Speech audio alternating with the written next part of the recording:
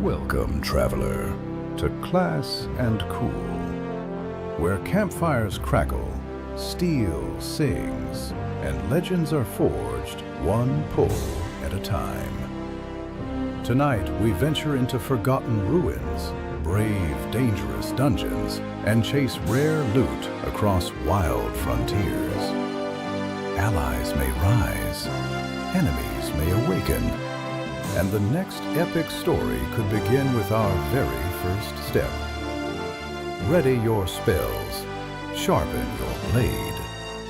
The adventure starts now.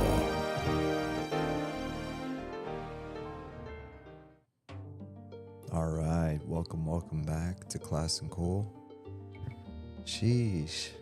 Tonight almost didn't happen, folks. Hope everybody's having a good Memorial Day weekend. Nothing like a long weekend. And nothing like some EverQuest Legends. Man, I've been having a blast with this.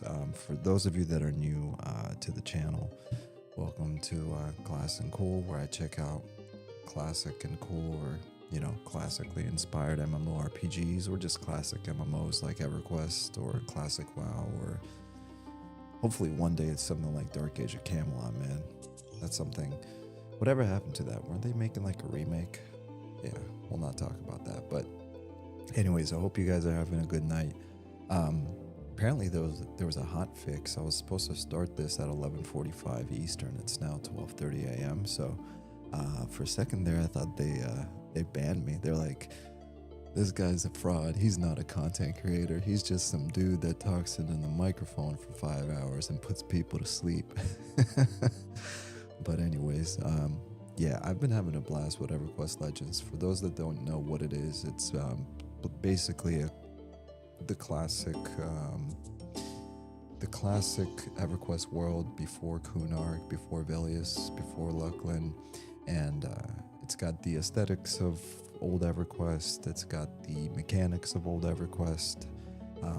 But besides that, I mean, it's got a lot of new cool features. So it's got custom items. It's got item upgrades where you could actually upgrade your items and change difficulties. There's multi-classing, which is the main appeal. And without getting too deep into what EverQuest Legends is, I think if you've been here before, you've probably seen the other 2 days. This is going to be day 3. We finally, made it to level 10, which means we got our 3rd class. So I named myself the Warden of Faydark. So that's a Ranger, Druid, Monk combo. Now it's not a min-max combo, but it's my, fantasy, power fantasy roleplay, type of thing. Like, it's my thing, you know what I mean? It's Legolas, it's Thranduil, it's your boy, running around the Tolkien universe with his, dual wielding swords and shooting bows and, hitting people with, stinging swarm dots, right? So it's just my own little thing. I'm having a blast, man. So I'm super glad I got to get in tonight, because I do have a plan on some things I want to do. But I'm not going to give that away. We're just going to hop right into it, and then hopefully we have some fun. So yeah, let's do it. Sorry for the late start there. Wasn't expecting that.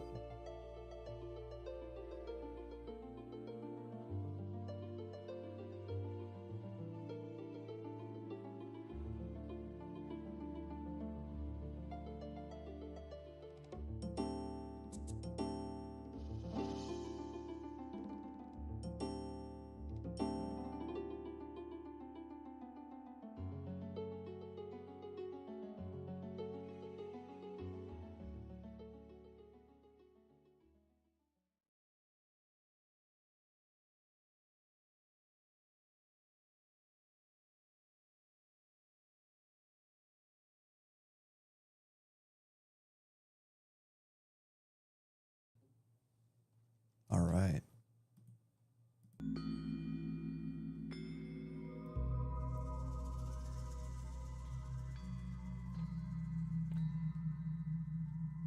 All right, so without giving away any spoilers, Let's first take a look at what we got. So we got the Ranger Druid Monk combo. We got level 10. We finally got rid of that pesky cloth armor. But hopefully we upgrade that some more. We got the longbow, so that was a huge plus. Super excited to finally have a longbow, and we have some class 1 wood point arrows. I want to get into like fletching. I want to do arrow fletching. I want to make bows. I want to go on some plat loot farms. Like, here's the thing. Like, I'm not in a rush to get to level 50. I'm not in a rush to get to Nagafen, right? Now, this is a beta, right? So a lot of this is testing. But the way I test games is the same way I play games, right? If this game was live right now, you wouldn't see me at level 20 or 30 by now. I'd still be like level 15, and then I would literally get stuck in a rut, and I would be like, all right, my ADD is pointing me in this direction, and now I'm just gonna farm the Bandit Sisters for like 40 hours. And then from there, I'm gonna go, do fletching for another 150 hours. So even in a game like this, where it's a power fantasy, it will probably take me close to like 1,000 hours just to get to level 50. And meanwhile, my Discord's going to be blowing up, and all my boys are going to be like, bro, what's wrong with you? We're trying to group with you. Why are you never grouping with us? We're over here killing Nagafen. We're getting sick loot. Like, we'll twink you. We'll give you all the money. We'll do anything. Just come and hang out with us. Yo, let me just enjoy the world, man. Just trying to chill. Anyways, all right, let me catch up to the chat. Yeah, I was chatting with a few of you dudes in the YouTube chat saying that the stream is canceled, but I'll skip to the good part. Acolyte of El Tendra said Tiger Claw time. Yeah, so I've never played a monk, but apparently Tiger Claw is, one of those skills or disciplines that they're really good at, or that they get. So I felt that it would be pretty appropriate, since literally 5 minutes before, or like 10 minutes before I ended the stream last night, I got the Rusty Knuckles, which is Monk or Beast Lord, and it was a +2 items. So I was like, it was meant to be. Like, if there was ever a doubt of like, do I really want to do Monk, or do I want to like be like a min-maxer and just add Bard? Like, every single build I've seen is like has a Bard somewhere in there, because it's OP. Of course you want to have a Bard. You want a Warrior Cleric Bard. You want a Shaman Necro Bard. Like, everything's Bard. So even I was tempted. I almost it's like the Ring of Power. It's it's tempting. It calls your name. But I said, no, I'm going to stick to my guns, and I was rewarded for it. I literally got the claws 10 minutes before the stream ended. So let's see. First thing I want to do, actually, I promised to catch up with the chat, so let me do that. Druid TX said, we're back, boys. Country Boy said, yeah, I'm good with Eminem. Oh, well, yeah, we switched it up. Sigma Whale Grind said woo. Tristan Bucco said woot. Peace Dog said oh. Country Boy said still pissed about Camelot Unchained. Oh, okay, that's the one. Yeah, Camelot Unchained. I mean, they have a pretty successful, I think, emulator for Dark Age of Camelot, don't they? So we could just go play that. I think it's still popular. Atari DC said, hey chat, hey Class&Cool. Anyone remember Class&Cool CNC Music Factory? I don't. CNC Music Factory. Remind me of what that is, Atari. By the way, I noticed you became a member. You guys need to stop throwing money my way. You, especially you, Atari, you've been in my Discord since before I put the paywall up to keep the trolls out. That's the only reason I even did that, is to keep the trolls out. And you, out of nowhere, I just see your name pop up on my YouTube studio saying Atari is now a member. I'm like, what are you doing? Anyways, Drew ATC said, ATX said, agree 100%, man. Enjoy the journey. Exactly. I just want to enjoy the fun. Atari DC said, everybody dance now. Everybody dance now. Oh, that's the one. CNC Music Factory. Okay. All right. Well, at least I'm caught up with chat. And yeah, I definitely, who doesn't remember that? And the other thing, CNC. So, by the way, like when I made Class&Cool, like I didn't think that far ahead. I was like, oh, CNC, that's a cool acronym. But what I did think about was when I saw the acronym, I was like, oh, cool, Command and Conquer. Command and Conquer was my favorite, besides Warcraft 1 and 2. Command and Conquer was my favorite real-time strategy game of my childhood. Command and Conquer, Red Alert, just everything. Okay, Looted Kelthin Ranger Guild. All right, we're gonna head over to the Ranger Guild.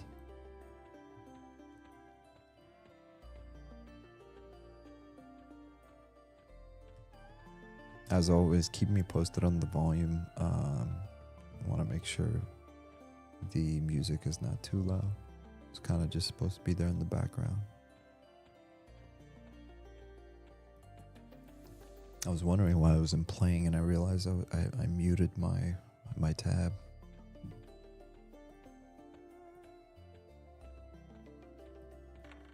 All right. Yeah, so this dude, sheer air. Yeah, there we go. Sheer arrow, 3 damage compared to 1 damage. This is OP right here. All right, let's see if we can stack this.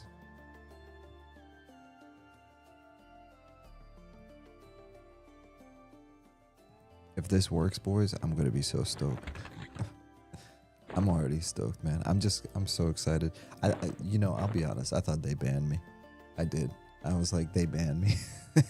They watched one of my streams and they're like, we let this guy in. It's like, this is not a content creator. This is a joker.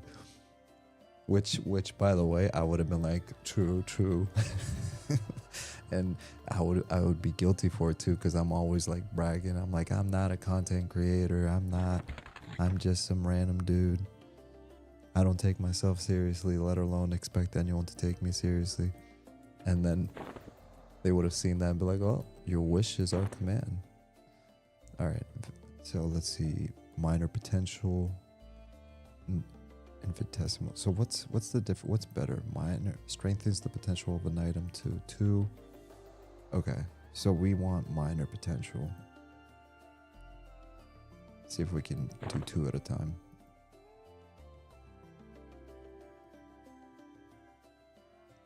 Okay, I guess that worked. Let's see if we can. Okay, that's not gonna work. Now let's try to buy another one.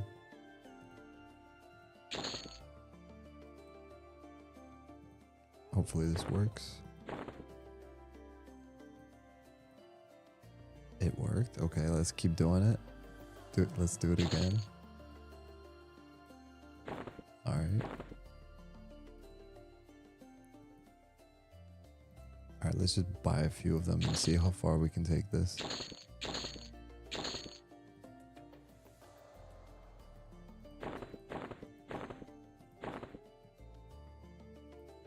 Let's do it again. And again. All right, so it's working. So we just bumped from 1 base damage to 3. I mean, compared to that, we didn't bump the damage. And then the range is 80. So hold on, let's destroy this guy because we don't need this. Where's the destroy button? Actually, we're gonna hold on to this really quick. I don't want it. So let's get some more. Buy.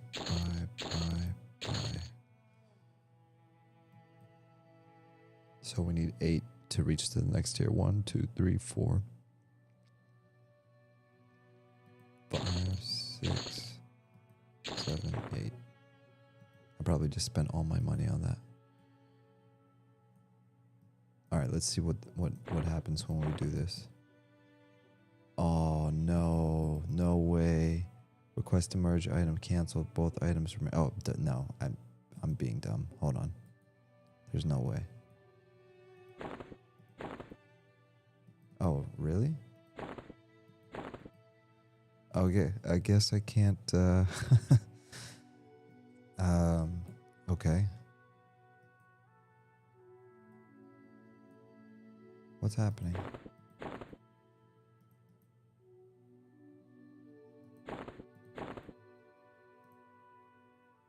I guess you can't merge it anymore. No, it's merging. What am I saying?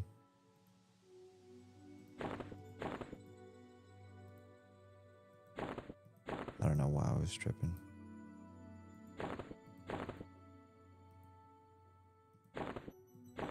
All right. Nice. So now, what did these do? Focus, exaltation. Can I put these in here? No. Click, exaltate, warn, exaltation, proc. So I don't even know what these things are, but we're gonna find out. J.R. Stark said, "Oh snap! It came up. Yes, the server was down for a hot fix, so I did not get banned. It was just that the server was down. So."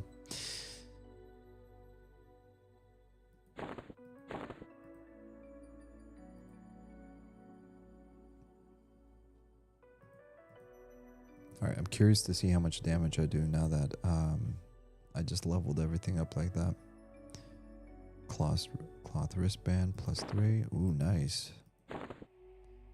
That's 4 AC right there. They should have that pop-up window pop up near the cursor. LOL, that way you don't overlook it.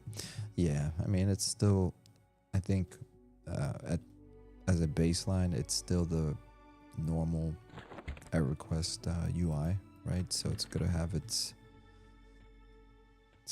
funnies. All right, let's see here.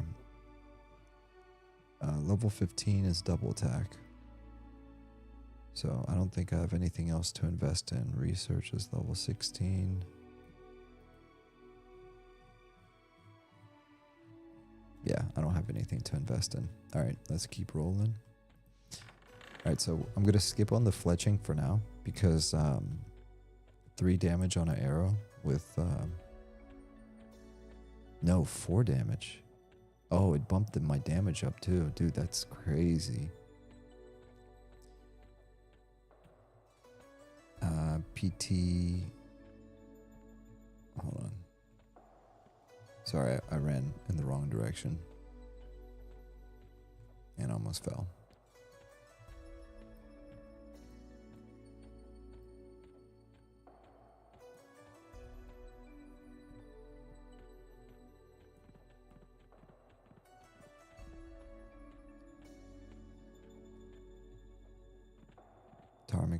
Ptarmigan said, "I've wanted to play this game so much that I downloaded live just to give me some EQ. Played for like 1 minute. It was like, now just wait. Live is just not fun." I mean, yeah. It's a different game. I mean, kudos for them that they have an audience and that there's people that play the TOPs. I mean, you know, I subscribe to a lot of channels. And no offense to the EQ Live people, but it is a completely different game. So like, I don't necessarily subscribe to their channels because frankly, I just won't watch the content because it's just not for me. It's just not for me. You know, I've tried. I've watched videos of like the yeah, you know, I don't want to say anything about other people's games. I think it's if somebody's enjoying the game, it's a good game. It's a good game to them, right? But yeah, I've had the same situation where I'm like, man, I really want to get some EQ going, and then I'll turn the said thing on, and then I'm just like, yeah, this is a little different. This is not exactly what I enjoy. But to each their own, you know. And kudos to the, you know, those devs for continuing to update the game for those players, you know.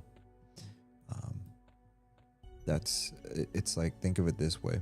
It's their home, right? It's their MMO home. I'm sure the people that were playing Turtle WoW for 8 years were devastated when they found out that their home was getting deleted, and they're not going back to World of Warcraft live servers. There's a reason why they were playing Turtle WoW, you know. So I'm happy to know that, at the very least, somewhere out there is enjoying EQ Live, and it's doing the darn thing. All right, let's see. So we hit it for about 16 damage that time, 28 damage.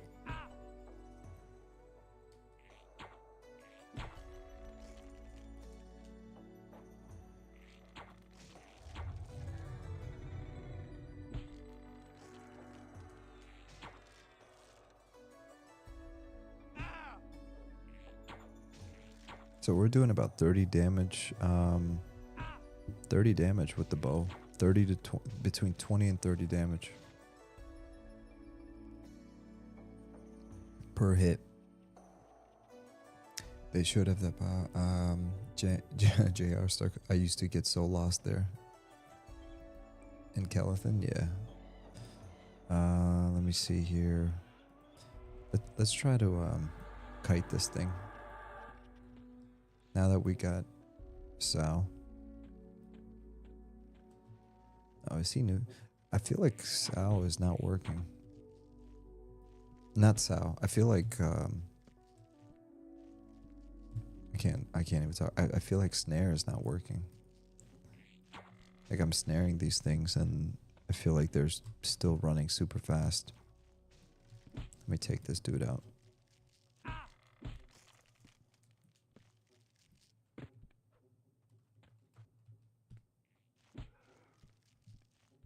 Can I shoot while I run? Okay, cool.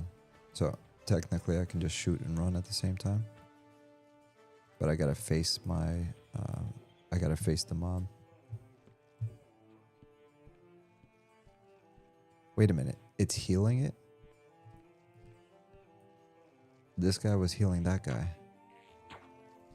Are they boys? So the Treant has turned against, wow, you switching sides on us? That's crazy.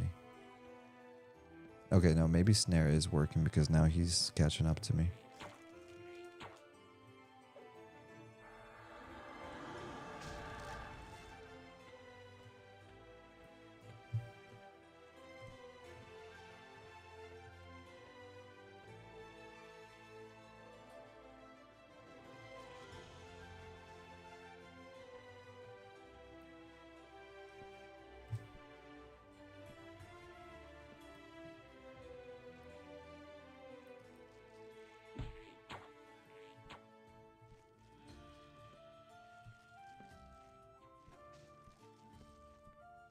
Give me a second. There's some crazy wildlife right outside my window. I want to make sure my cat's okay.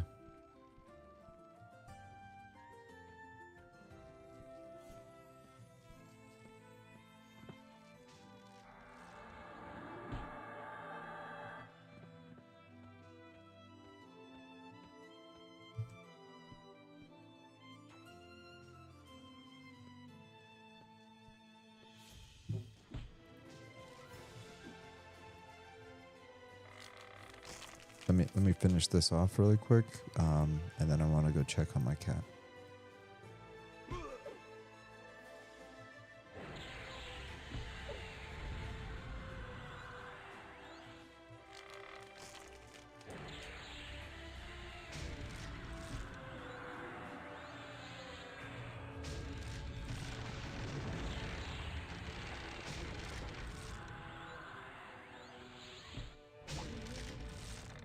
Alright, give me a second. I mean, TLPs can be fun. I've played a few, but basically I quit after Velius every time I play one. Yeah, I mean, I can see TLPs being super fun, actually. You know, modern quality of life, and then they have like random loot. Like one of the TLPs that really intrigued me was the one where you can get any kind of loot and like no drop items and stuff like that. Give me a second. We'll continue this conversation. I just want to make sure my cat's okay.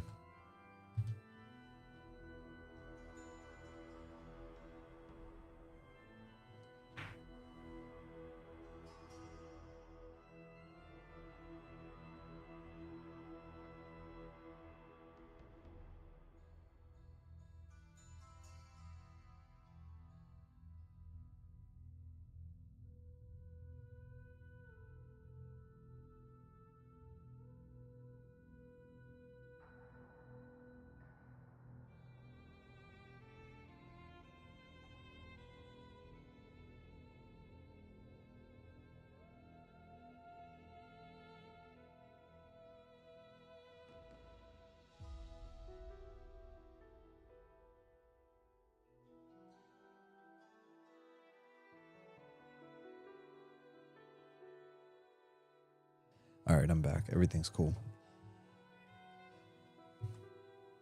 He's actually right out front my door, and he's just rolling around in the sand, in the dirt, like literally. Yeah, so there are AAs. Super said, isn't there an AA that helps it not break? There is, but to be honest, I'm terrible with AAs. Like, my knowledge of AAs is horrible because I didn't really get into that in the Luckland area. So far, the only thing I've spent on AAs is the weapon mastery of the Scout, just because I wanted to get my range skill to just do more damage. A lot of what I'm going to be experimenting with the Ranger is I want to do a combination of like a Ranger already has Druid spells, right? But he doesn't have like some of the dots. So I'm going to take advantage of that. I'm going to take advantage of the snare, the buffs, the damage shield, the dual-handed double attack, DPS stuff, the chainmail, and then the ranged attack, obviously. So I'm not just going to be like an archer. I'm going to be a combination of all those things. You know, it just seems like it would be a fun way to play, because even when I play a Druid, levels like 1 through 10, like I'm doing melee and everyone's like, stop doing that. I'm like, I mean, I can't meditate yet, just relax, let me have some fun. So it's always been a dream of mine to just like do some damage. I mean, TOP said, JR Stark said, I know dude that still plays a MUD text-based MMO from Windows 3.1. Sheesh. I think the closest thing I played to a MUD, and this is not even a MUD because it's wasn't like, there was some game we played on the TI-83 Plus in high school, and I think it was a MUD. I think that's the closest thing I played to a MUD. I'm interested to see how root will function, if it breaks on damage or not. I need to find a better way of saying your name. Can I just say Ptarmigans? Ptarmigans. Yeah, me too. But it's breaking right now, so it's very similar to classic EQ.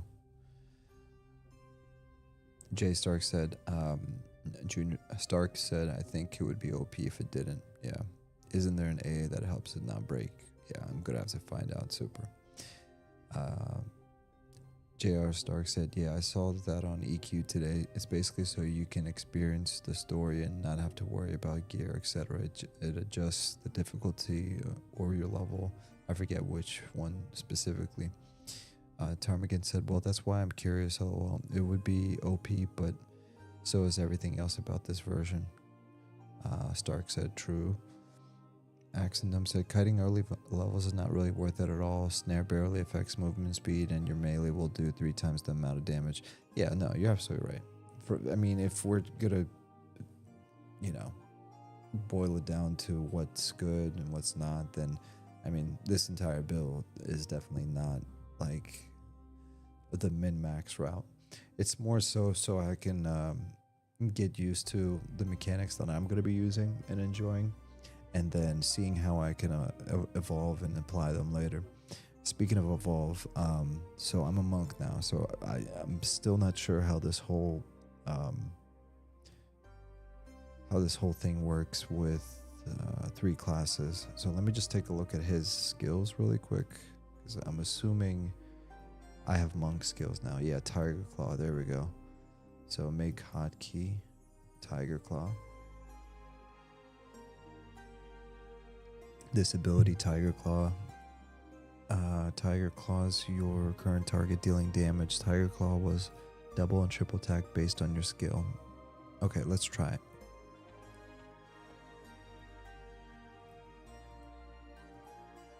And I think we get feigned death later, right?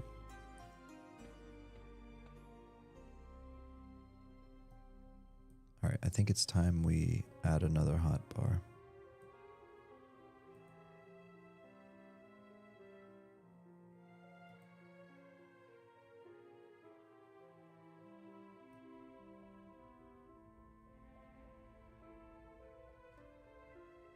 One second, boys.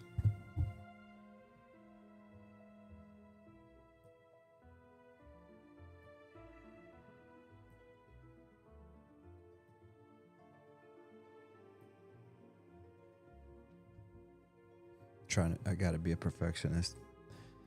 Let's see. I'm just gonna add some random ones over here.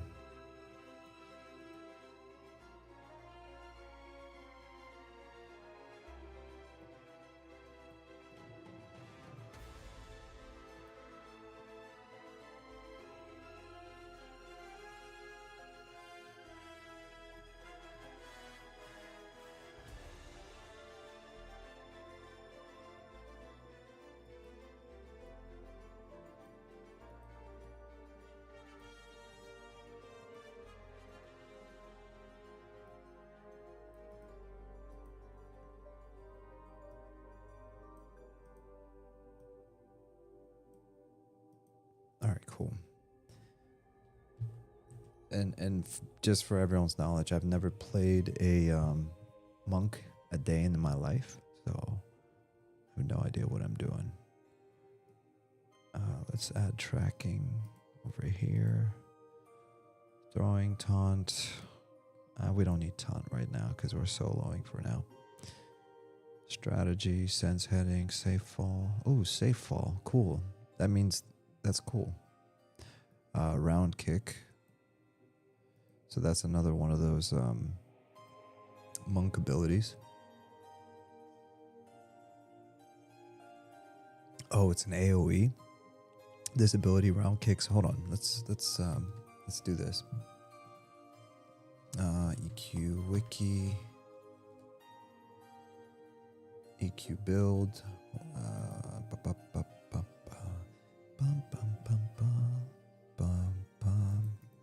I'm not gonna lie, guys. So, funny story. You don't know how much you like something until you can't do it. And today, when I was being able to log it, when I wasn't able to log into the server, I was genuinely disappointed. I was like, "This is terrible." So yeah, I guess I'm having fun. All right, dual wield, kick, mend. What's mend do? Mend is a monk-specific ability that heals the user for 25% of their total health and has a 6-minute timer until... Ooh. I like that.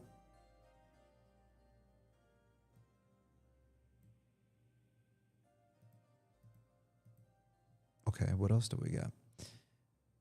Let's see here. Throwing, round kick, and tiger claw. We got that. Yeah, okay, so that's everything for now. So, Tiger Claw. Let's go try Tiger Claw.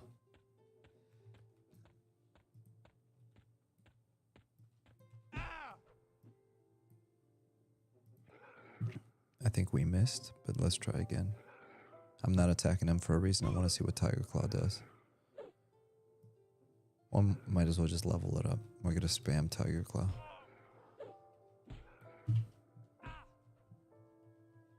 It did 8 damage.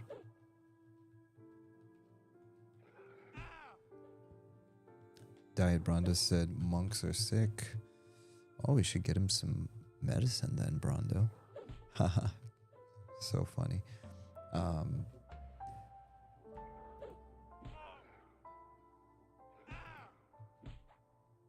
Yeah, I saw that on EQ2. Well, that's why I'm curious. Oh, if J Stark said true. Kiting early levels. Target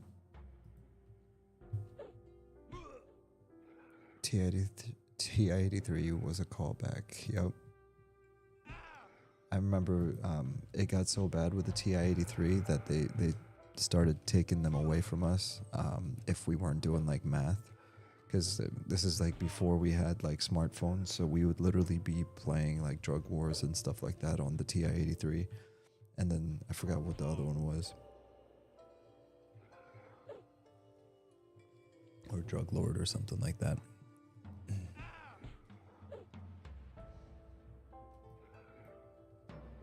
Alright, I guess this is a quick way we can level this up. We should also level up round kick while we're at it.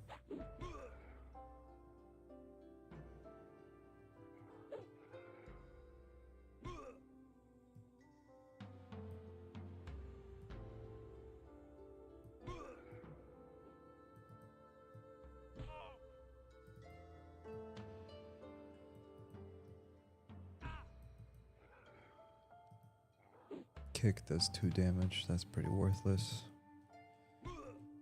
Whoops. No, don't hit him. Round kick. Alright, we're gonna level up round kick and tiger claw. And then what about mend? Did I heal myself? Oh, nice. I just healed myself. Cool.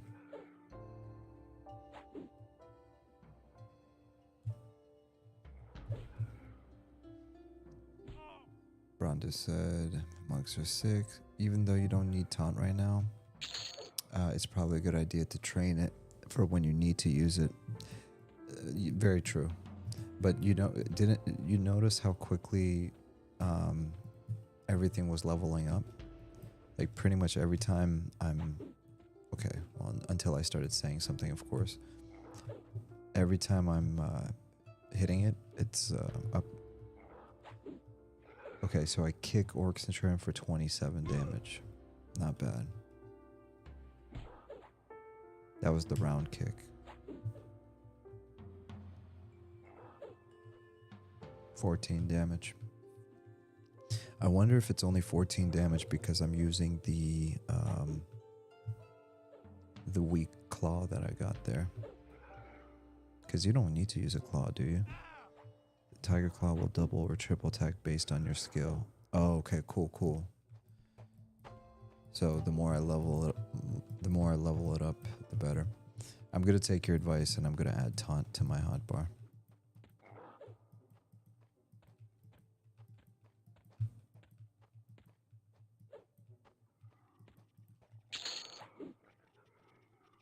Worn weighted gloves. Aren't these for punching and stuff?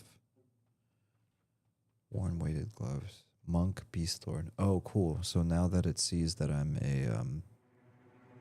a monk.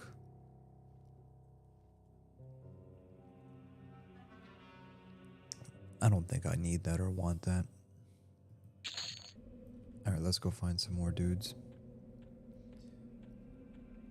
Your hand-to-hand is probably weak. It's that in strength base. Oh, snap. Maybe I should have kept those gloves, huh?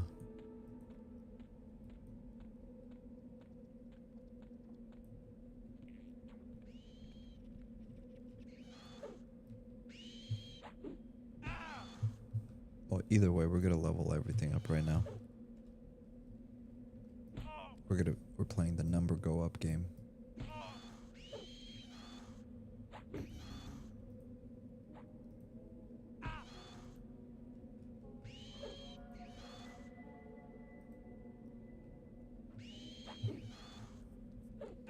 That's another thing that I don't think anyone's really talking about, but I'm sure people were talking about it, but you know how some people play MMOs like, what's that old game? Old number go up game, MMORPG.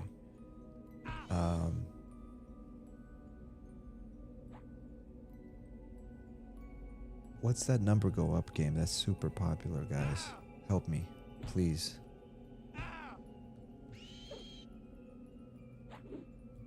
Your hand-to-hand is probably weak, Country Boy said. It's that and strength-based. Okay.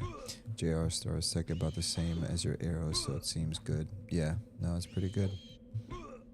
And you see how quickly the skills are leveling up? Axendum said early levels of all skills go up quick in the beginning, but when you have 50 out of 150 in skill, you're going to fail more than succeed. Absolutely.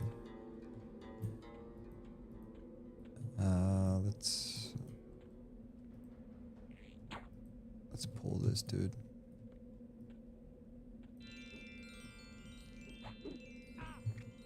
No, not Ultima. Axon, you know what I'm talking about. It's the one with the terrible graphics that everyone loves. But Ultima is a good one. Yeah, Ultima Online. But no, I'm talking about the other one. They have like 3 different versions of the same game.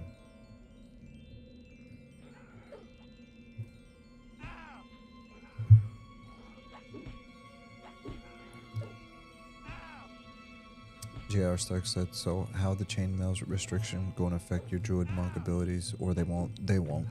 Because my primary is a ranger.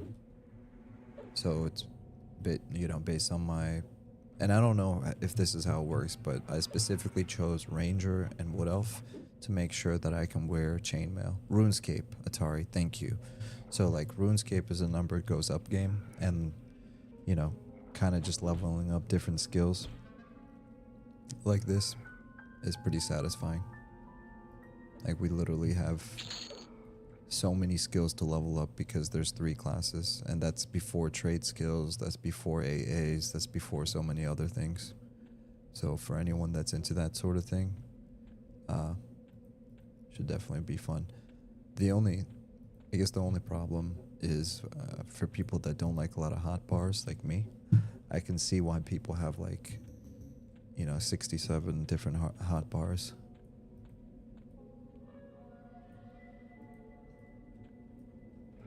We're gonna have to actually fight for this one.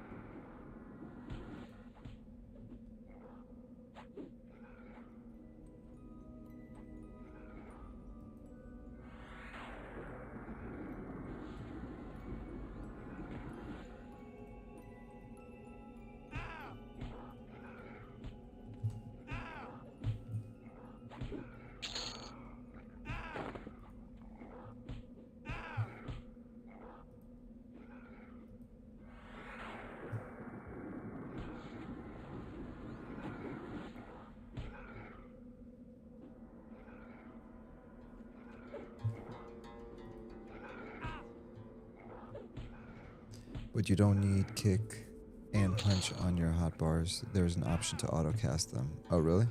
Nice. Cloth sleeves. Do I need cloth sleeves? No, I don't want cloth sleeves. I want it.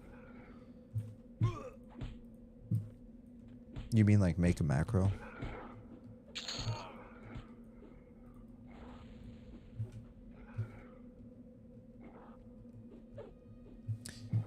Axendum said JR Stark anytime. Stark said RuneScape LOL. Now I get what you mean now. You got this. Dude, the mend is such a lifesaver.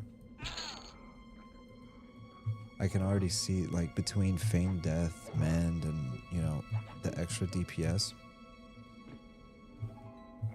This could be a really fun combo.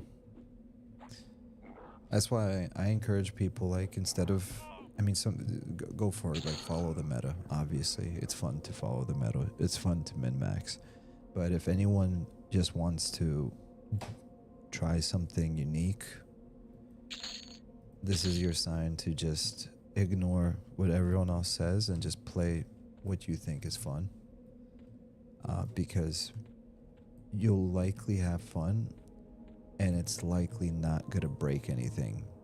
because there's so many options for you to kind of like balance things out. How's the Fairy Guard over here? Level 17? That's crazy. Like, normally for me, here's how it works. Like, I'll take an 8-month break from EverQuest. You know, I've been playing for 27 years, so I'll take an 8-month break and I'll log back in. I'll completely forget how everything works. I'll level up to like level 20, and then I'll finally kind of get in the zone. And then after that, like, I'm strategically making sure that everything I do is to the T. You know, I got my macros set up, I got my hotbars just right, I got my you know, sequences and everything lined up. In the early stages, what I like about this is, like, so if we were just playing on P99 or Quorum right now, you know, there's really not much to experiment with. It's just, there's the meta and that's it. Here, you know, because it's a new game, and I'm sure this will change in a year or two, but there's just so much to experiment with and try new things. I think that's part of the excitement here. But somebody left a comment in on my video, and they said that what the devs are planning is going to be very different than what like normal TLPs or emulators do, where they kind of just like release expansions like Kunark and now Vilius. There's going to be apparently a lot of custom content. There's going to be new mechanics. There's going to be housing. There's going to be like multiple ways of doing multiple things. And honestly, I'm all for it, dude. You know, because make it as simple as possible for the person to just like boot up and log in, and make it as complicated as possible for the people that really want to get in the weeds. Atari said, I've never played RuneScape, but I've considered it on the off chance it might click for me. Just think I missed that train though.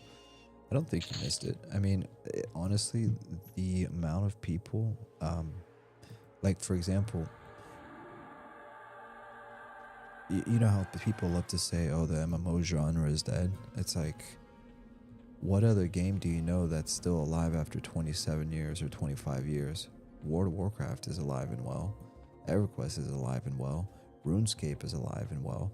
That doesn't sound like a dead genre. If anything, it sounds like the longest living genre, because those games have survived for over 2 decades.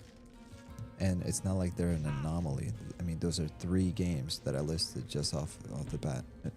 You don't need to have 10 games to prove that, oh, the genre's not dead. 3 games is enough to prove that the genre's not dead. The problem is how MMORPGs are not games that are released every year. Like, it's not like NFL 2026 or hockey, you know, NHL 2026. You don't just release an MMO every single year, you know.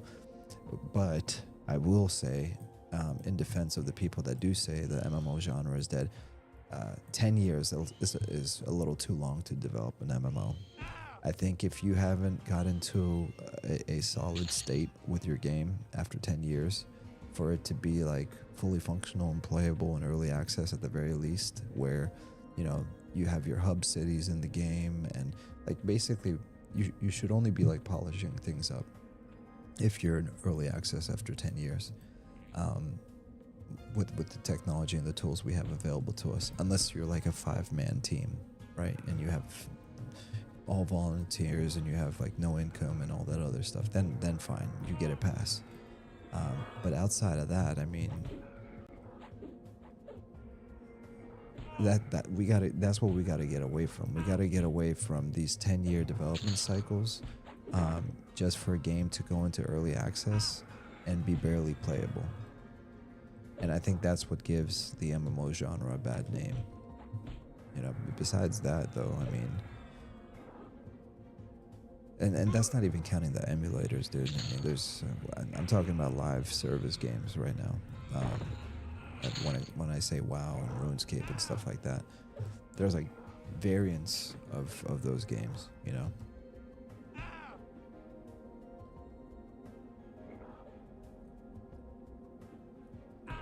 And especially in 2026, there's so many new MMOs coming out.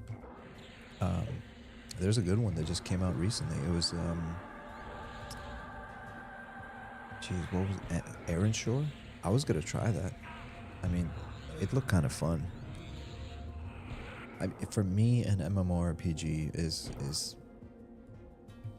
or, for me to like an MMORPG, it has to be kind of grounded in that Tolkien type of universe. So like Minas Tirith, you know, the Elven City, you know, Gondor, like, you know, epic human cities, epic elvish cities, you know, orcs and dragons and stuff like that. Like, that's the kind of universe I want to play in.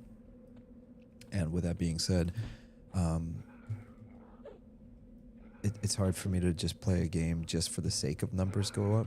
Like, it's not just about gameplay, it's about the atmosphere for me. So there's that caveat. I don't know if Aaron Shore has like massive cities and like hub cities that you go to. It probably does. I just have no idea.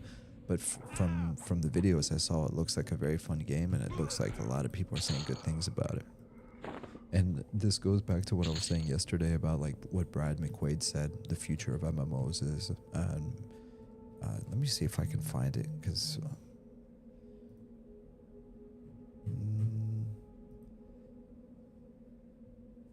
let me see if I can summarize this without name dropping.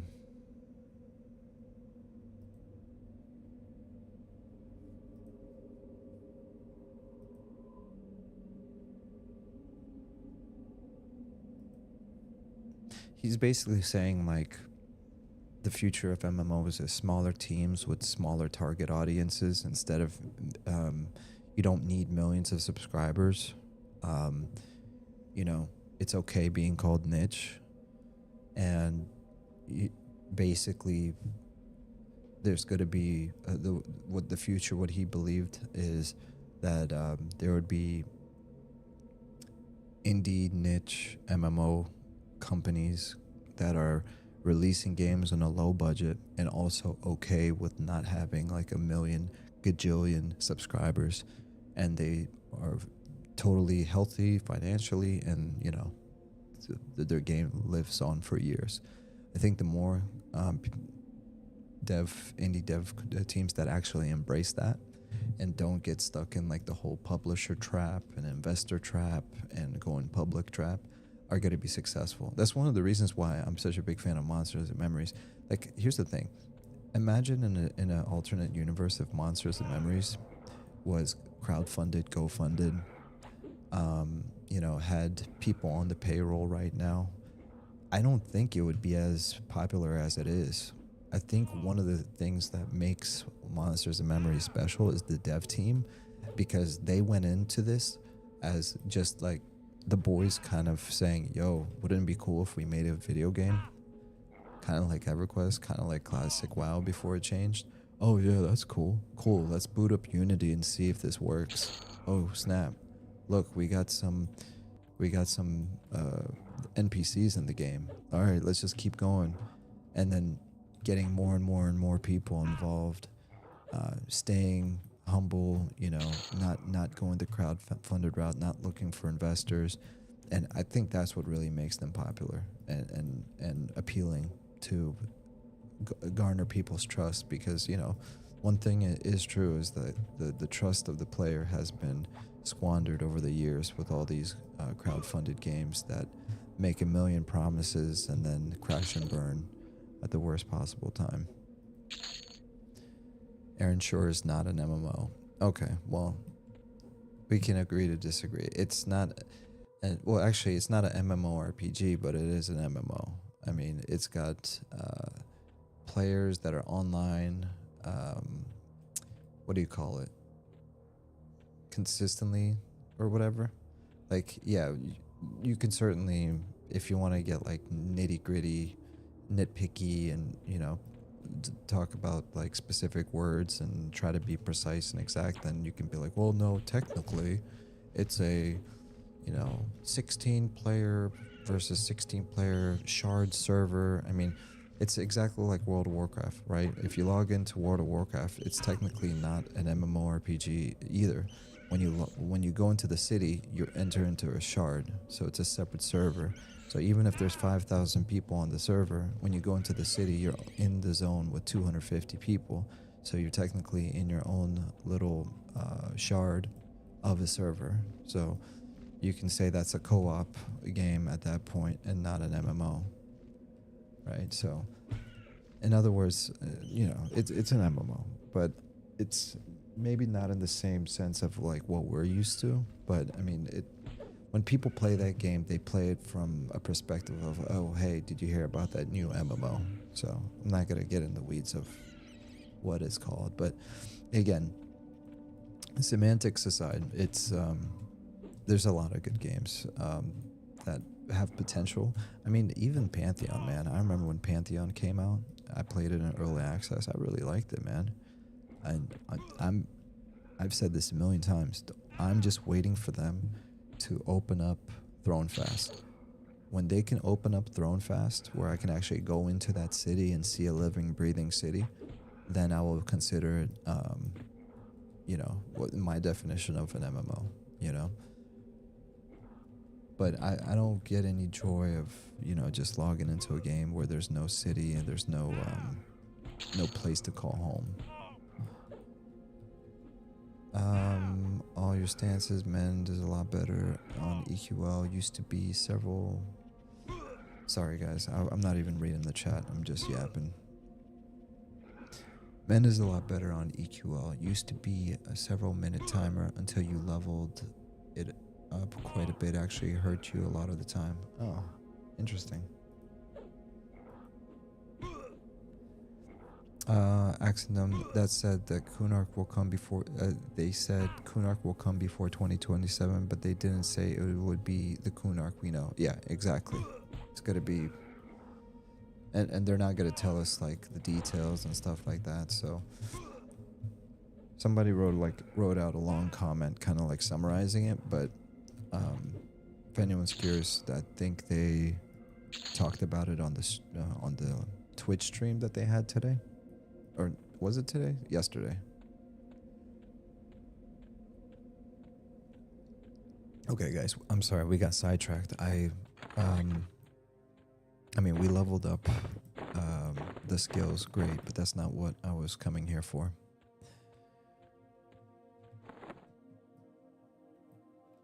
Oh, hey, you want some too? Okay. Give me a second. Let me teach this guy how to dance. Oh no, I guess we did what we said we were gonna. We got Tiger Claw maxed out. Perfect. So Tiger Claw is maxed out. We'll figure out how to make it automatic later. Got our Crush Bone belts. Let me actually test something. Can I still use Tiger Claw? Hold on. I should be able to, right? Yeah, it makes no difference what weapon I have. 16 damage.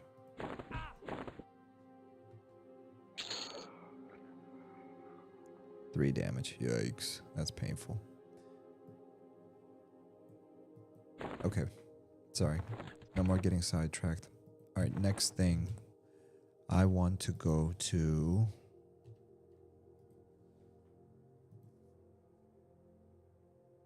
Merchant Silver Kale.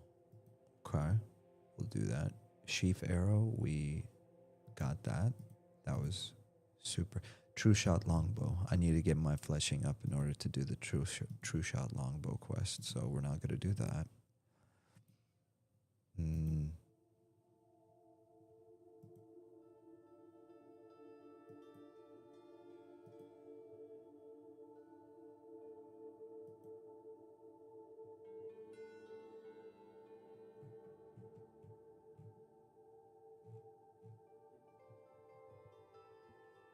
Okay.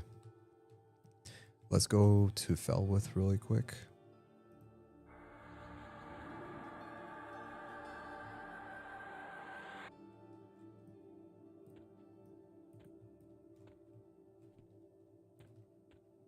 And I apologize, guys. I know I'm not looking at the chat. I'm gonna get caught up in just a moment.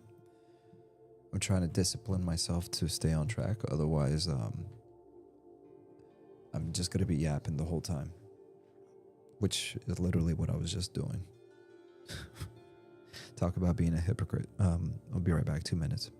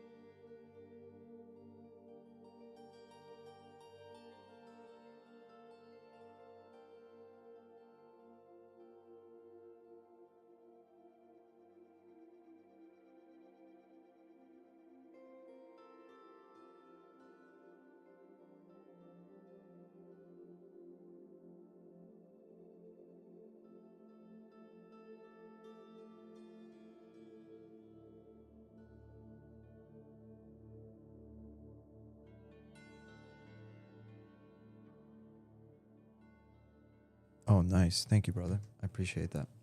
So, Axendum said, no, there's a menu of all skills and spells where you can tick a box and use auto abilities. All right. Let's get sidetracked really quick. I'm assuming it's here.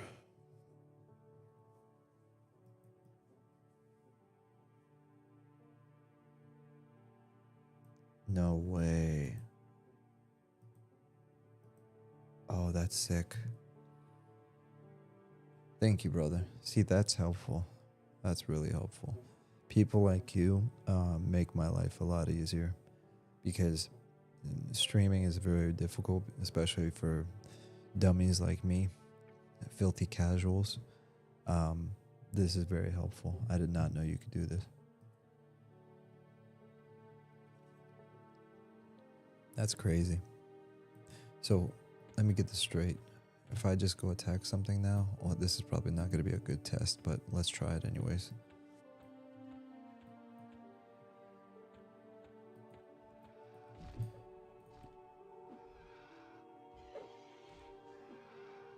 I guess I can't tell.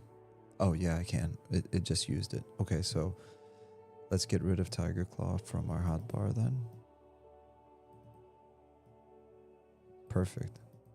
Thank you for that. Also, all your stances. Yeah, my stances. So, range stance, striker stance. What's this? War, monk, ranger, outgoing weapon, balanced stance. Oh, we already have evasive, balanced. I don't know what balanced is, but we're gonna add that here. Ranged, striker, outgoing weapon skill abilities deal 3x damage. Isn't that what I have right here? Offensive. No, this is new. I don't have this. Okay. Outgoing weapon skills deal 3x damage, and non-weapon skill abilities deal 5x damage. And your chance to hit is increased by 25%. Every point of damage dealt consumes an equal amount of endurance, with a reduction based on your strategy skill. My strategy skill is maxed out. When below 25% endurance, the chance to hit bonus is reduced based on the remaining percent of endurance. Bonus damage from critical hits and similar effects do not cost endurance. Okay, what about... Oh, okay, so let's... This is really interesting. Okay, cool, man. I didn't know that. Drew ATX said, man, it's a lot better. Axendum said, they said the Kunark will come. I read that. and they're still pulling people in. J.R. Stark said, and they're still pulling people in. Axum said, Atari, it's a live service game. It's never too late until they decide to shut down the services. Axum said, if you are a AAA studio and cannot get a game into EA after 5 years, you are doing something wrong and you are not listening to your potential customers. Exactly.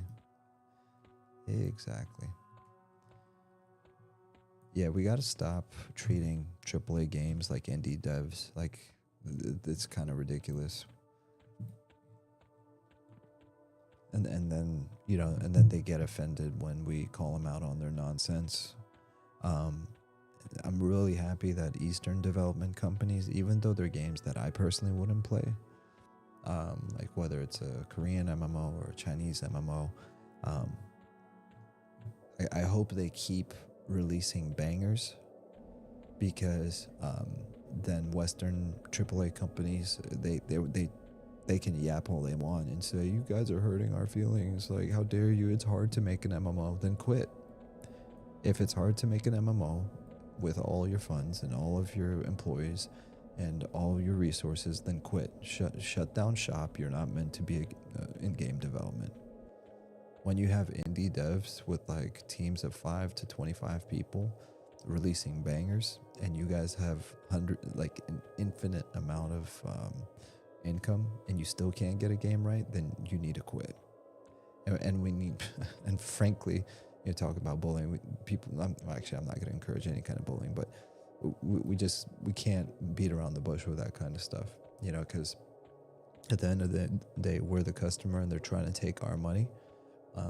You know, just like a scam is bad, right? If somebody called me and said, hey, I'm a Nigerian prince and all you have to do is transfer $100,000 to my account and I'll give you $1 million because, you know, my relative is X, Y, and Z, you know, if we're not going to tolerate that kind of scamming, then why should we tolerate, you know, billion-dollar companies making promises and then not delivering on those promises, and then making excuses saying, oh, but it's hard to make games. Okay, then don't make them. Just don't make them.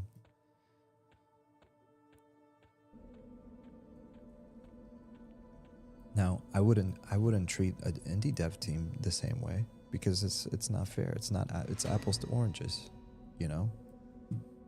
But you know, Atari said, sorry for RuneScape. I kind of meant the graphics. I think if I'd played it young, the graphics wouldn't bother me. No, I'm Atari. I'm the same way, dude. I mean, I booted up RuneScape, but then I couldn't see myself in the world. So like, while the number go up thing is cool and stuff, it's hard for me to sit down and play a game, period. It doesn't matter what game it is. So if I have to choose between like a low poly art style like EverQuest or RuneScape, then I'm always going to choose EverQuest. So even I've tried to get into RuneScape too, and it hasn't clicked for me. And that's not a knock on the game. It's just a knock on what am I willing to devote my time to. Let me see what I'm looking for right now. Northern Felwith. Are we in Northern Felwith?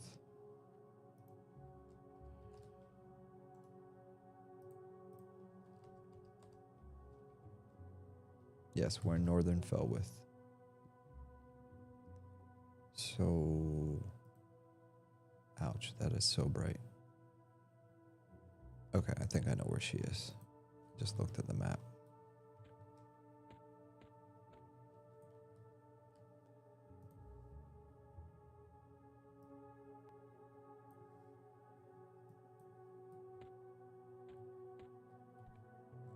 I think it's right around this corner somewhere.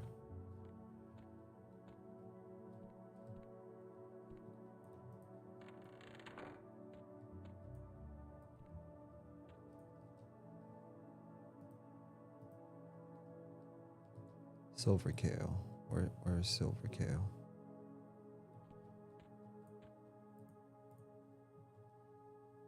Okay. Sheesh, that's expensive. Okay, no Fashion Quest today.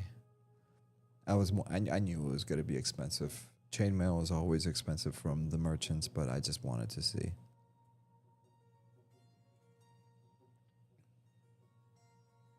Okay, moving on.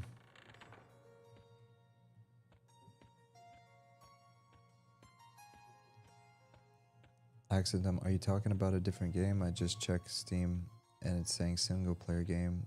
I know it's emulating an MMO. Oh, no, I apologize. Hold on. Maybe I am talking about a different game, bro. My bad. Aaron Shore. No, Aaron Shore is, yeah, I wasn't talking about Aaron Shore, guys. Jeez, man. Gosh. Yeah, Aaron Shore is a single player game. MMO, new MMO 2026, indie.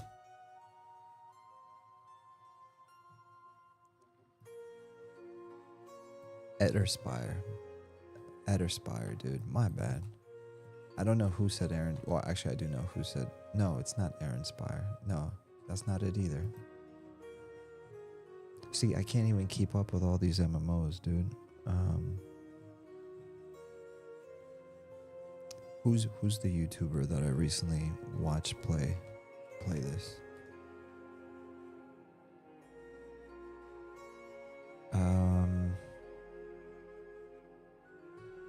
Dang, dude.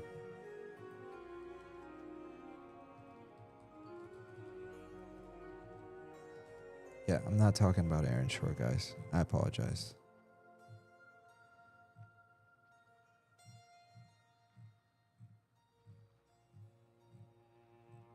Or really, I should say, I apologize to Axandum, because we weren't even talking about the right game. And Forever, jeez, man, Forever. That's the game I was talking about.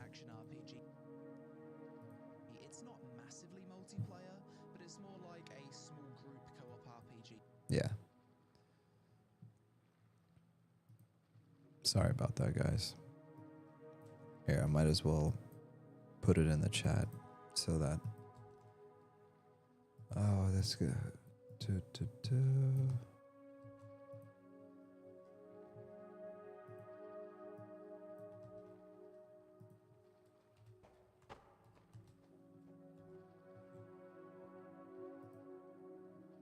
Forever is a new multi. Yeah, so I was talking about Forever, guys, I think. Yeah, Forever. The freak?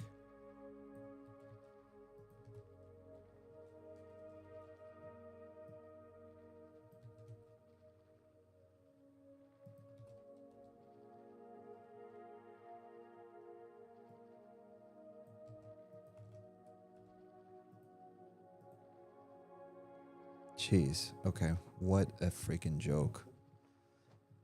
I apologize, guys. All right, let me back up. I wonder if there's a Matrix emulator runs to Google. LOL. Aaron Shore is not an MMO. Exactly, XNM. You're 100% right that Aaron Shore is not an MMO, because I was getting all my words and names confused, so I apologize. Toad said, pretty sure in range stance it should shoot your bow in melee stance while you attack. Later on can triple attack with bow shots. Gonna be nasty with monk DPS. Yeah, you're absolutely right. I already experimented with it, and 100% it does do that. Not only does it do that, but Spellblade works. So for example, I have Ignite. I think it's Ignite. Let me see. I have Ignite as my first spell bar spell, so that when I'm doing DPS, I have the ability of proccing that. But if you're using your bow, it works for it too. So not only can you get the bonuses from everything we just discussed, but you can also proc your spell and do a bunch of other stuff. And J.R. Stark said, you need to jump off the elevator a few times, LOL. Message redacted, no telling what you were saying. Dan Molina said, cheers, brother. Country Boy said, I'm hoping Have and Hold is decent. See, I can't even keep track of all the ones that are in development or coming out.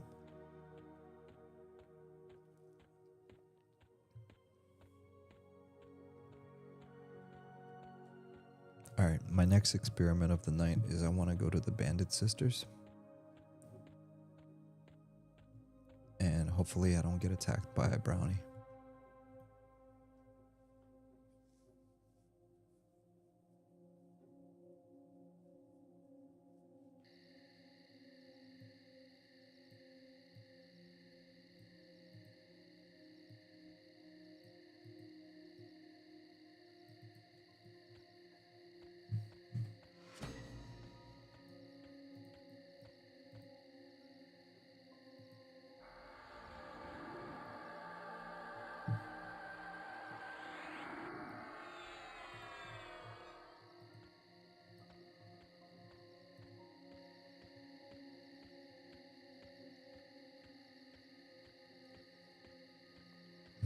Okay.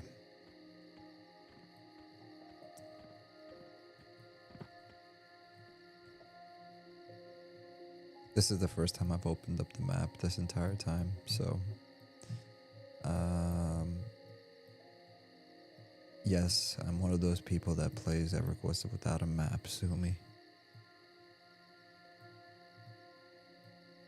But I'll make an exception this one time.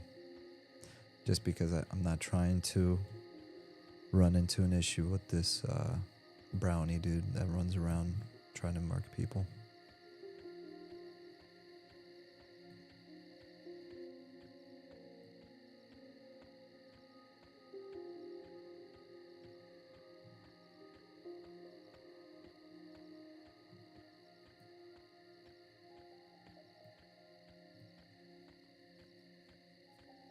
Dang, I haven't been here in a long time. Wasp Soldier.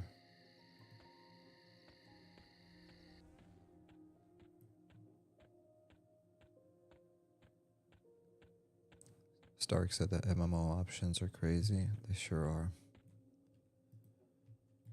Orc Centurion. I mean. Faydark. Okay, indifferently.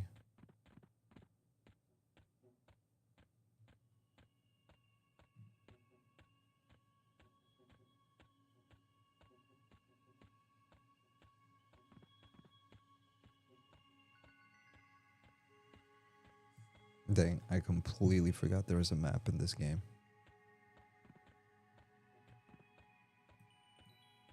I'm curious to know what does this merchant even sell over here? I remember I used to come here to sell, but I think it's just like an inn.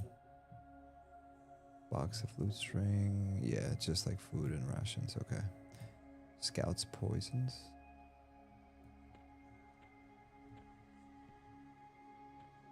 Alright, so the first camp, I think this is an orc, yep, orc camp. Oops. And this is an even con, cool. Toad said, oh nice new hotfix notes, point blank AoE spells will hit up to 8 targets now. Ooh, that sounds fun. Because the druids get a point blank AoE spell.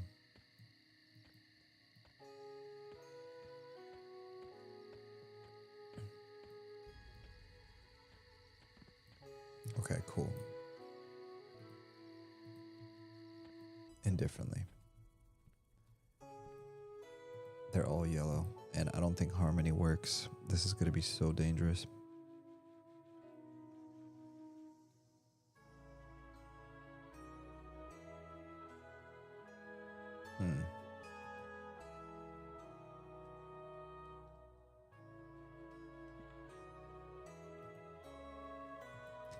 If they haven't fixed Harmony, or if Harmony isn't working, this is going to be really bad news bears for me.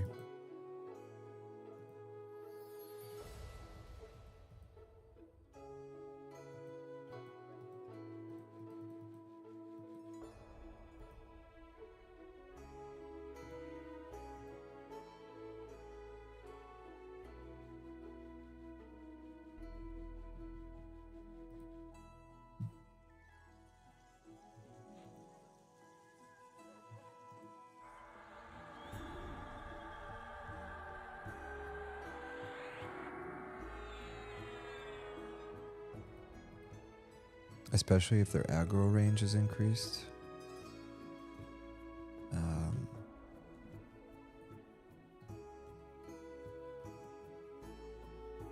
All right, let's see if this works.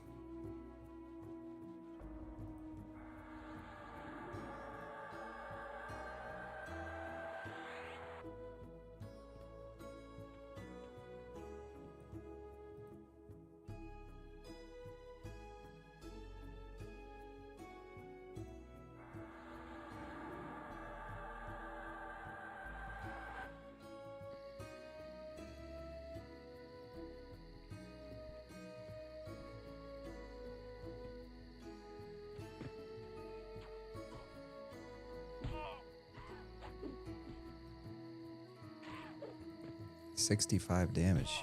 Oof, do you guys see that?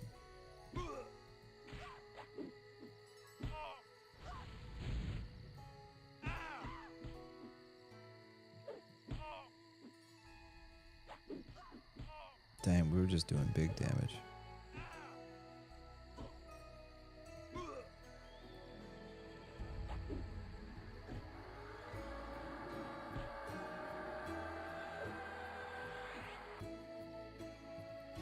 Oops, wrong one.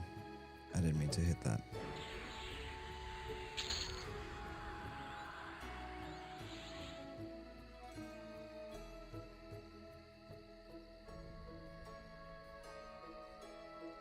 Oh, man. Heck yeah. Oh, we're about to be... Oh, we're we are so back. We are so back, boys. 2 platinum. Let's go. Let's freaking go.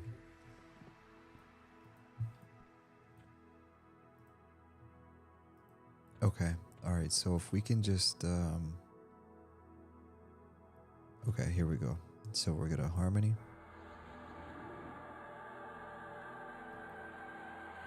Okay, she got harmony from what I can tell.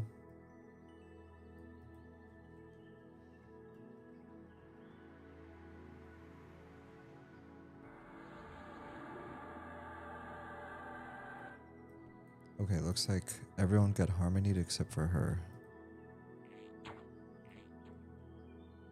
Yes, perfect. Okay, so I guess harmony is working.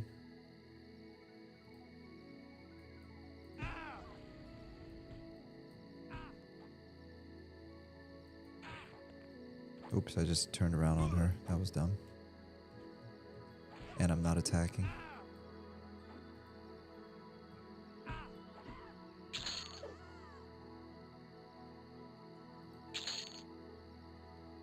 Range stance.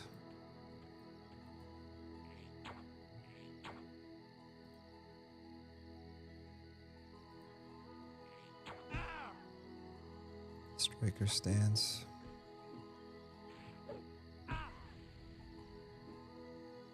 Hold on, we don't want to kill her too fast because I want to break the camp.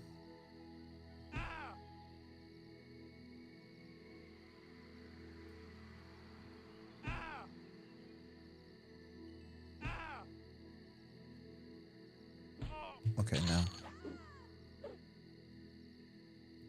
Cool. Hey, we might be able to just bump this up to like difficulty 2. Ranged. Hold on, let me move this over here. I don't want balanced stance ruin up my vibes.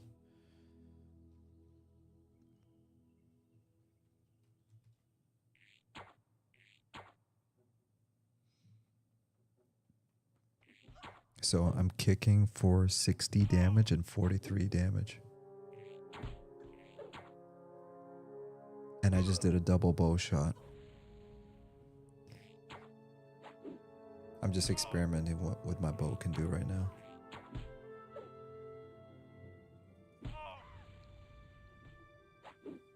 This is just 100% bow right here. Except for maybe there's a few kicks. Dang, man, I'm gonna feel bad for the rest of this stream. Is Axendum still here? Because I didn't want to disagree. I hate disagreeing with people when we were just talking about 2 separate things. That's so freaking annoying.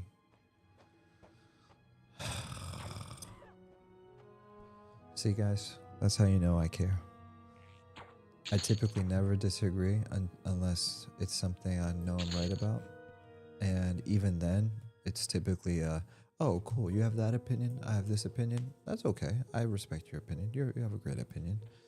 This was one of those things where I thought we were getting into semantics, but it wasn't. It was a freaking misunderstanding, and now I feel like a jackass, which I am.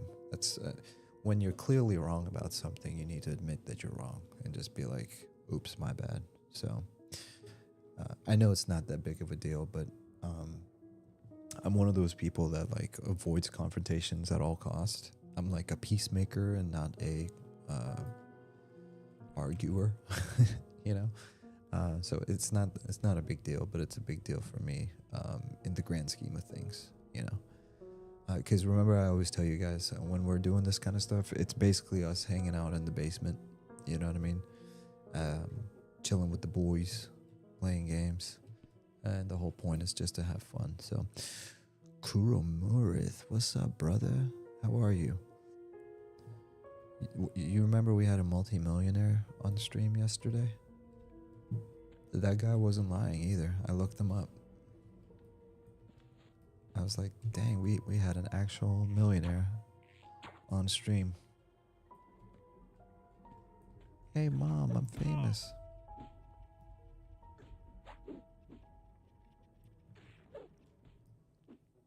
Yo, this build is really starting to come together. I have absolutely no regrets of playing a Ranger Druid monk. This is actually like 100x better than I thought it was going to be.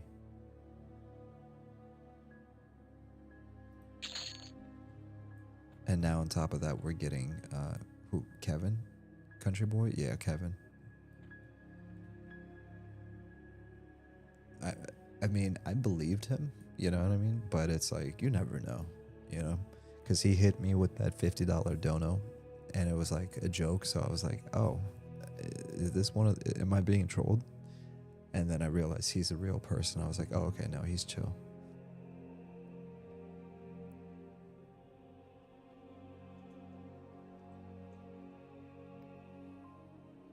Country boy said, creep is good at creep. You spoke in, Kevin.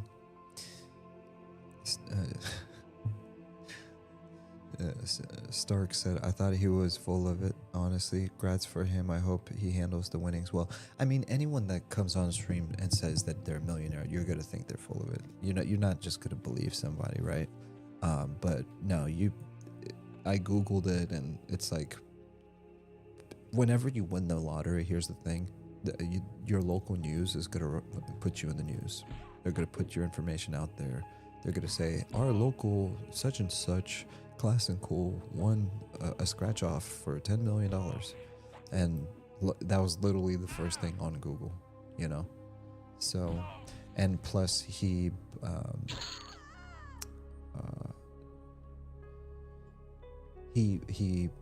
what do you call it?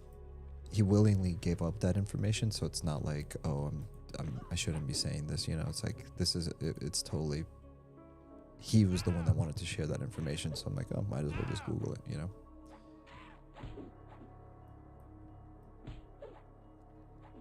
So we might, yeah, I think we might need to bump the difficulty up, because we're crushing these bandits.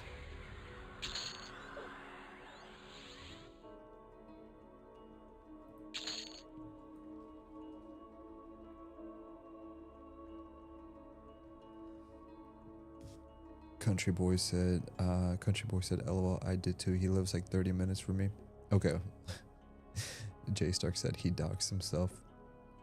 Country boy said, I think he is from Waterford. Well, okay, now we're going too deep, boys. I mean, no doxing on my stream, you know. But the jokes aside, it's public. When your local news station talks about you and celebrates like a win, I think it's not the same thing, you know what I mean? So I don't want to, we don't need to be dramatic about it. Nobody's doxing anyone. I really hope, here's what I hope they do. I hope they, on a serious note, anyone that does that kind of stuff, and or does like the raids or whatever you want to call it, I hope they increase the legal penalties to that, where first offense is minimum 1 year in prison, and then if somebody gets hurt, automatic 10 years, and then if somebody passes because of, you know, doxing and then swatting and stuff like that, and then it should be life in prison. That's the way you deal with those kind of people. And if it's like a kid, then charge him as an adult.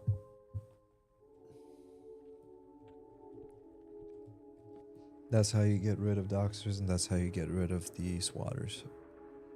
Doxing, we'll say like 6 months, 5 years, and 10 years max. You know what I mean? Unless it results in somebody getting like severely hurt. But swatting should be automatic 1 year minimum. Minimum 1 year. And that's only for doing it and getting caught. That's without dispatch happening. That's without anything. It's like you call it in, because there's laws against false police reports. It's like, I think it's a felony charge, right? But specifically, if you're trying to just the act of swatting somebody, even if the police don't get dispatched, if they find out who you are, it should be automatic 1 year, and with no chance of whatever the good behavior thing is. Like, all that stuff is terrible. I really like watching like those police body cam videos and like legal proceedings and stuff like that. And what's that donut guy? Police donut YouTuber, donut operator. He had a video and donut operator used to be a SWAT police officer, so he has experience with this, and he made a video about it. And because he created a new YouTube channel, and he had a full like show specifically talking about swatting, and he said he's been swatted like 7 times. Yeah, donut operator is hilarious. And yeah. And I think he ended the he ended the video talking about like there's still, I don't know if it's in Congress or somewhere, they're working on increasing the punishments, but they haven't done it yet. But they, you know, that kind of stuff, like they need to throw the book at people for that. Because, and I think sometimes the laws just can't keep up with technology, you know, and until you get the word out, it's kind of hard to understand how big of an issue it is. Because, I mean, frankly, a lot of the people that are in politics are dinosaurs. If we're putting it like, we need more young people in Congress and you know, politics in general. Not me though. I want nothing to do. The only politics I'll ever get involved in is local county politics, because that has a direct effect of like my county, my jurisdiction, my school zone, our funding. I think everyone should be hyper focused on their local county, because that's where you can make the most difference.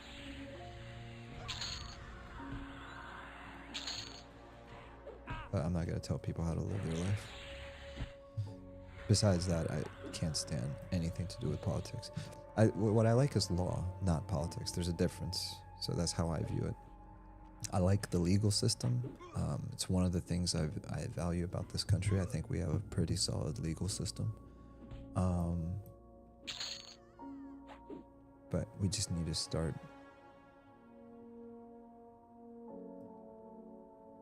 punishing people. Like, think about what happens like in Kellethan, right? Let's say if I punch the guard, what happens? Insta-death, right? And this is a video game, you know? Kellethan guards don't play, man. They one-shot you. So I'd say we're very lenient with people. I mean, if Kellethan guards are that brutal, then you got to say that we're very, very kind to the bad guys. Drew ATX said swatting's still a thing. Hadn't heard much about that recently, but yeah, it's ridiculously stupid. I think the reason why you're not hearing about it enough more is because police have they have protocols that they follow, so they don't like they. So let me be careful not to say something I don't know, and I'm not just making up, but I'm sure that it's happened enough times where police have new tools to basically figure out if something is a legitimate threat or if it's something they can figure out to be, fraudulent. Country Boys said TLA has good ones. The lead attorney. I don't even know what TLA stands for. If you live near him, you should show up at his door and tell him he shouldn't share that online because he'll become a hacking target. Yeah. Stark said, don't look at him wrong. Are you talking about the guard?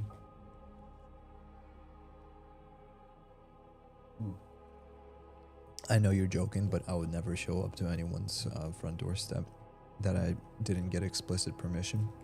And I for people that are from the Northeast and from the West Coast, maybe they don't understand this, but you do that kind of stuff in Texas or in Florida, you're not leaving in a police car. You're likely leaving in an ambulance with its lights off because there's not going to be anywhere to rush to.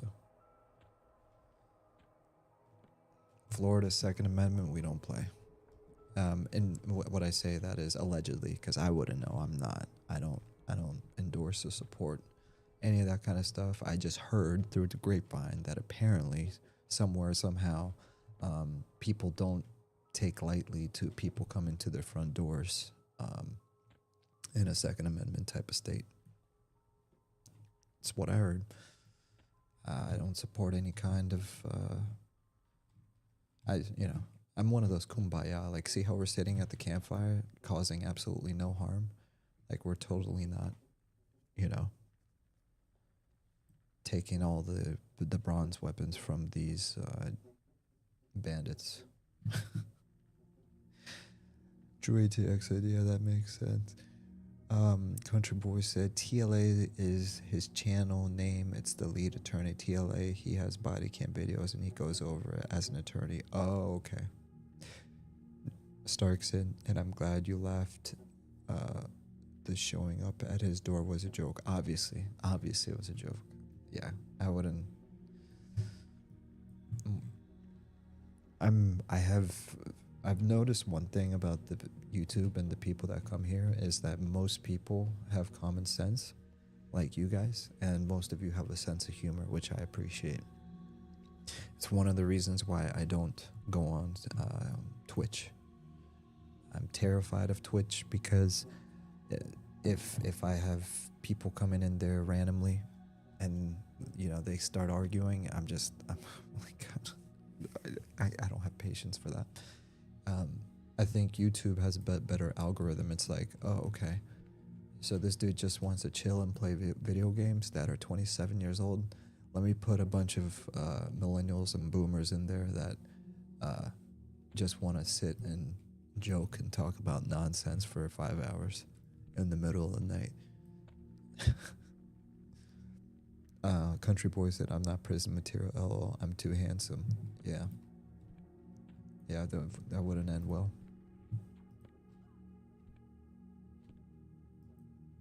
Ooh, you guys both want some. Okay, all right. Okay, well, now I'm in trouble.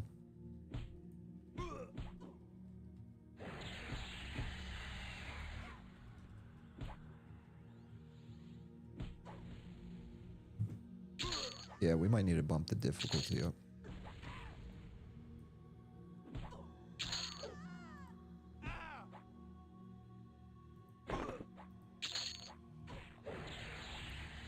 Oh yeah, we're at 0, dude. What are we doing?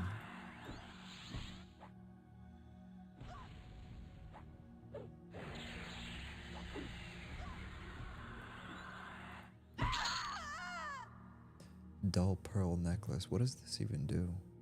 Nothing. It's a quest item, I guess. So, all right, after this pull, we're gonna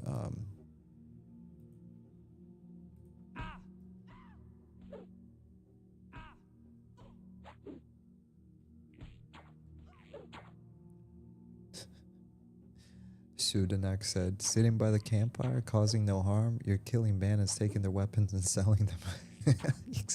Exactly. See? Sudanak gets it. Causing absolutely no harm.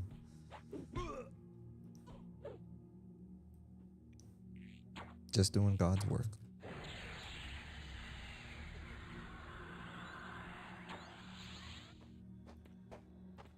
Dude, this multi-classing thing is so sick, dude.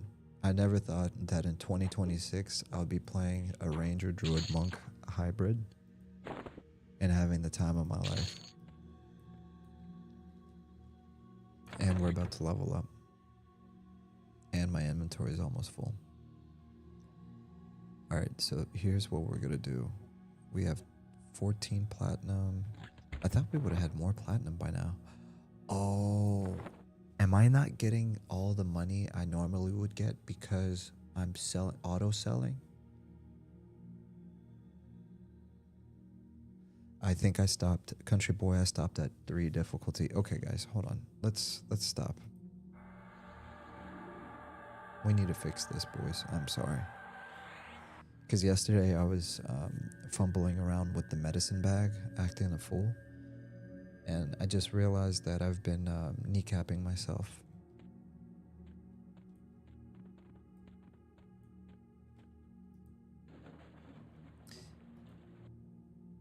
Stark said, wait, you just killed a bunch of elves. They were dressed up as elves. They weren't actually elves. Hence why they were bandits. So there's an explanation for everything, Stark. Come on, you should know that. Country Boy said, I'm not prison material. Sudanek said, if you're just trying to get XP and plat, 0 is the place to be. 0 is the place to be. Okay. I mean, I believe you, and I'm going to take your advice, but I'm just curious. Oh, I get what you're saying. Because even Sudanak, even if I bump up the difficulty, what's going to end up happening is they're going to become more difficult to kill, and they're going to drop like +2, +3 items, but those +2, +3 items are still going to sell for the same amount. Am I following you?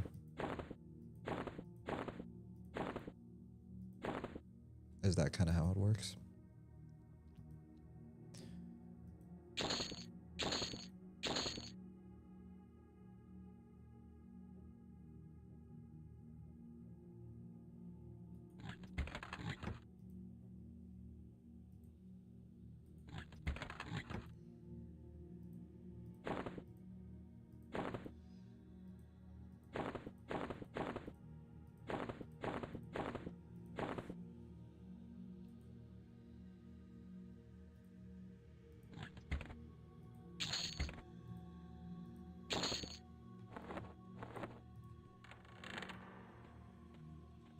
I also heard that there's some kind of like inventory or bank that you have on you at all times.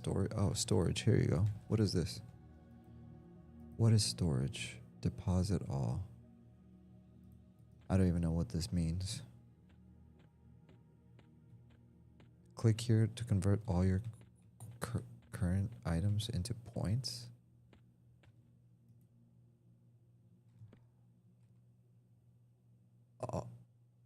Oh.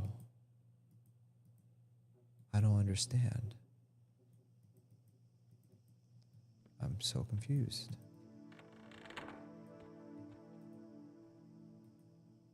I don't even know what that does. And I need to do a quick bio, and then I need to catch up on the chat.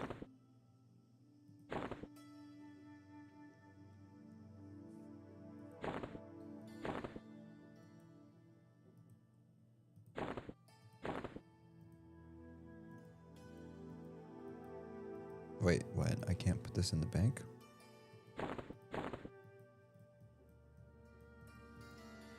Why not?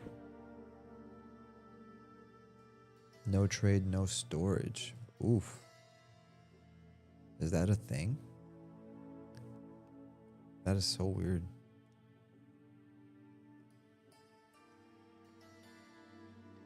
That is weird. But There's probably a reason for it.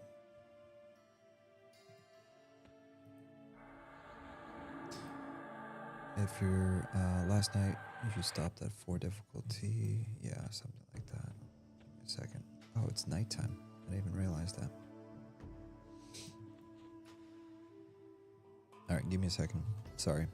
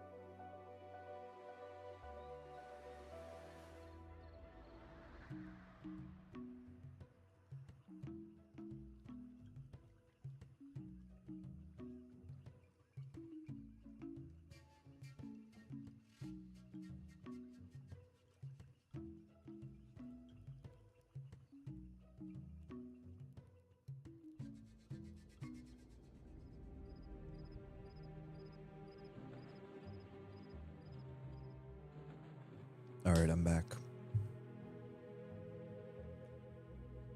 And by the way, Sudanak said 0 difficulty. Yeah, I thought about what you said. You're 1,000% correct. Because the time to kill is gonna go up. They might turn into like multi-classing mobs and all this other stuff. It's gonna be a pain. So yeah, we're not gonna do that. Let's go ahead and turn in our orc belts, and then we're gonna come back and take out some more of those bandits. Only this time, instead of auto-selling the loot, we're gonna sell it to the merchant. Because I should have like 40 platinum by now. There's no way. There's no reason for me to only have 14 platinum. So, and I could be wrong about this, but like I'm 90% sure I heard somebody say that that's how it works. That you can quick sell items, but if you do that, then you're going to not get full price for said items.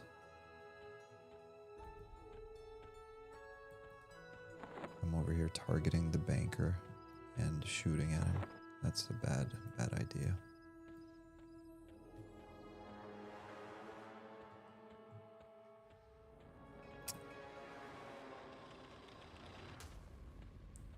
Country boy said, or you take more time and it ends up being slower. I could be wrong, but I think it's the same sell price and the same XP at higher difficulty. It is. I remember 100%. That was one thing that I was like excited for, and then I was like, oh, but it comes in handy when you want to get like the +2, +3, +4 items. So like, let's say I want to replace the rusty scimitar with a bronze scimitar, then yeah, and from that perspective, it's worth it. Which by the way, I wonder if the sisters even drop a bronze scimitar. Bronze scimitar P99. I'm checking right now. Okay, so bronze scimitar, that's something that exists, obviously.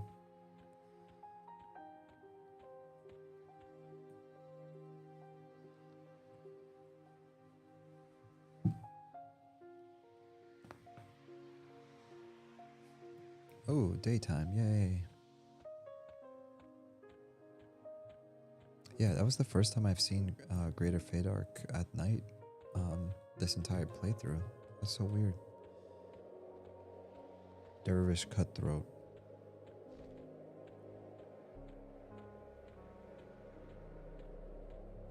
Yeah, I don't think so. I don't think the sisters drop it.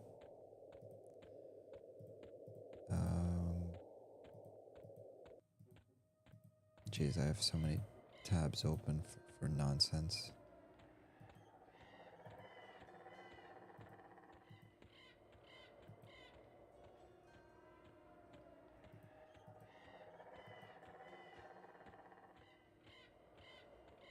I completely forgot there's also a Bandit Sister quest.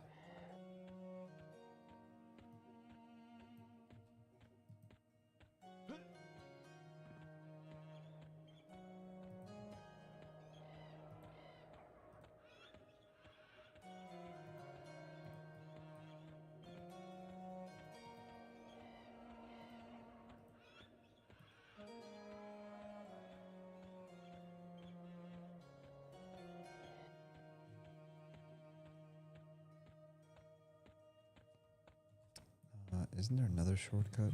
Oh, where's my map?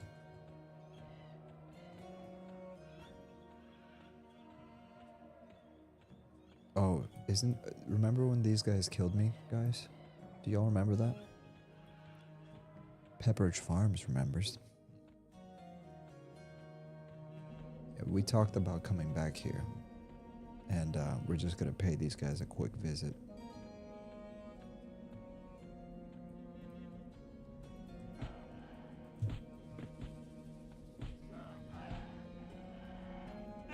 Yeah, you messed up. Shouldn't have done it. Shouldn't have done it. Shouldn't have done it.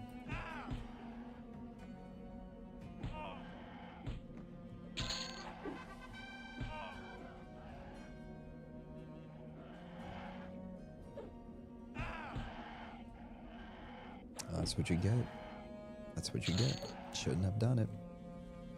Next time, think before trying to attack the Warden of Faydark.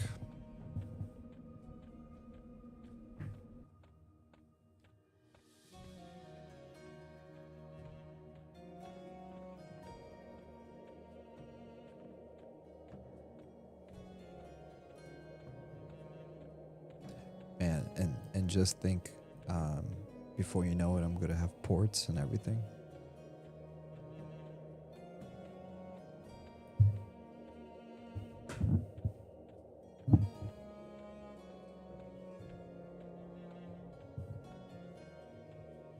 I need to fix my posture.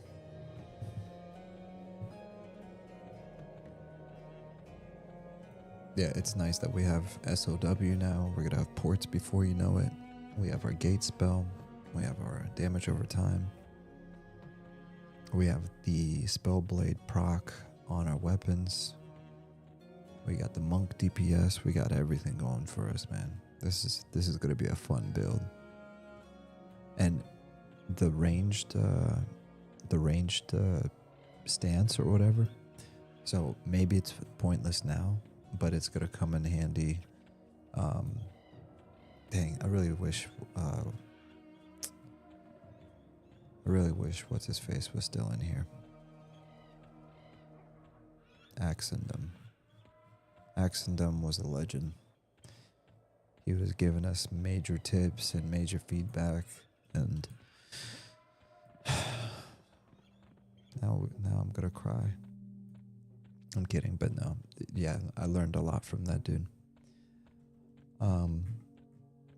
Yeah, but anyways, like to his earlier point, it might not be cool in low levels right now, but when we get up in levels, especially when we're trying to take out boss mobs, can you imagine kiting, root rotting, and sniping high level mobs to get like nice loot? It's gonna be awesome.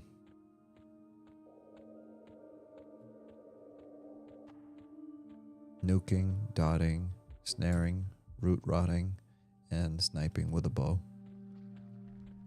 It's gonna be sick.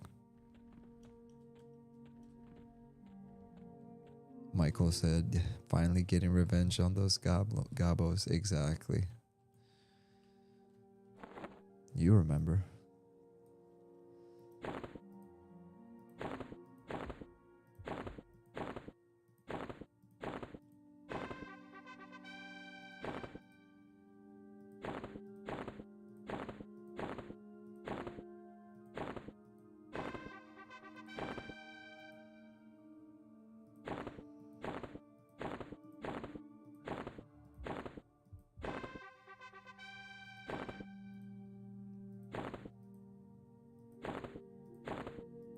So I wonder what this star means. Does that mean that they're that he's like a boss mob or something, or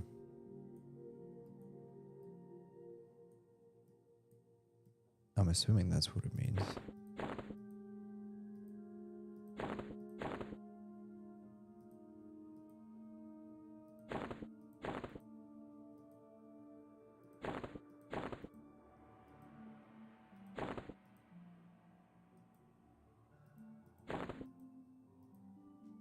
Alright, so we have this set to +3.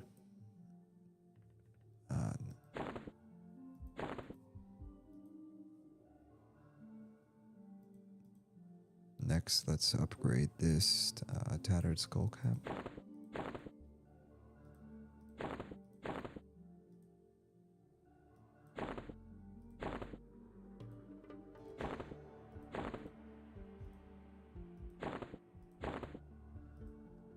Okay, so we got that as far as we could, and now let's upgrade this. And then last but not least, the patchwork boots.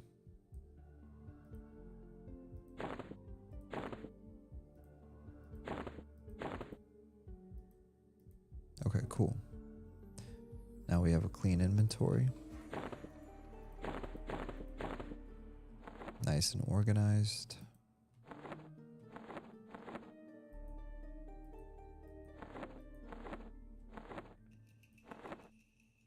Whoa, hold on. We are not organized yet.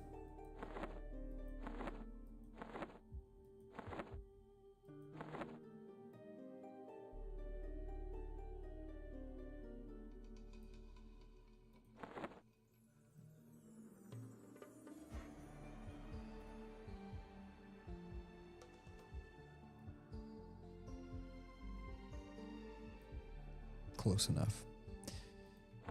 Okay, perfect. Now we have everything we need. And now we're gonna gate.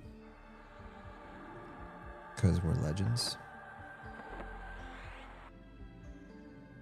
I could be wrong, but I think it's the same sell price and the same... Okay, sorry. Michael said finally.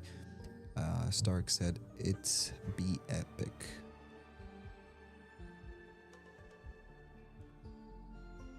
It's not lined up. How dare you? Don't you freaking dare. How dare you, dude?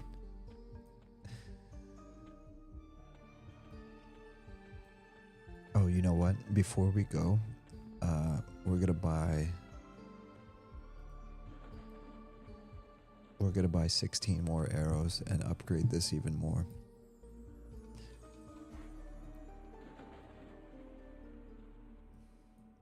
Dude, you have no idea. When I first launched the game, I wasn't sure what this window over here in the middle was, the target window, and I kept trying to like close it and figure out how to get rid of it.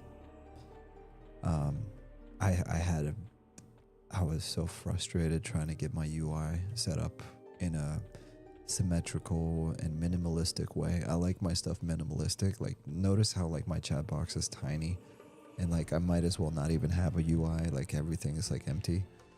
And I've seen other people where like it might as well be the 1999 UI only in modern form, because like the entire bottom screen is just like stats and hotbars, and then the top and the left, and then their group is just like holy cannoli. I don't know how people do it. Okay, so we need to buy 15 of them.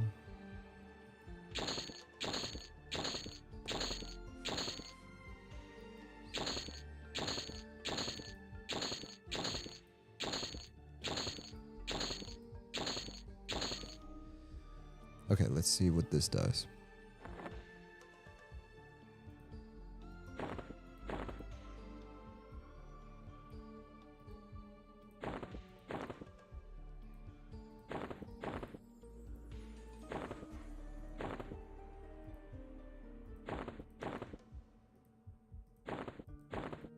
The fact that they made it so that you don't have to have like stacks of arrows is huge poggers.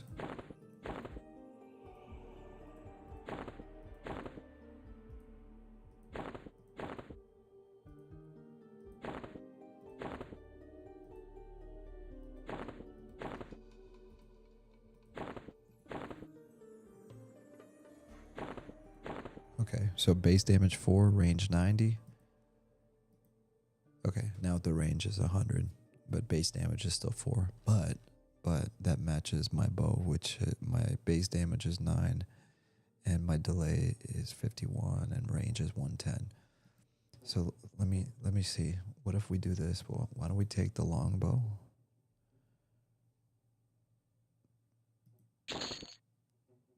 I should have done the math first. Okay, yeah, here we go. Let's combine this.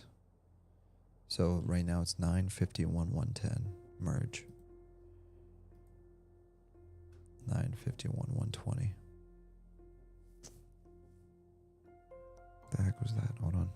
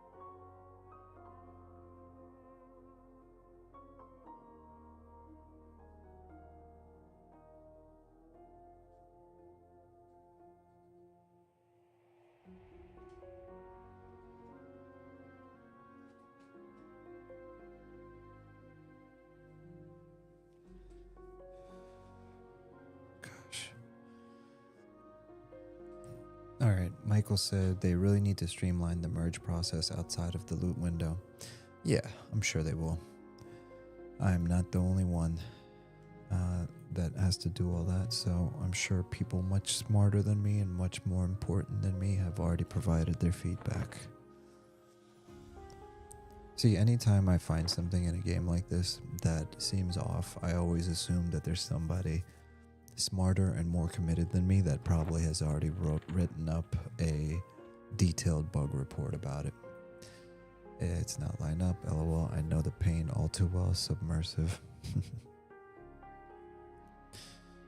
Alright, so we are officially... Can I... Okay, yeah, we can't do anything with that. So we are... Ooh, cloth veil. Yikes. It's not even +1. That's gross. Alright, let's go back.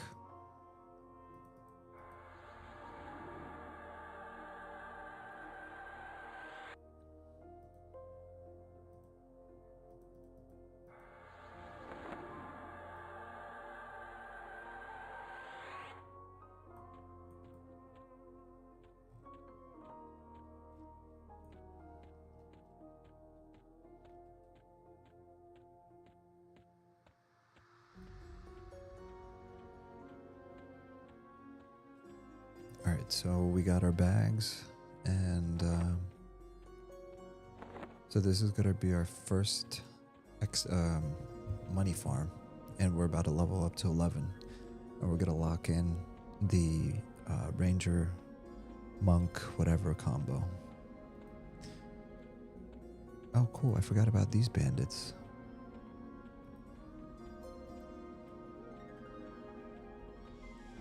Aw, that's so cute. Look at them. Hi. How are you? Hold on, let's have some fun with these guys. Let me show you a thing or two about what I learned how to do. Boink.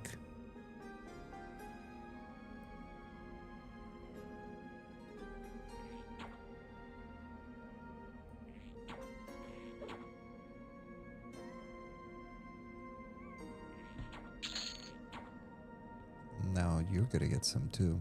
Let's see how the range is on this thing. So let's see if we can shoot from here. Dang, that's some range.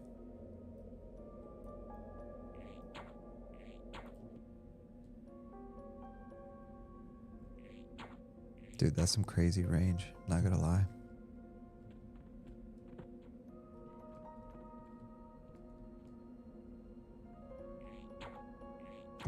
I love the EverQuest pathing. And she's not even snared.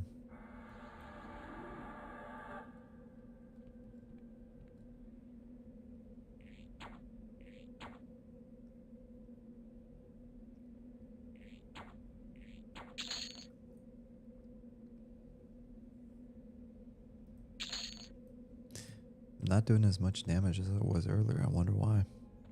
I'm doing my ranged. Is it because Striker does more damage? Outgoing weapon skill abilities. Let me try Striker.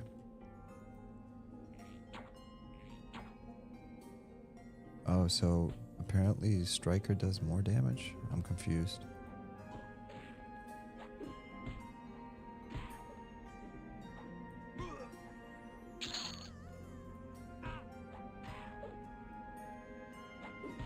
These two didn't even want.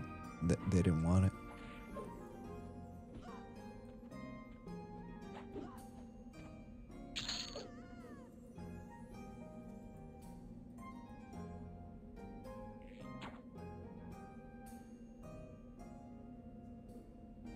Oh, oops, I'm not shooting.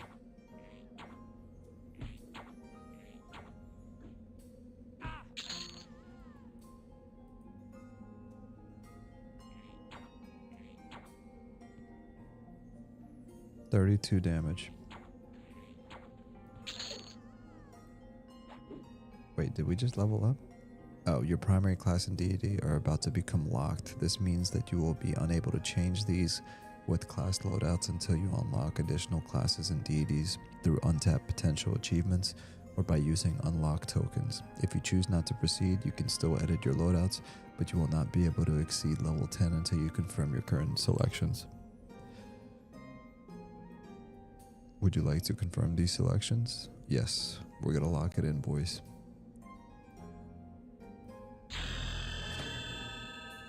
Let's go. This is great.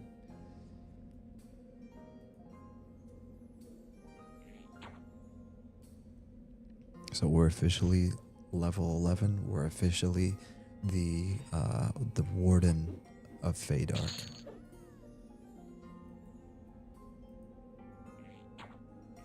And I have zero regrets. I absolutely love this build.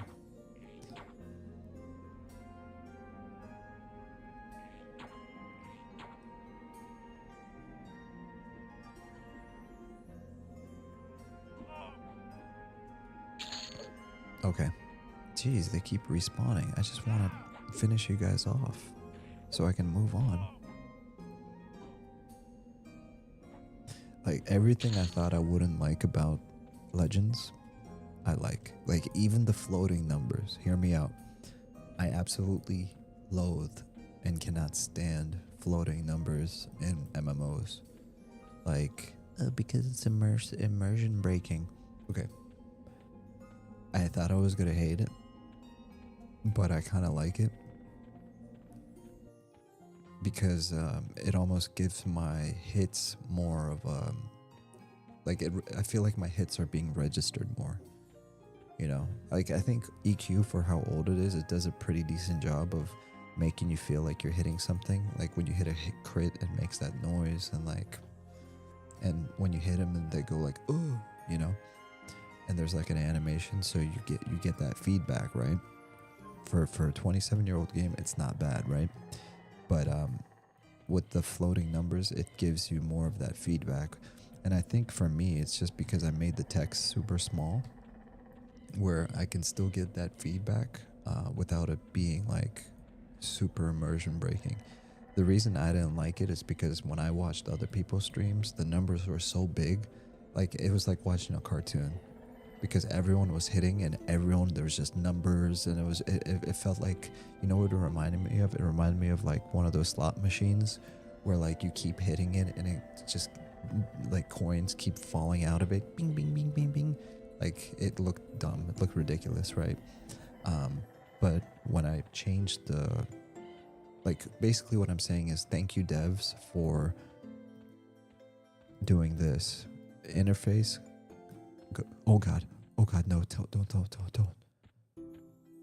Oh god, there's a brownie on me. Oh gosh. Okay, well, rest in peace, guys. Defensive, evasive, gate.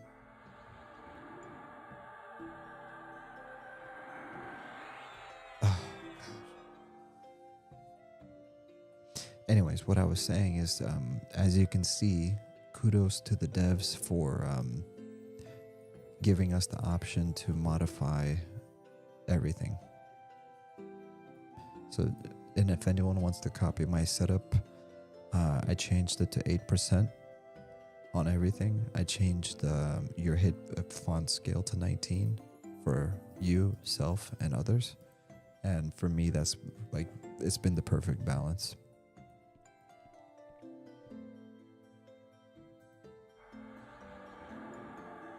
And by the way, if anyone's curious why I didn't die, it's because I jumped into evasive stance, so 95% of the attacks by the brownie were stopped. Michael said, "Too bad you can't snare." Stark said, "Ding, grats, thank you, brother." Atari said, "Is there anything set in stone about when this will release?" Michael said, "They are still set on July, but no exact date." Nice. Combining evasive to get off a gate is brilliant. I know, right? That's what I love. How I'm starting to figure out how everything works, and things are kind of just like clicking, you know? I'm like, oh, I'm in trouble. I need to go into evasive stance. Oh, I need to gate. I need to go into evasive stance. Oh, I'm going to kite this thing. Okay, I need to go into rage stance. And it's like, okay, they're closing the distance on me. Let me switch to striker or offensive. Like, there's just... I like the fact that there's a lot of possibilities. You know, it's not as complicated as I thought it was going to be. Dang, we got to wait for 4 minutes? Oh, man. I need, like, the remove magic spell. Well, we might as well just start walking. It's going to be a swag walk. Ready? Hold on. Here we go. This is our swag walk. Now you can tell by the way I walk that I'm a ladies' man, a wood-elf man. Ha, ha, ha, ha. Staying alive, ha, ha, ha, ha. Staying alive,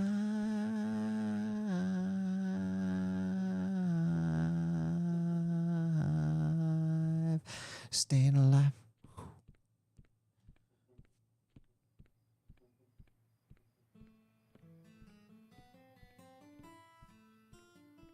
Look at the swag. Look at the way he's walking.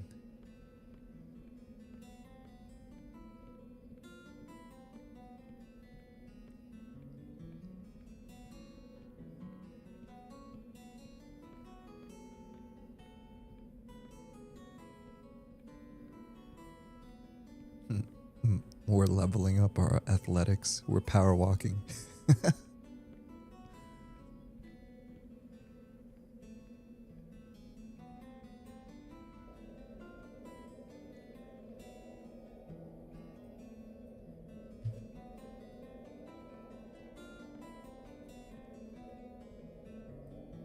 Michael said, Stark said, my daughters love that song, LOL.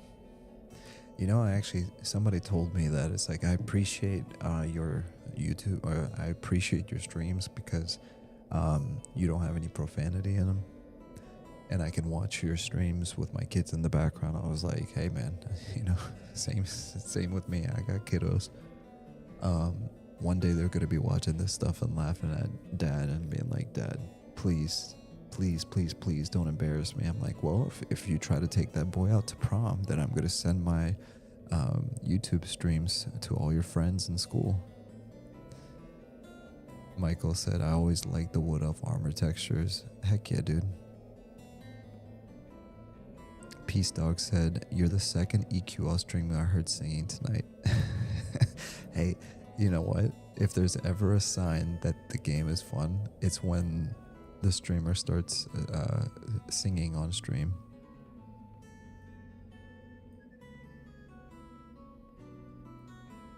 And slow walking.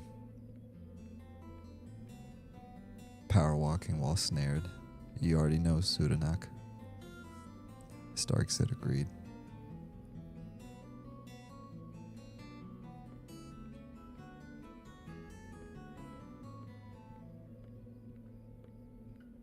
Just taking a nice little zen walk through the forest, you know, all part of the plan.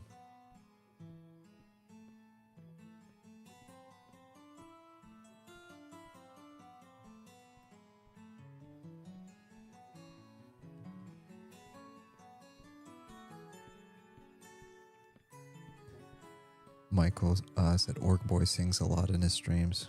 Orc Boy's great. He's a character. We actually have like some really good people, man. Slayheim, Classic EverQuest, Orc Boy. I'm not gonna be able to list everyone.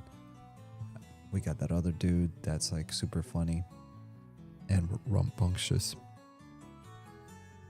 Who's that dude that's like super rambunctious and loud, and he does a lot of Monsters and Memories? I just can't remember names right now. Can't remember. Quados, there you go. And Peace Dog said Quados wrote a song about grinding in the Kino sewer. It was pretty good. I used to make music, so one of the things I wanted to do for the longest time is to make some like Eminem rap songs. Jay-Z is another guy. He's a EQ streamer, and he makes rap songs about EQ emulator. There was a diss track between Quorum and Project 1999, and Jay-Z did a song about it, and then Classic EverQuest responded. Orc Boy sings a lot on streams.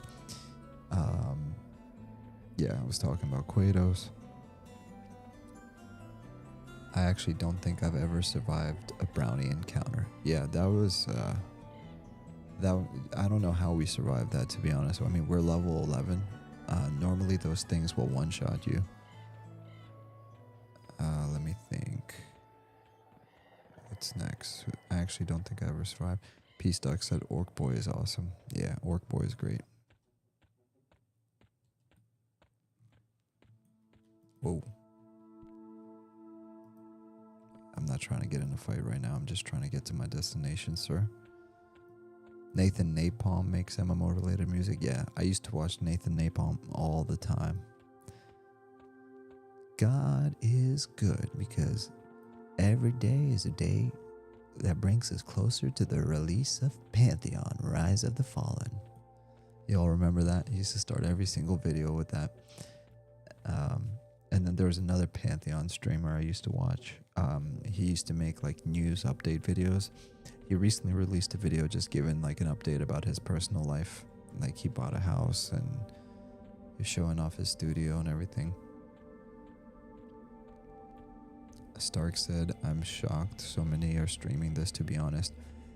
Let me tell you something. When I started this YouTube channel specifically for Project Quorum, Pantheon, and Monsters and Memories, one of my goals was to try to make this channel the same quality as you would expect from like massive content creators like what's that dude's name? J Strife Holds or whatever. J Strife, the other dude that lives in Korea. What's his name? Okay, so the Lazy Peon, Force Gaming, and J Strife. Okay. When I started my YouTube channel, I'm like, I need to make sure the quality of my videos either match or exceed their quality. And this is back when I was planning on making long form edited videos, but I realized I didn't have time for that. And the reason I did that is because I'm like, EverQuest is underrepresented in on YouTube and Twitch when it comes to quality. Like there was a lot of streamers that were doing EverQuest, but it was like 1080p streams. It was no face. It was like no production value. And no offense. I'm not saying there weren't some good ones. And then I started seeing Quados pop up, other people. And the thing is, the more people that take this seriously, even for a 27-year-old game, you basically start rubbing off on each other. And rubbing off. You rub off on each other and you set the expectation that, hey, this is the bare minimum if you want to make content worth watching for, EverQuest or Monsters and Memories. Because I feel like Monsters, Memories, EverQuest, Pantheon, whatever MMO, just because it's a niche game, just because it's a classically inspired MMORPG, there's no reason why we as a community shouldn't be dishing out the same quality as a World of Warcraft YouTuber, for example. So I really wanted to set that. That's why all my videos are 4K. All my audio is with multi-$100 equipment. And I'm not saying other people need to do that, but at least somebody, so that maybe it will inspire somebody else that has more free time than I do, and they really want to take this seriously. Maybe this will inspire them and say, well, Class&Cool is doing it, so I should just start doing it. And I encourage people all the time. I'm like, dude, I want to shout out as many channels as possible because I'm not trying to succeed. I'm not trying to get subscribers. I'm not trying to make money off of this. I'm doing this for fun. But if there's other people that do want to make money and they do want to become famous and they do want to start getting a lot of traction, I'm all for it. I would much rather help somebody else come up than watch myself explode. I don't want myself to explode. That terrifies me. Worst case scenario for me is if one day I get 100,000 views and then tens of thousands of subscribers. I'll probably delete my channel if that ever happens, and I'm not even joking.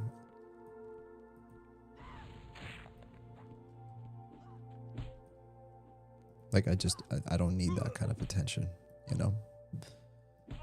There you go. Speak of the devil and he shall come. Classic EverQuest. Everyone, go and subscribe to Classic EverQuest. If you want real content creators, that's a real content creator right there.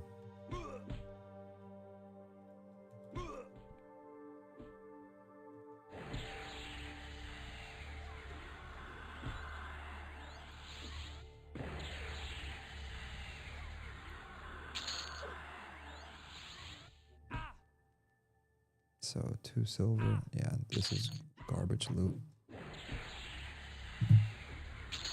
Oh, what's his face? Squats the Goblin is another one.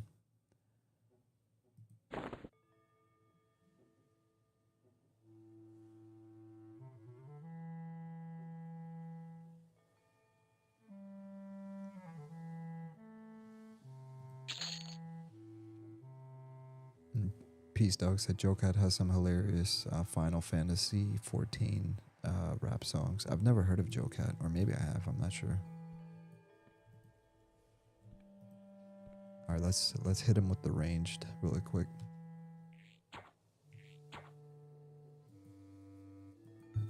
Wait, what?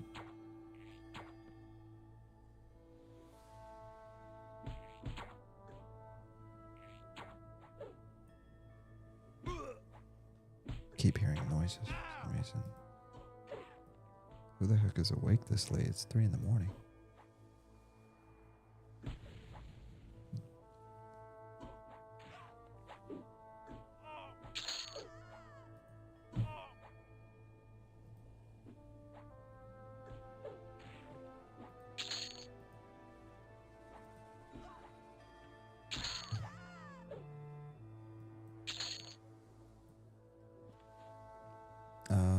What up, boys? Steve, Nathan,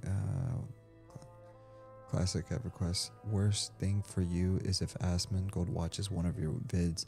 Holy, yo, if Asmongold watches one of my vids, it's gonna be the end. I can already hear him now. I gotta do the eyebrows.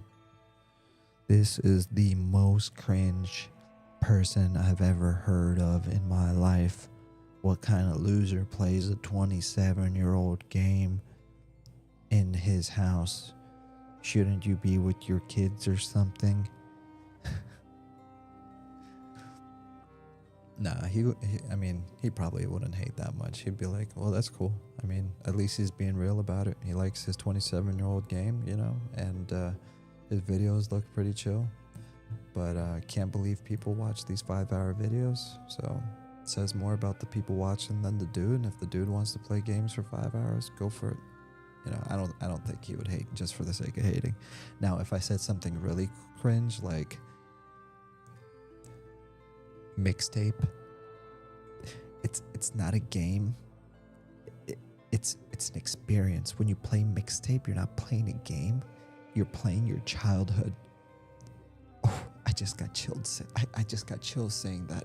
Oh, yeah, mixtape is revolutionary. Yo. Now that was the cringiest thing I've ever heard in my life.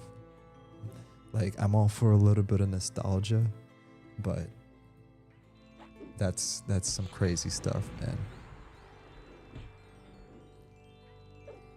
Oh my gosh, Stark. I don't watch streams, but I'll probably catch a few in the future now. I'm going to check out Classic EverQuest, LOL. Plus 20. Thank you, brother, for the 20 dono. I appreciate you. Oh my gosh. Monk Beans, what's up, baby? Good to see you, Monk Beans. Oh, we got the whole squad. Classic EverQuest said, nah, I'm just a video maker. Content sounds too serious. Yeah, you're the same as me. Di Brando said, LOL, Asmon is a fool. Oh my gosh, with the eyebrows, man. His eyebrows have their own gravitational pull. I just meant you'd get a flood of subs and viewers. Oh, yeah, right. I mean, we'll see. I mean, hopefully we don't see. Let's not speak it into existence.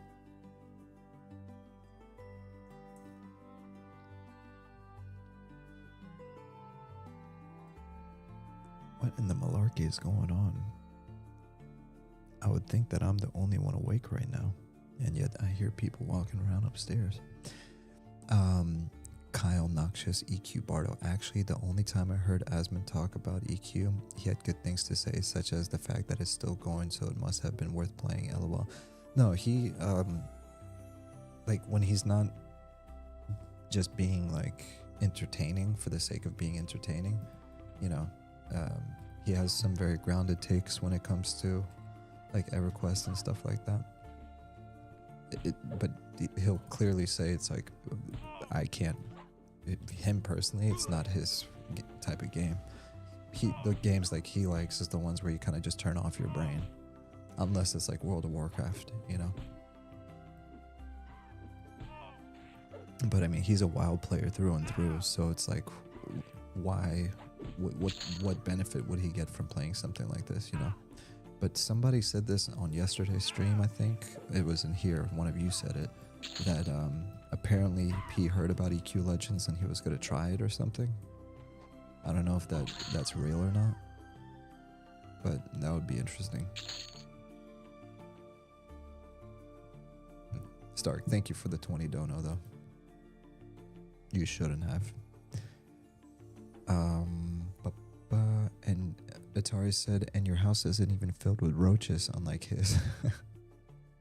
Actually, you know, so we don't call them roaches in Florida. We call them, what do we call them?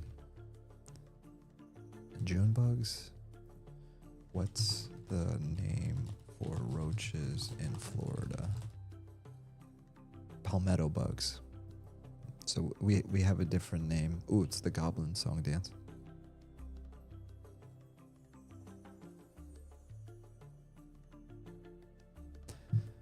That's Robert loves that dance. Shout out Robert Engstrand for this beautiful music he made. Peace Dog said LOL. Oof. It hurts, man. Classic ever. Yeah, dude. Yeah. I know what you're talking about. Kuramurth. It hurts. Yeah, definitely. If we're talking about the mixtape clip of that dude talking about how he's getting goosebumps, it was painful to watch. Classic EverQuest, J.R. Stark. Atari said, not a game I'd play, but I'm glad others enjoy it. Monk Bean, so what level are you now, man? So I'm level 11.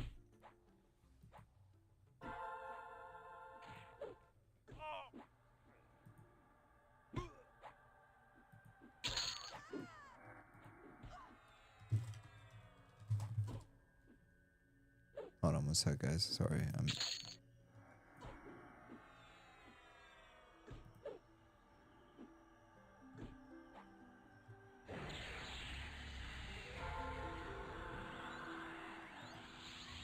Sorry, I just had to switch my stance.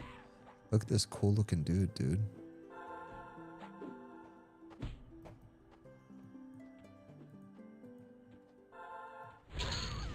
Holy loot.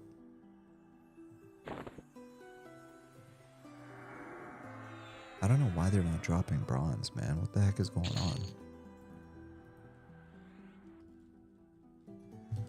Dude, is he like buffing me with a bunch of like level 50 spells?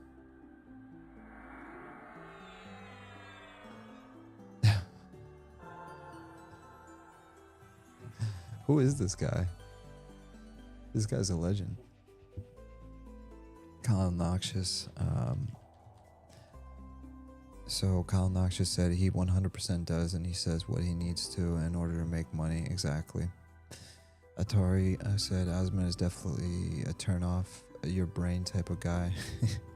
Yeah, he reminds me of somebody I had as a friend when I was a kid. They'll say some crazy stuff, but at the end of the day, they're just trying to be entertaining. Palmetto bugs, yeah, monk beans. You know, we call them palmetto bugs, but they are roaches. Exactly. Oops. You're a legend.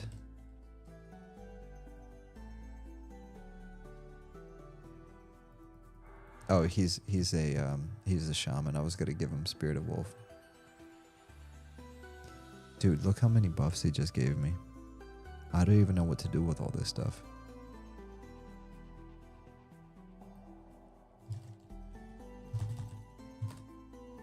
Palmetto bugs. Sounds classier at least. Yo, tell me why when we first moved to Florida, I was trying to explain to my wife. I was like, hey, it's a...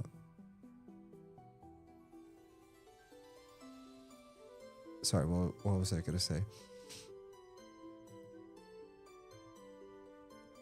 So, Twitch of Test, overloaded Twitch of Test. So is he a streamer? Holy moly. Withered leather gloves. Nice. Nice, thank you. Bro, this guy is sicing it. Oh, what's this? But this is, well, we'll take it. It's 2 platinum.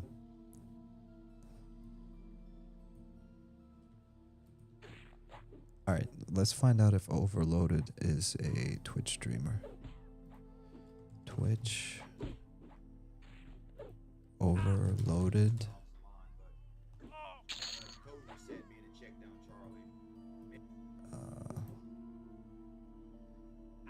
Rusty, dull, sell all. Sorry guys, I'm not paying attention to the chat for just 1 second.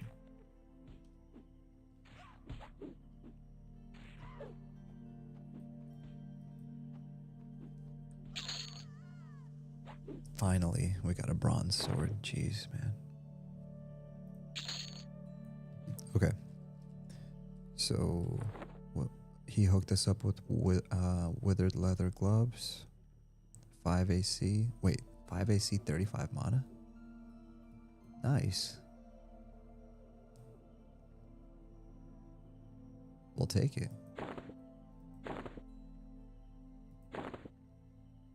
Cool. And then what's this? This is a thaumaturgis robe. Whatever it is, it's 2 platinum. We'll take it.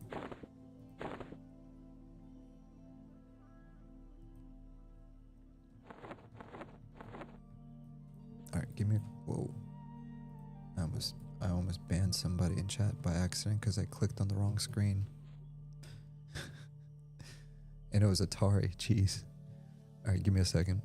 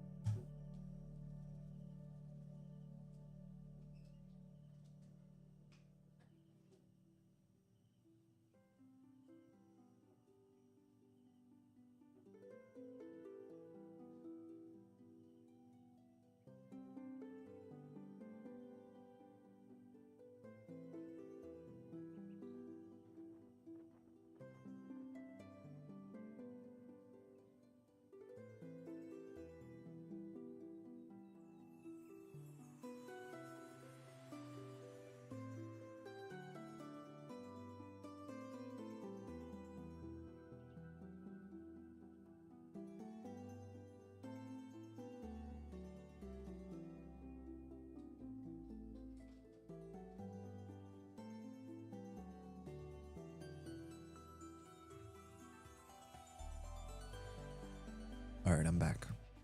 Let's, ooh. 11.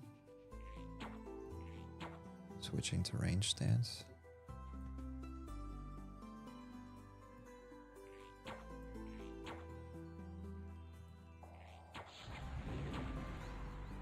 Yeah, that's not gonna save you, buddy.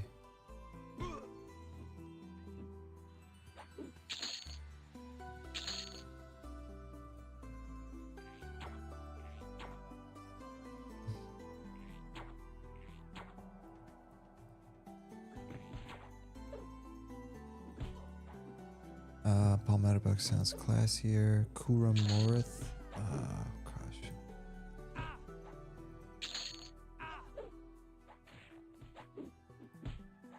Norrath said, yep, oh well, I guess I missed this clip, Atari said. Dull pearl now. Alright. All of this is just trash. We might as well start pulling these guys too.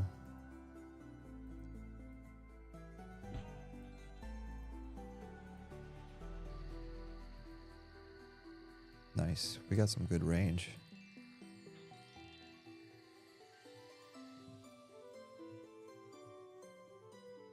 We're just gonna pull everything we see from now on.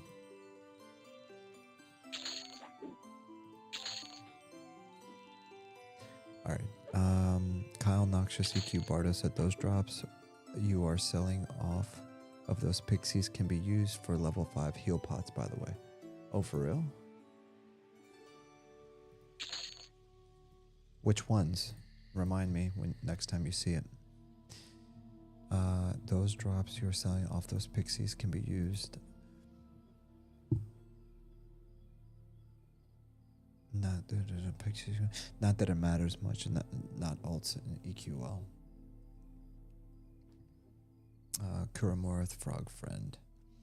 Atari said, I honestly don't even know what genre mixtape is in. Just one of those life is strange type of games. I mean, you know, it's from what I saw some videos of people just like putting their controller down and the game just literally plays itself, and there's like maybe one or two places where you interact with it. I think like when you're shooting the I forgot what that thing is, you know, you put the little rock in there and whatever. Anyways, long story short, it's pretty much like a movie, and I just think it's kind of a cringe take on the millennial childhood, because I grew up, I mean, I'm a millennial, and sure, like we had mixtapes and stuff like that, but it was not like that. Why am I not, okay, there we go, sorry. I was confused as to why I wasn't doing melee damage. I'm getting backstabbed.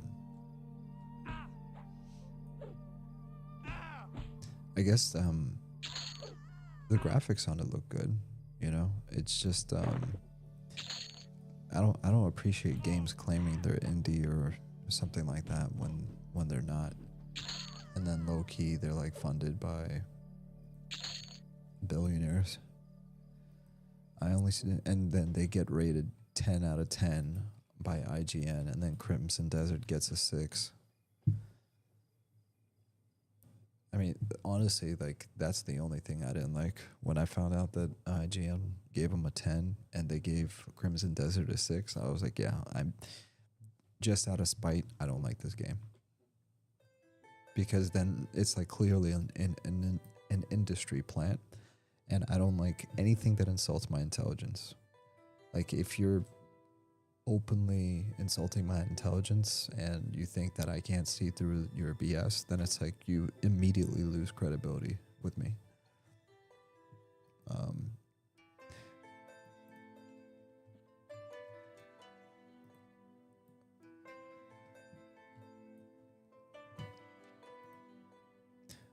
He called us all legends. Oh yeah, / say you're a legend. Yes, you guys are legends. Monk Beast said, I think he's a streamer. Yeah, I was trying to look him up so that I could give him a shout out. Kind of want to still do that. Overloaded, okay. Overloaded.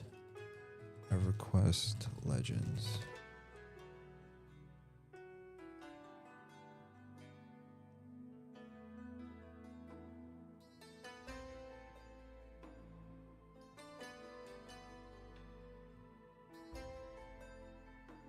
Yeah, I can't. Oh, wait, I think I found him.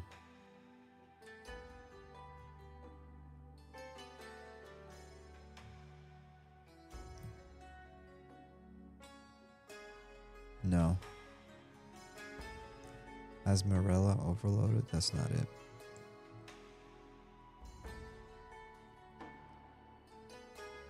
Dang it.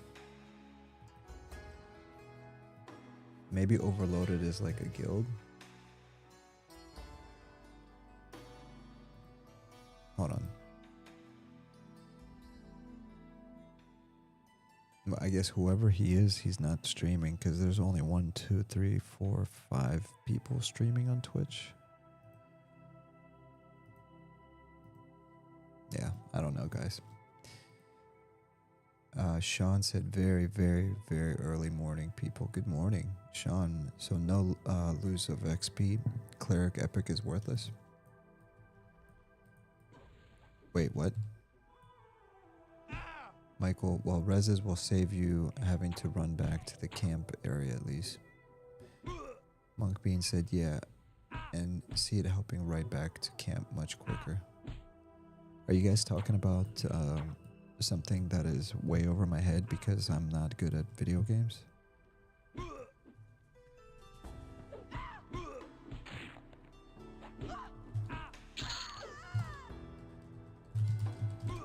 He's back.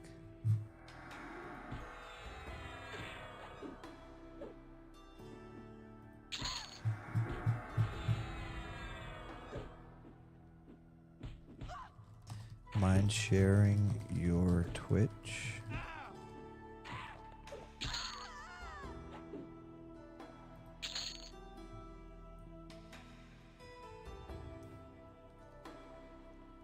I'm overloaded 512 and the wife and I do it. Oh, okay, cool, cool.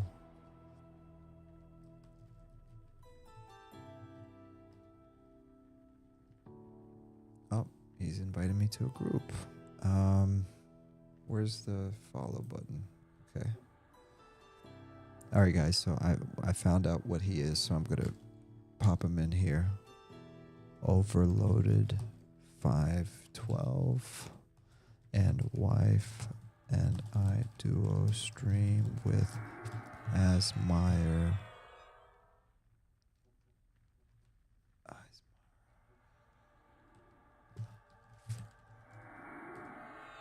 Okay, I just put it in the chat.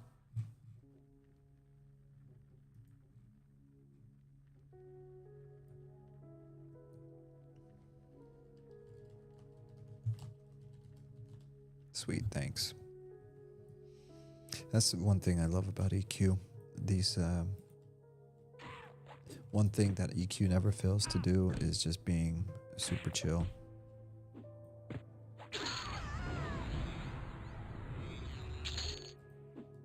Still the best community, undefeated.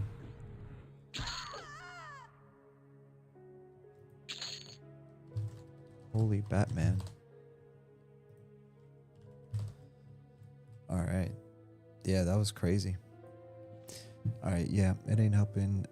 Right back to camp much quicker. Michael said maybe they could modify resist to return more health and mana as well. Class. Oh, shoot. The heck?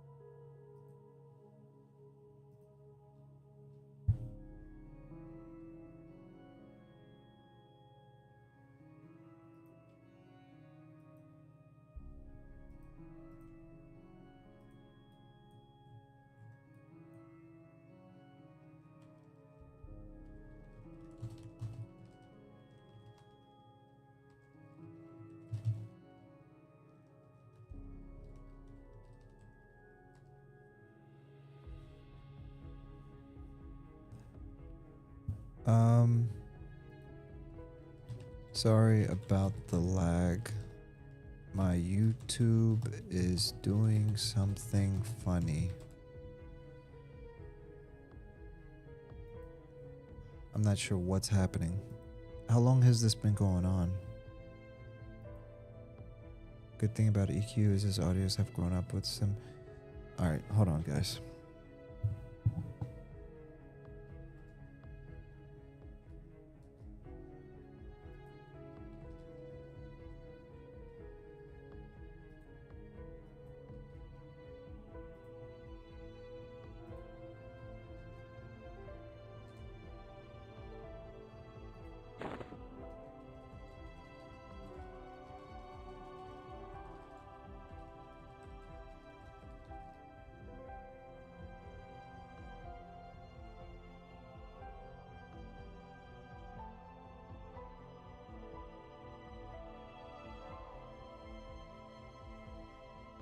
Okay, so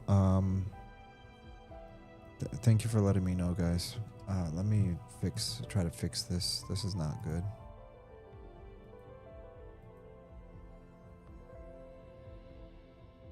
This is actually really frustrating that we're having these issues again. It's YouTube being pesky because it's mad at me that I'm doing 4K everything.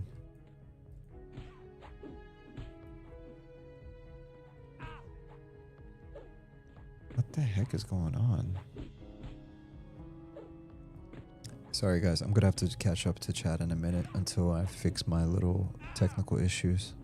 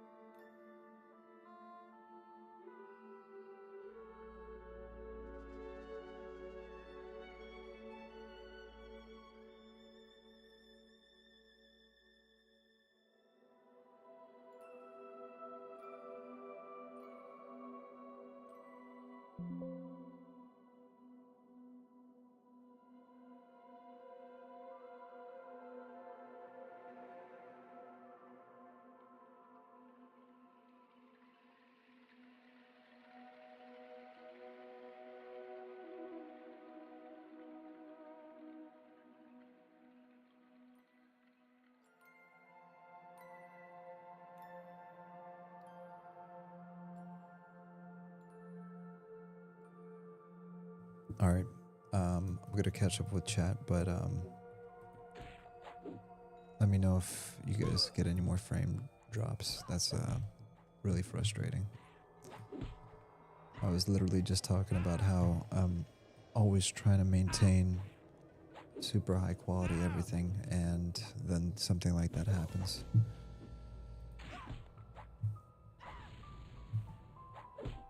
My YouTube is doing something funny. Found it like 5 to 10 minutes. I'm gonna catch up with the chat now. Archon said, found you.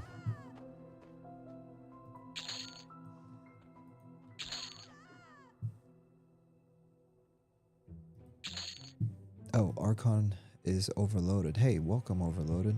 Yeah, we were just talking about how great you are. Thank you for being a legend.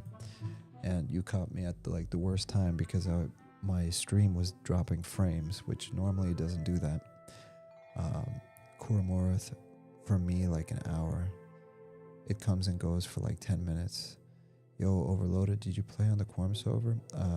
Michael, streamer, said the lag wasn't too bad at first, but it has steadily gotten worse. Like something is running in his background. It's a YouTube issue. It's not on my computer though. That's what's weird. My CPU usage is like 0.1%. My GPU usage is like barely anything. It's because I'm using some crazy render quality, and YouTube's just getting mad at me. Let me think. I mean, I'm basically uploading tens of gigabytes every hour or something like that. Archon said I did not play on Quorum. P99. Archon said I played on P99 for a few and live. So Overloaded or Archon said he's a official YouTuber for EverQuest, which is awesome. Which means we're gonna get some cool EQ Legends content from him, I presume. Sean said I played THJ was too OP. Monkbee said, were you on Venerate on P99?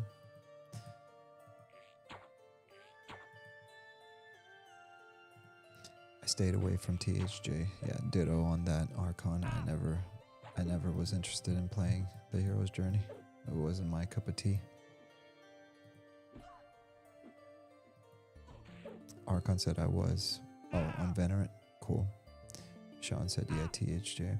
Monkbee said, hi, we were in a guild together. I remember your name. I was the officer in Venerate. Oh my gosh, what a small world. That's crazy that you guys knew each other. Oops, I didn't mean to loot that. Archon said, haha, nice. Michael said, I really enjoyed THJ. Yeah, if THJ was anything like this, I can understand what the appeal was. I personally had no interest in playing THJ just because I didn't understand what the appeal of playing a game in God mode was like. But after trying EQ Legends, I can understand where people were coming from. Let's see. Monkbean said, yeah, most of us moved over to Quorum, started another guild named Continuum.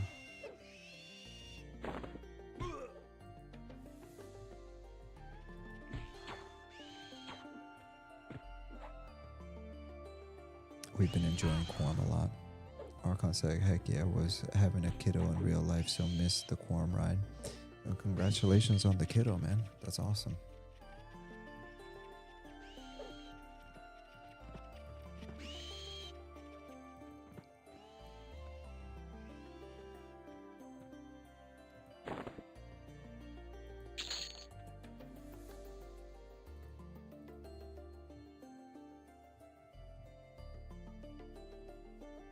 Monkbean said, hi, yeah, that's way more important than pixels.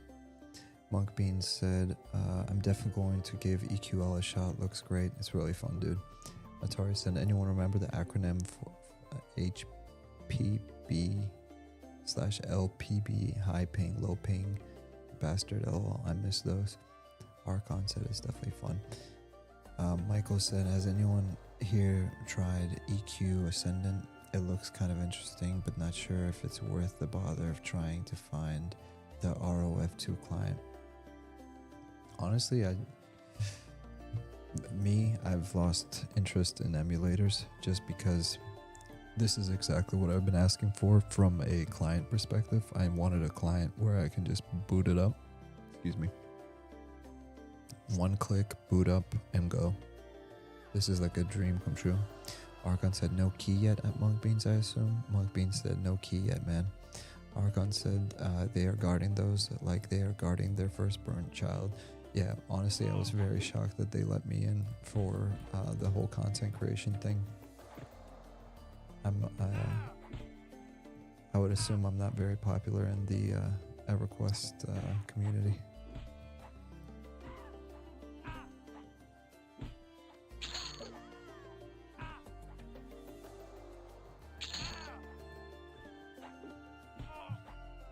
Monkbeans, haha, seems like it. Well, the good news is that it's right around the corner. You know, we're going to be getting the full release in July, hopefully, unless something changes. Archon, man, if I had a stream without tech issues, I feel I was in an alternate universe. Well, today, my biggest issue was that I didn't even know that I was going to go live. I had I was supposed to go live at like 11:45, and then I couldn't log into the server, so I thought that they banned me. I literally thought they changed their mind about having me on the beta.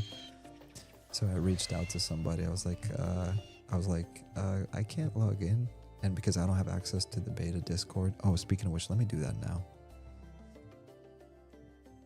because there was a hot fix going on. And because I'm in the beta, I'm supposed to join the beta Discord. Let me do this off stream. Give me a second.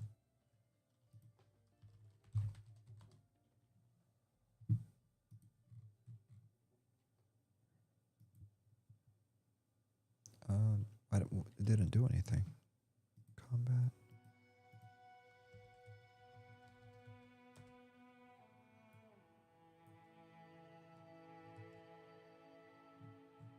Wait, what? On the AC number. Please type /Discord into your chat bar. Confirm your character name.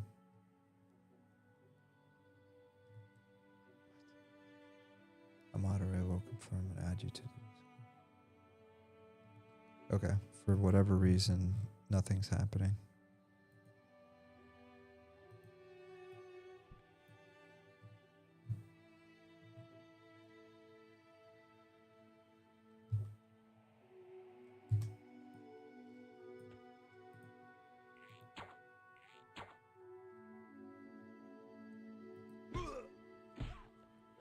Atari said, man, if I had a stream without tech issues. No, Archon said, if I had a stream.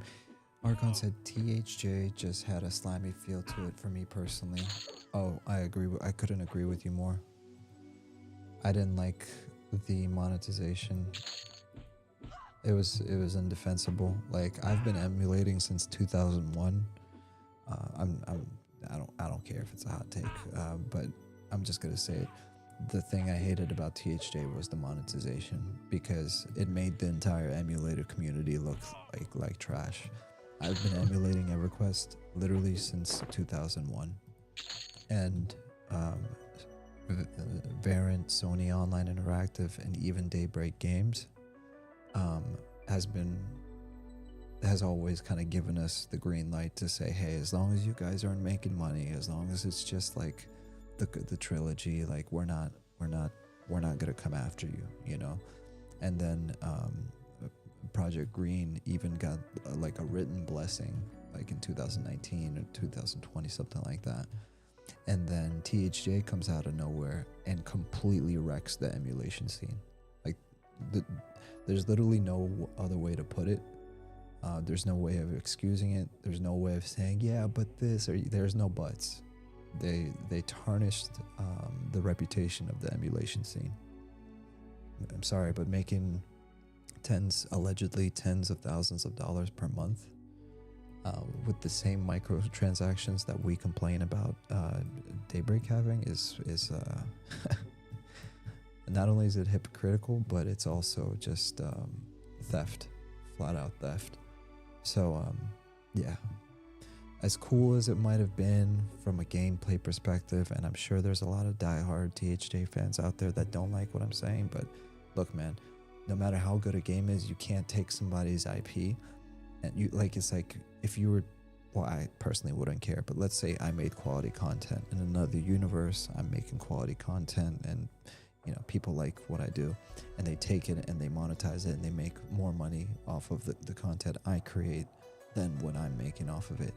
I mean, wouldn't you agree that that's kind of scummy, to say the least, you know? And because of that Project Quorum, Secrets had to reduce the player count, had to remove all of their custom stuff that Secrets was doing, had to release Lucklin sooner rather than later, you know? It all worked out in the end, but for that time period, I'm not just gonna forget what happened. Like, it's okay what happened. It's not okay what happened, you know. Thank God we have EQ Legends now. Thank God that we have this new chapter, right? And we can move on. But I'm not gonna forget. I'm gonna move on, but I'm not gonna forget. Let's see here. So yeah. Archon said, at Michael, my buddy Alpha _ Cyanide plays it and loves it, but again, it feels kind of slimy to me. Archon said, haha, I got banned the other day, lol. Archon said, Rogan almost instantly unbanned me, was testing the bad word filter for a friend, guess I was going a little too hard, lol. That's actually funny. And that's another cool thing about this whole EQ Legends is that we got Rogan from Project 1999 and Secrets from Quorum. It's like the, what do you call the Marvel forces, joining forces or whatever. Monk Bean said, haha, that's hilarious. They monitor that stuff. Man, I better be careful. Archon said, I think it probably was a bot monitor, like, hey, this dude's saying some crazy stuff. Asmerella overloaded. Hello, I'm the wifey. Oh, hey, Asmerella. That's cool. We got the whole family in here. Monk Bean said, hey, welcome. Archon said, heart Asmerella overloaded. And then heart back, man. You know, like, I see these couples, shout out to Vontae, that play MMOs like Monsters and Memories and EverQuest together, and I gotta say, you guys are blessed, man. I wish you guys all the blessings, because that's such a wonderful thing. Archon said, that's like coming over to my house and taking my car and driving it down my road, charging people for rides, lol. Yeah, the whole THJ thing. Yeah, I'm not gonna mince my words. I know what I'm saying might trigger some people, but I know I'm right, so I'm gonna say it. And if somebody doesn't like it, then they can cry about it. Atari said, I'm not crazy about emulation servers monetizing. One of the reasons I never tried Turtle WoW. Yeah. And the thing is, I mean, like, I don't care when other people do it, but it's because I don't really care about World of Warcraft. But when it comes to EverQuest, no amount of disliking Daybreak is gonna make me think that stealing somebody's IP is okay and making tens of thousands of dollars off of it, allegedly. Monk Bean said classic EQ Dream Team. Yeah, exactly. They got the classic MU, and think about the Secrets, how special this is to a Secrets who's been talking about wanting to work for Daybreak and or partner with Daybreak. Like, this is like a dream come true for Secrets. So I'm really happy for them. Monk Bean said, haha, Avengers for real. Yeah, exactly. MU Avengers, Archon said. As Morales said, I'm personally anti-MU, played in P99 for a year or so, but I'm Team Daybrook and now official, so no temptation. Me and Overloaded yet, and me on Zegany and EverQuest. Yeah, I'm a MU bro, but it's only because I played on EverQuest Live from 1999 to about 2006. I've made multiple attempts to come back, and you know, there's just a specific kind of atmosphere for me, and I'm not interested in custom MUs. I'm not interested in like God mode. I'm not interested in any of that stuff. I used to do that when I was like maybe 13. I made it my own emulator server in 2002, 2003, and it was just something I played offline. But for me, I just wanted a classic a classic version of EverQuest, like the trilogy, not a TLP, just like a real nod to the classic. What I'm really hoping Daybreak does when the time is right is I want them to, and I've talked about this on stream many times, to make a classic plus, a remaster. So you'd basically take the existing trilogy, Kunark, Velius, and then the classic everything, and then you'd keep the art style the same. Ideally, you'd port the code into a new engine or rewrite it altogether, which obviously I know is a heavy lift and it takes a lot of money. And then from there, you would increase the graphic fidelity. So textures, you'd have to remodel all the textures. Take away some of the 32-bit or 64-bit limitation. I don't remember what it was per... I don't remember what the limitation was. Yay! Level 12. Add atmospheric, like fog and stuff like that. Basically, like the modern graphical stuff. Sorry, I'm terrible at multitasking. And from there, so that's EverQuest Classic, like remastered, and then the plus would be adding like lore-friendly custom content, widening the game, not expanding it. But for example, I've mentioned the example of you take something like Greater Faydark, right? There's a lot of opportunities in Greater Faydark and making it, adding more content.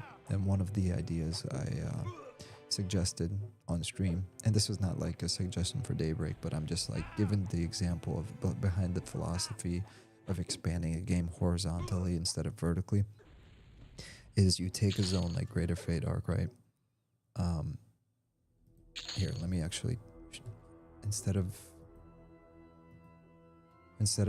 I said it in a comment. Hold on, because I'm yapping right now. If I'm gonna yap, I might as well explain my thought a little bit better. Okay, so I responded to a comment. Funny you mentioned the Greater Faydark. Funny you mentioned the Greater Faydark expansion bit. In one of my past streams, I elaborated on the widening of the world thing instead of just adding traditional expansions.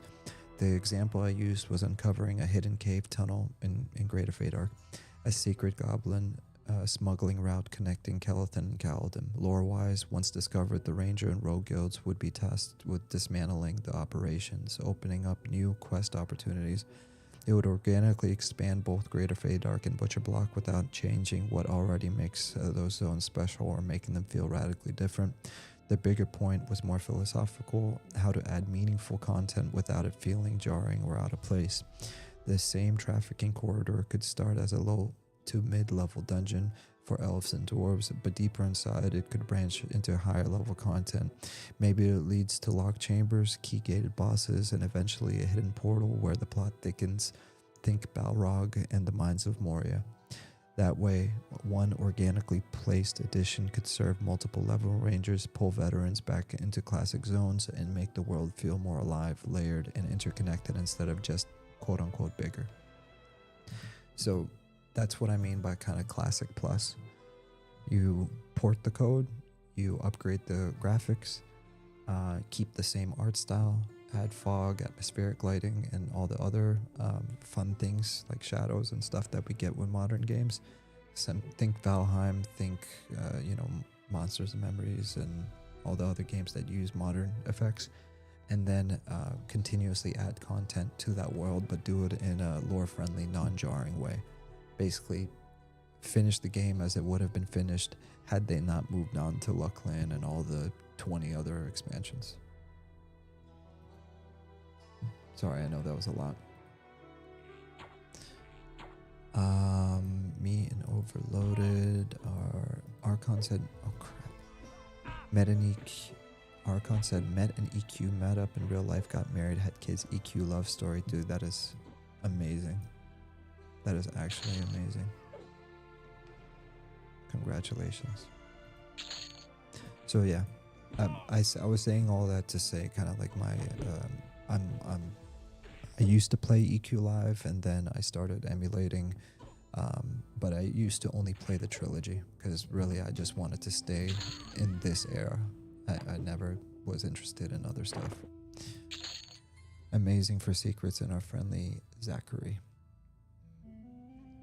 Asmarilla said, yeah, I see it as total stealing and hurting the game.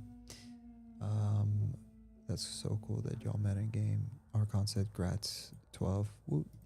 Peace, dog. Archon said, 100%. We don't need 1,235 zones. Just expand on what you already have. Archon said, I wouldn't mind seeing guilds fight in the area for top 3 spots and winning guilds able to become raid zone mobs. kind of like how monster missions are. They would get some type of rewards for it. That's interesting. I like that. Archon said, and only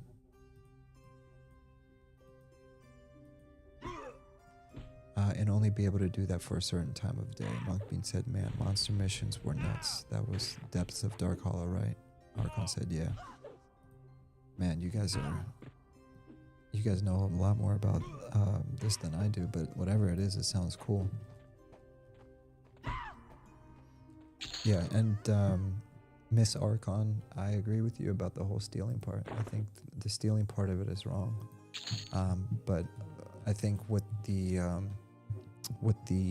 emulation people that I have been a part with is more game preservation and not stealing.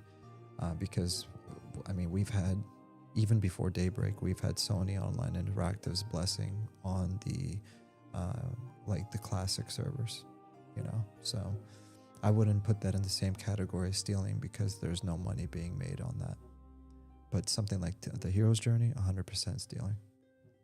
You know, it's one thing to do like a fan project to show like your commitment and love for the IP, you know, and it's another thing to start profiting off of it, and not only that, but do it without the permission of the devs, you know.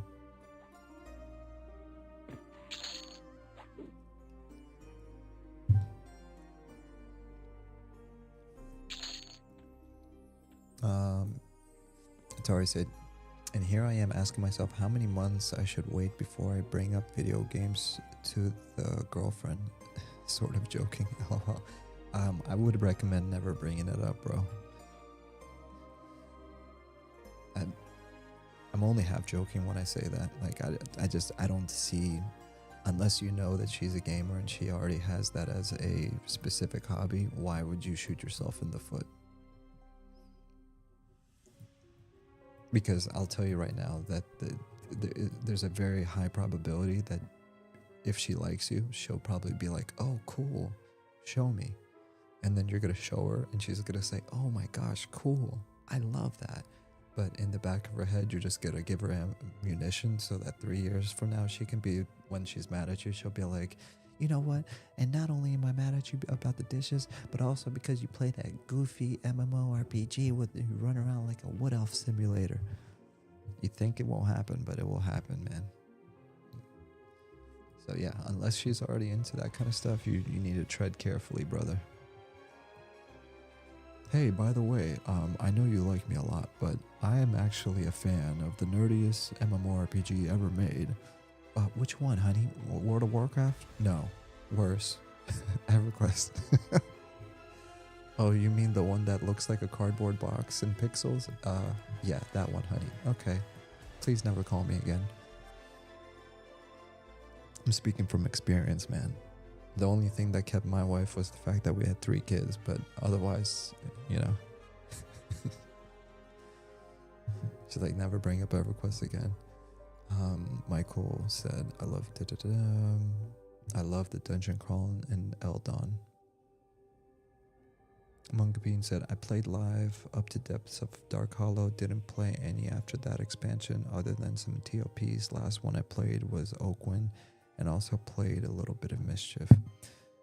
Archon said, yeah, she talking more about how P99 and MUs came to be. It's a crazy story, P99. As did some one-on-ones with JC, was very interesting stuff being spoken about. Yeah, I'm excited to see what they do with this project, man. It's I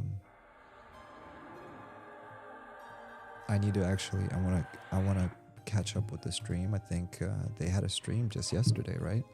And they were talking about their plans. I think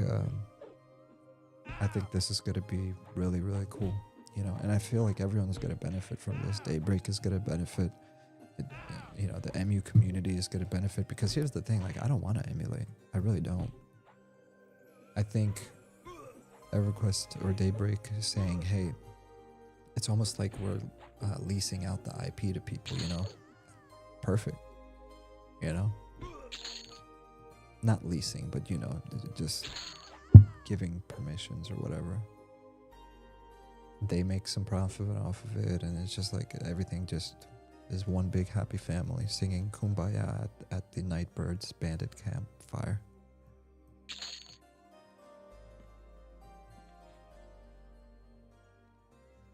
Can somebody tell me whether or not I'm still oh, Kuro, have a good night. Where's Kuro? I didn't even see Kuro say bye. Kuro Moore said night, y'all have fun. Kuro, have a great night, brother. Atari said later, Kuro. Monkbean said night, Kuro. Yeah, it's getting a little late.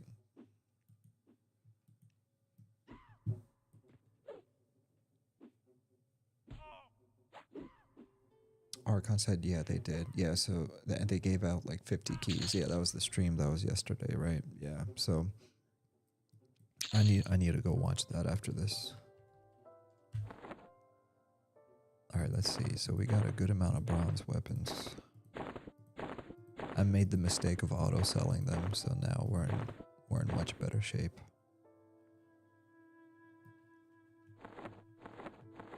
All right, I'll be right back. I need to go see if my cat is back because I let him out around midnight and he's been outside for like 4 hours, and normally I don't let him out this late. Give me like 2 minutes.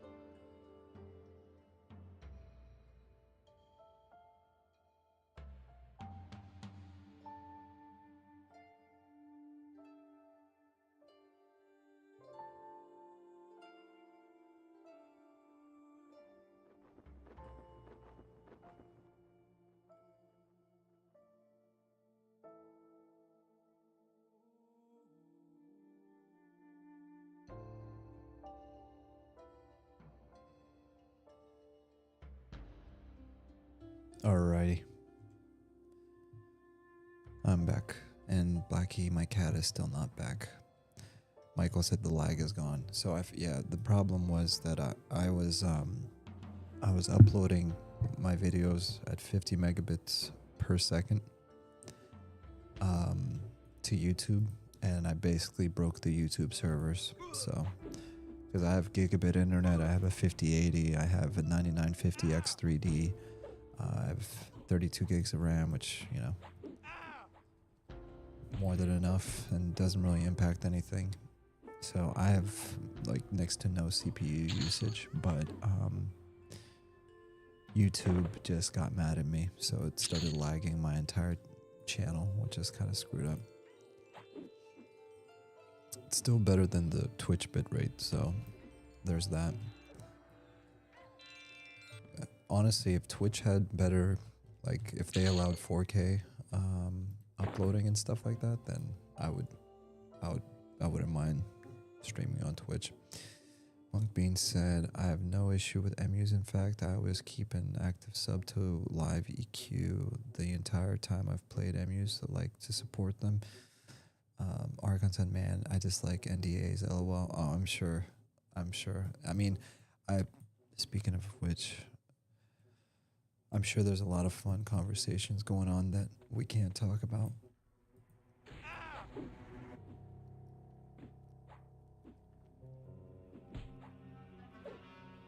Me, I'm just a spectator, so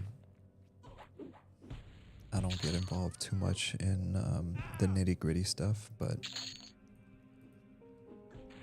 I still need to get inside of the beta Discord. I made the mistake of not joining 3 days ago when I got invited to the beta. I was supposed to join the beta Discord as soon as I got it accepted, and I got busy and didn't do it. And today when I couldn't log in, I had no idea what was going on. I thought they banned me.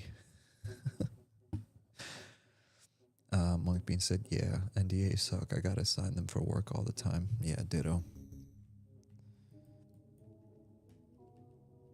I have to generate NDAs. All right, let's I think we are in a good place we're gonna head back to town.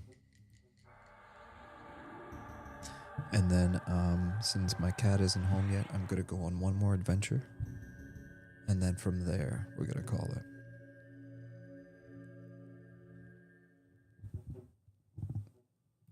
All right, let's go and sell.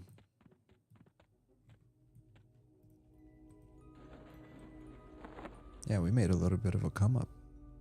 Not bad at all.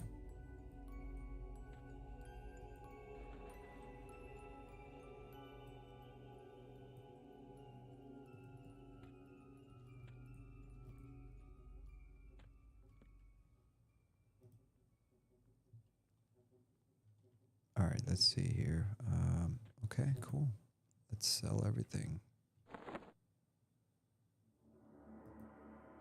Nice. 2 platinum each. Oh, wait a minute. Hold on. 4 damage, 28 delay. What did I just sell? Rusty short sword.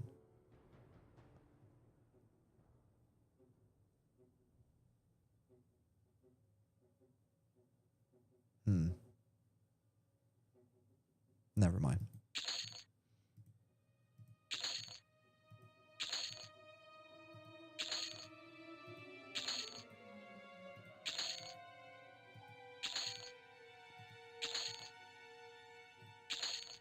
What, isn't there a quick button to sell? No.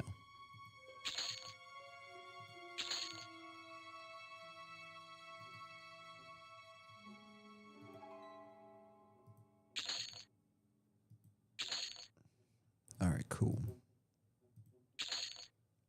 Ooh. Oh yeah, by the way, thank you Archon for the withered leather skull cap.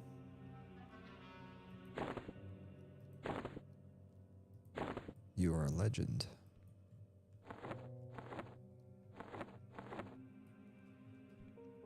All right, let's stop by the bank to put away the rest of the stuff.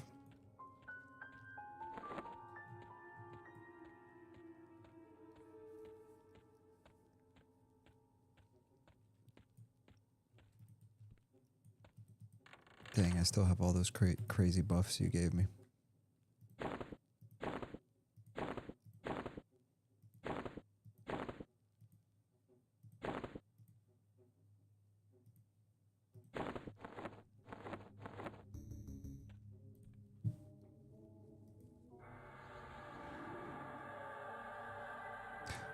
Michael said M&M should have kept their Tree City simple like Kelathan, too easy to get lost, and nighttime is miserable even with the torch and infravision. I don't know, man. I've gotten used to it, man. Like I don't get lost in that city. But there's something wrong with the darkness, and so here's what I'll say about M&M. I was looking back at my old videos, and I did notice that it got darker. And I think that it's just something they're gonna fix. There's not, I don't think there's any chance. I don't think there's any chance that they're gonna go into early access or stay in early access for a very long time if everyone is complaining about the darkness being too dark. And they've said that before. They said if there's truly an issue, no matter how stubborn they might be. When I say they, like Sean, this is Sean speaking. He said, we're always open to suggestions.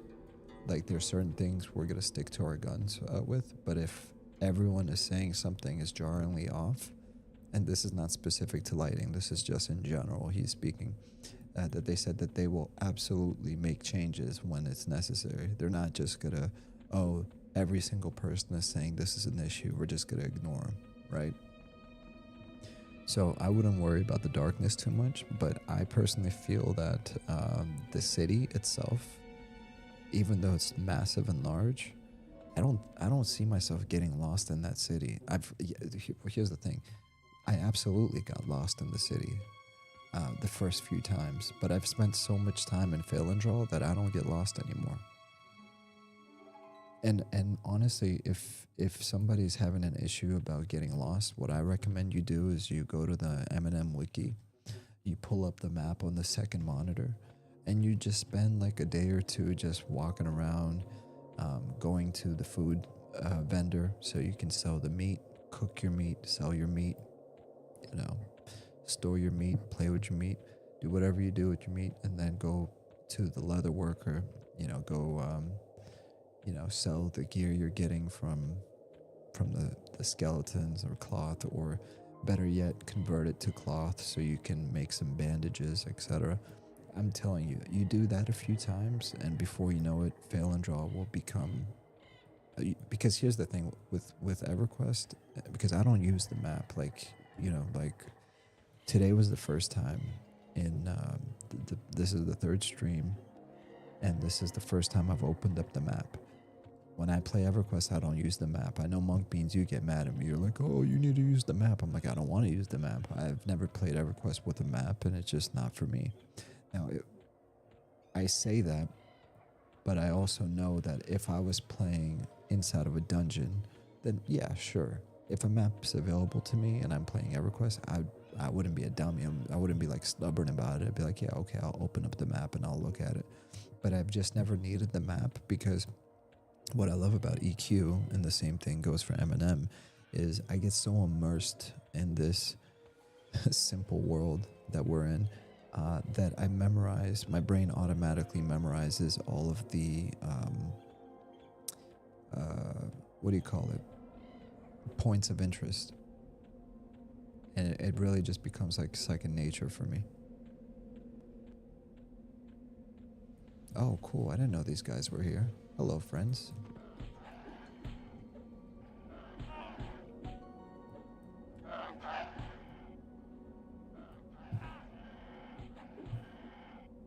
And again, I totally understand, like, your results may vary. But I do agree with you on the darkness, because Fail and Draw, I noticed on my last stream, was way darker than it normally was.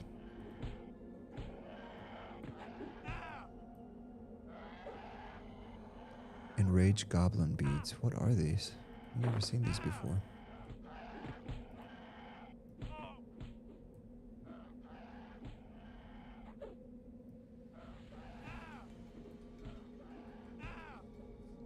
Monk Bean said, yeah, M&M is dark, lol. Yeah. But I mean, remember last time we were talking about it on the Discord and everyone was complaining about how dark it is? I talked to one of the devs, and he's like, hey, by the way, you were right. Something got changed after the last update accidentally, and that's what made it darker, you know, and they had to make an adjustment. And what I would say is expect that to happen again, you know, because, I mean, game development is hard. You can literally fix one issue and then open up like the door to 3 additional bugs or issues. You know, so we just need to keep them, you know, not reminding them, but like, hey, by the way, that's what bug reports are for. That's why every time they launch a new update, if you see something, say something, right?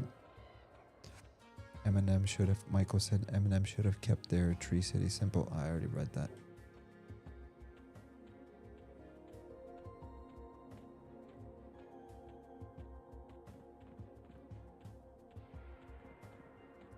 Like right now I'm going off memory. running to the shortcut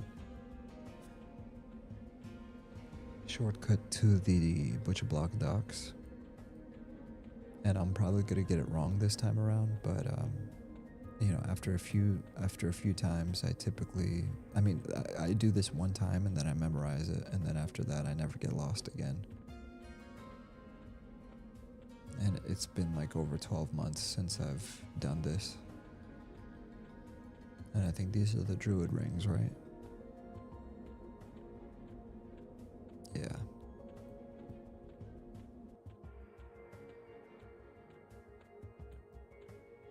And then here it's supposed to be like a right turn, I think.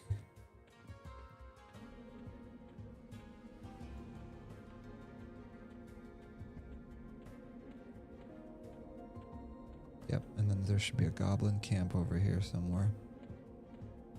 And then after that I should be at the docks.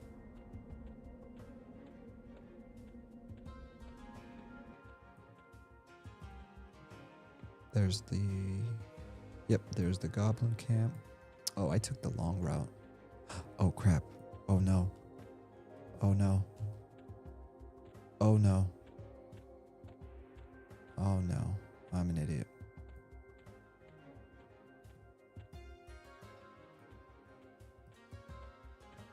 Oh gosh, I just attacked him.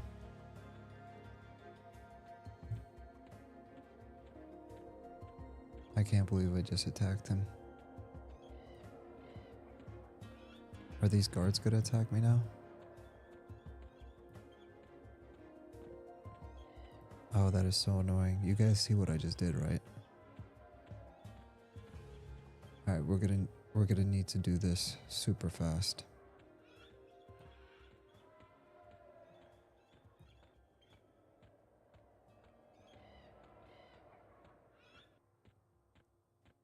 LOL, the errant drive-by bow. Yeah. It's the good thing about the bow that I have. It's long range, and I just did a drive-by shooting of a little dwarf with my bow and arrow.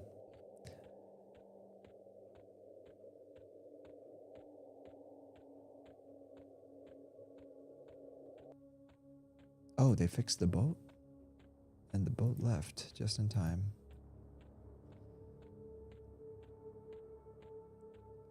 I don't get feigned death until like 20 though.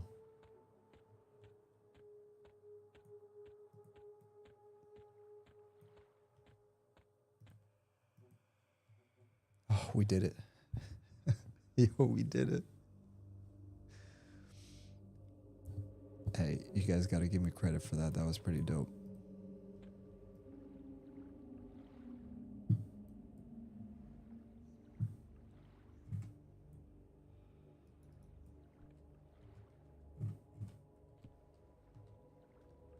I want to soak in the atmosphere really quick.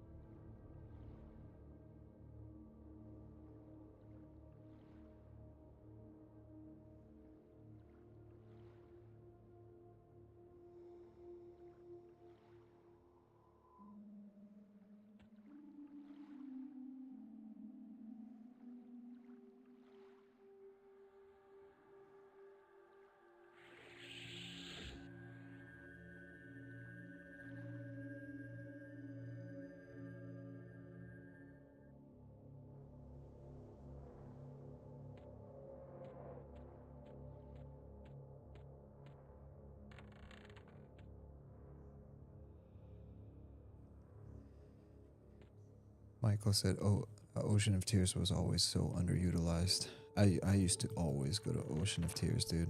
For every time I would turn level 10, I would go kill the sirens.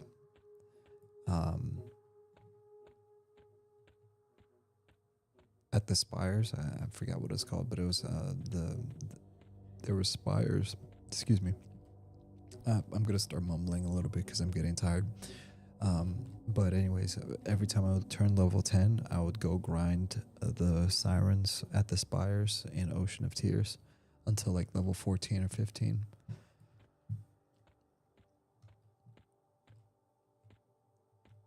And they would give you like an entire blue bubble for every single kill. And they were non-social aggro, so you can just sit there and grind it all day. Yeah, the sirens were the best. Monk Bean said, yeah.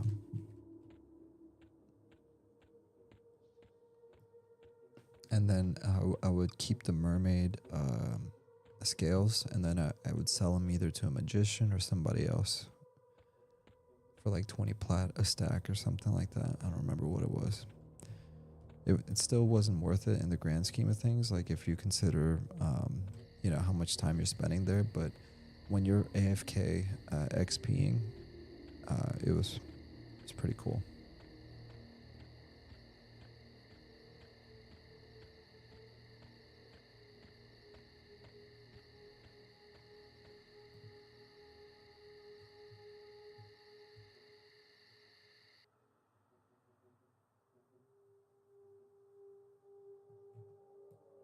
Where's the moon at? Oh, there she is.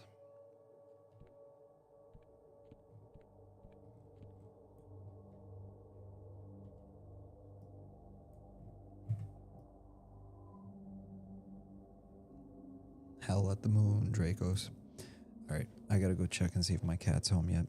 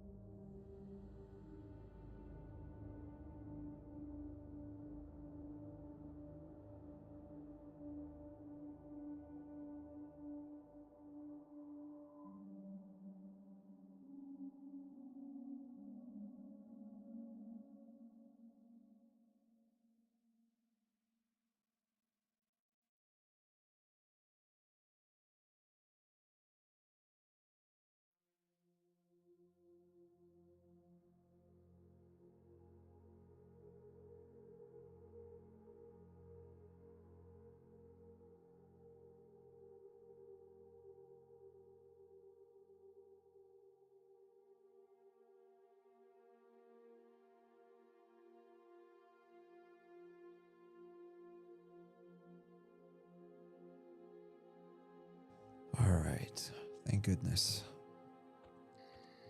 My cat is home. What a relief. Michael said my old cat learned how to ring the doorbell to let her in. That's hilarious. That's actually sick.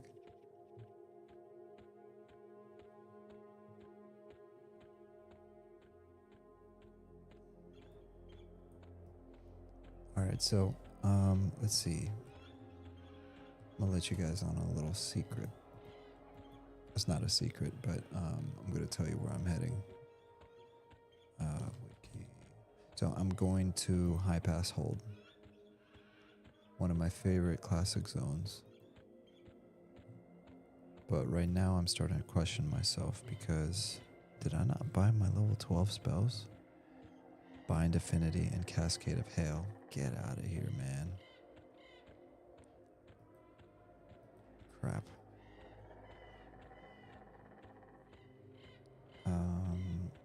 North Freeport, West Freeport. Hold on, timeout.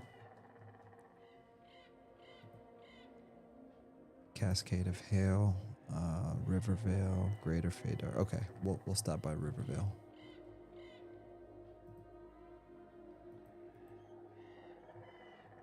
This actually works out perfectly. Yep, okay. We're going to Rivervale. My brother trained his cat how to use the toilet. Bro, get out of here.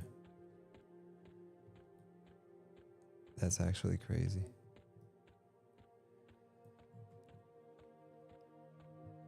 Sebastian said, how are you enjoying Ranger? How do you plan to go archery? And do you plan on to go archery at some point? Absolutely. And I'm absolutely loving the Ranger. you know, I've said this before and I'll say it again. When I was making this character, my first gut instinct was this is what I want to play, but this is going to be a terrible build, right? Because, you know, oh, a ranger and a druid, isn't a ranger already a druid, right? But honestly, the more I play it, the more I'm like, no, this is actually so much fun because I get to live out my dream of being a ranger. I get to live out my dream of being a druid because I get all my druid spells, obviously, like the dot. I do awesome DPS with the dual wield and everything.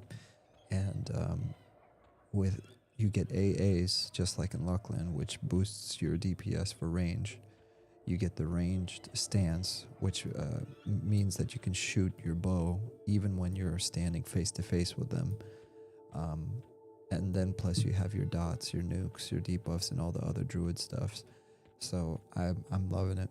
And one of the ways I'm going to be implementing my range DPS is when I start to fight higher level mobs. I'm going to basically do something along the lines of root rotting or kiting, but I'm going to implement my bow fletching, upgrading my arrows, and you know, using my dots to assist with the DPS, plus with the effect called Spellblade, treats the first spell gem slot, so that would be Ignite, as a proc. So basically, when I use my bow, sometimes it has the chance of proccing the first nuke that I have on my spell bar. Excuse me, I'm really tired, so I'm having trouble talking normally. So how do I like it? I freaking love it. Michael said, don't forget the upcoming headshot. It's quite fun. See, I don't even know about this stuff here. We're gonna run a quick experiment. So we're gonna go into range stance. We're gonna snare. And then we're just gonna kite him.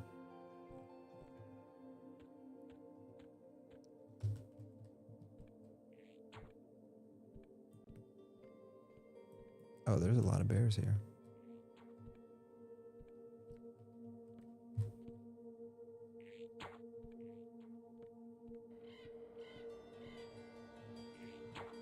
We'll hit him with a dot, just for the sake of hitting them with a dot.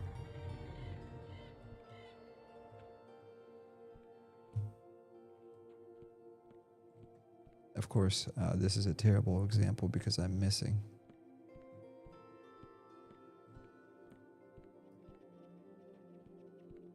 But you kind of get you gotta get the idea. Like, imagine this guy is like 10 levels above me, and I'm hitting all my shots. Here, let me do this stance, because I feel like this stance does more damage.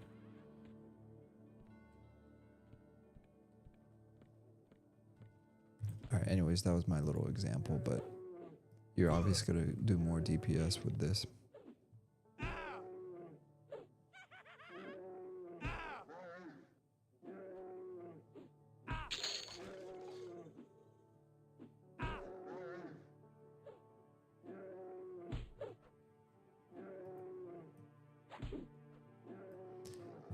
Yeah, headshot is dope. Don't forget Monk Bean said, yeah, headshot is dope too, and true shot.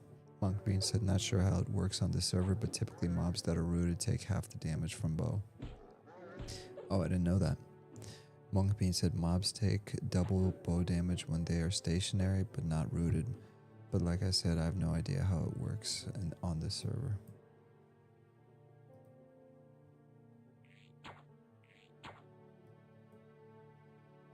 So, if I'm running and shooting with the bow, does it do less damage?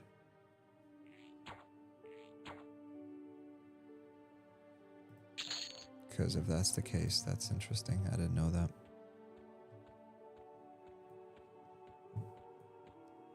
Here comes the self-made train, Michael said. Yeah, seriously.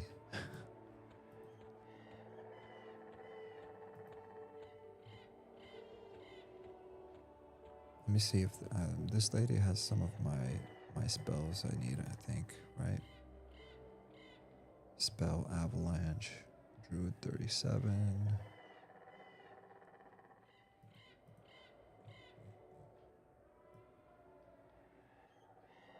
Oh, here you go.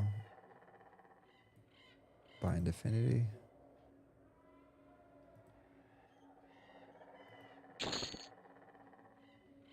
Oh, but she doesn't have my other spell. What's the other spell I need? Cascade of Hail. Does she not have it?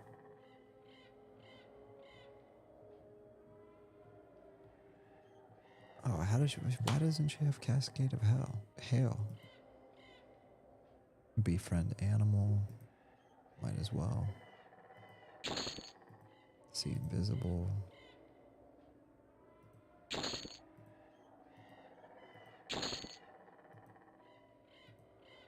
Skin like Rock. Levitate. Oh wow, you get port spells at level 15?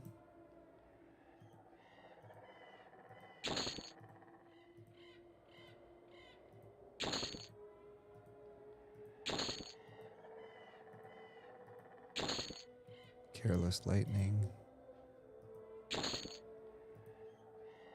Dizzying Ring. Barb Coat.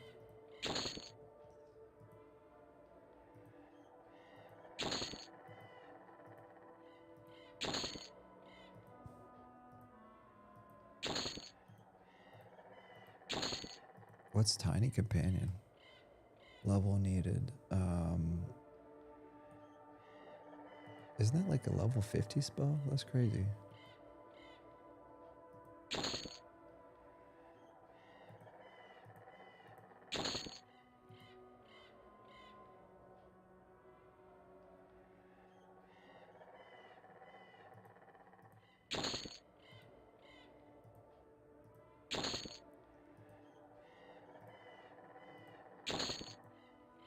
Alright, I'm just gonna buy the ones through level 20, and that's it.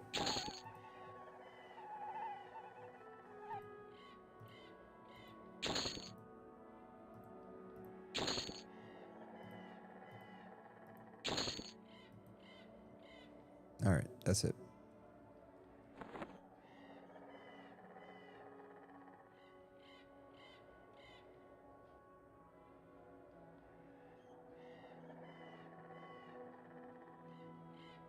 Wait, what?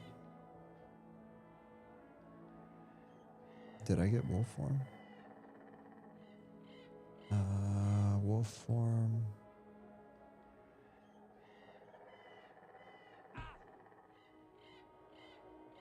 Yeah, wolf form right there, and then stone brunt, and then south row.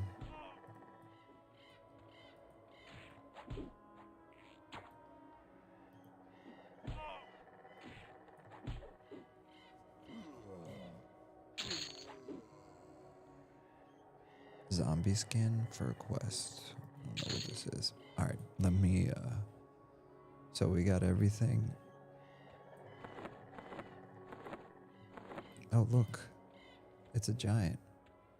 A Nightfall giant. Alright, so the only spell she didn't have is Cascade of Hail. That's so weird. Out of all the spells, why would she not have that? But it doesn't matter. That's weird. Anyways.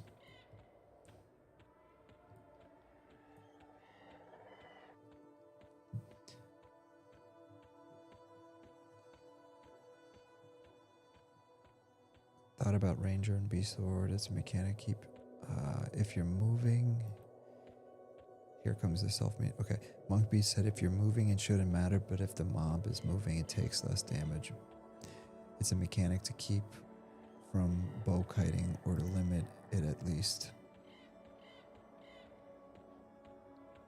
Sebastian said, thought about Ranger and Beast Lord to do WoW Hunter build. Pet tanks and you can bow for full damage, I presume. It's funny you say that because that was going to be my second choice. I was actually considering, I'm like, do I want to do something even more creative? And that's what I was thinking, like a Ranger Beast Lord combo, like Ranger Beast Lord Monk, Ranger Beast Lord Bard or something like that combo. Monk Bean said that's a great strategy. Sebastian said endless possibilities. It seems pretty hyped to play the game. No, it's really, really nice. I had zero interest in EverQuest Legends. When I first heard about it, it was like a meme to me. I was just like, this is not for me. Whoa, crap. That's definitely not a meme. That's a level 31 trooper. So, yeah, I had zero interest. And until I tried it, and then I was like, no, I love this. This is so much fun. And I'm not into the whole multi-classing scene, and you know, I'm like one of those, I just want to play classic EverQuest forever and ever and ever. I never want to play anything but classic, and it has to be classic. Like that's me. And I was like, you know what, I'm gonna try it. And honestly, what made me want to try it is I watched Redbeard's Flynn video from a couple of days ago. And like, keep in mind, I already knew about this project. I already knew like what the plan was. But when I actually got in it, when I watched this video, I got really intrigued. And then I saw Slayheim playing it and Classic EverQuest, and I reached out to Slayheim. I was like, yo, was I supposed to get a beta key? Because I haven't seen anything. And then I reached out to somebody, and they got me in because I was a content creator and yada, yada, yada. And this is so dangerous and terrible. I hope I don't die. Crap, I'm surrounded. They added a lot more mobs to this zone than normal. And long story short, here I am. And honestly, ever since the first minute I tried this, I fell in love. I think this is amazing. Because it still is very brutal in its own right. But with the class combinations, it really feels like you're playing your own personal class exactly the way that you want to play it.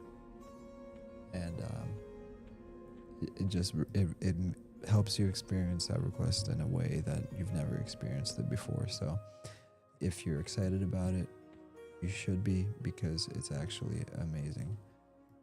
Teardal Assassin. Oh. Heck yeah. Nothing like killing a dark elf.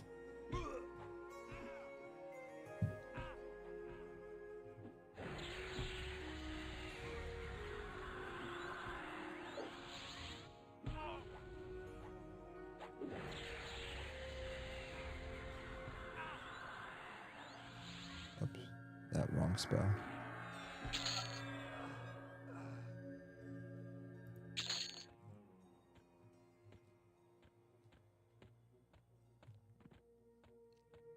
Michael said, hopefully they beef up pet survivability for that kind of combo. They die pretty, hold on, let me get inside here before I read that. I still think it's hilarious that the EverQuest devs made Kithakor Forest so dangerous right outside of the halfling starting zone. It's like, hey, I got an idea. Let's troll the halflings and make the Kithakor secondary starting area as dangerous as possible. It's hilarious. Okay, Cascade of Hail.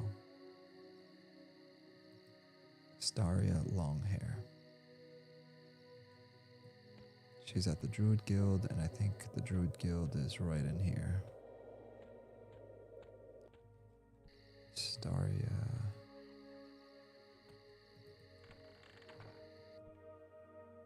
There you go.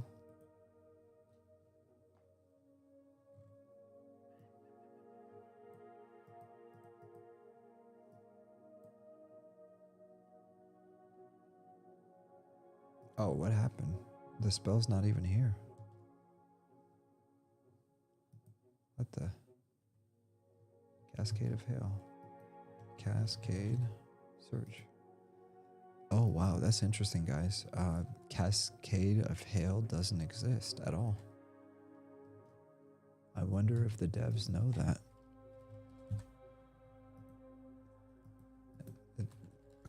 According to the wiki, it's supposed to be available at level 12. But apparently, if you search for it, it's not available anywhere. Cascade. Oh, there it is. Oh, maybe it's glitched. Okay, anyways, we're buying it anyways. That's so weird. I had to disable show items I can use. And for whatever reason, it wasn't showing up as a spell I could use.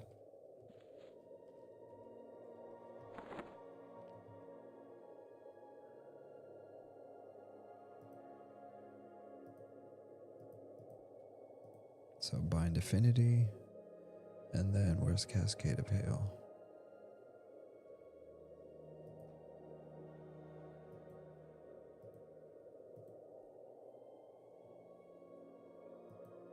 Oh, see, and I can't memorize it. Cascade of... yeah.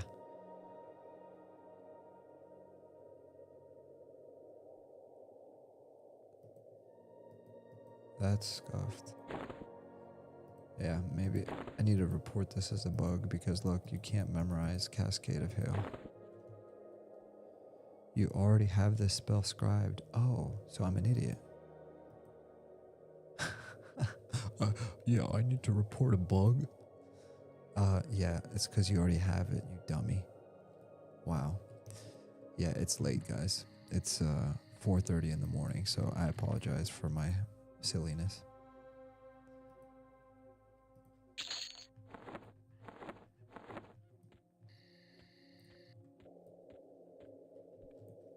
What time is it in game? It's 2 a.m. Okay. So before we log for the night, let's organize our spells.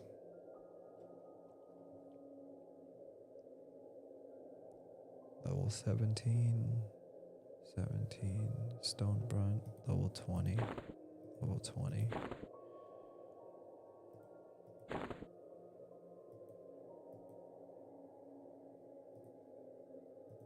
Terrorize Animal.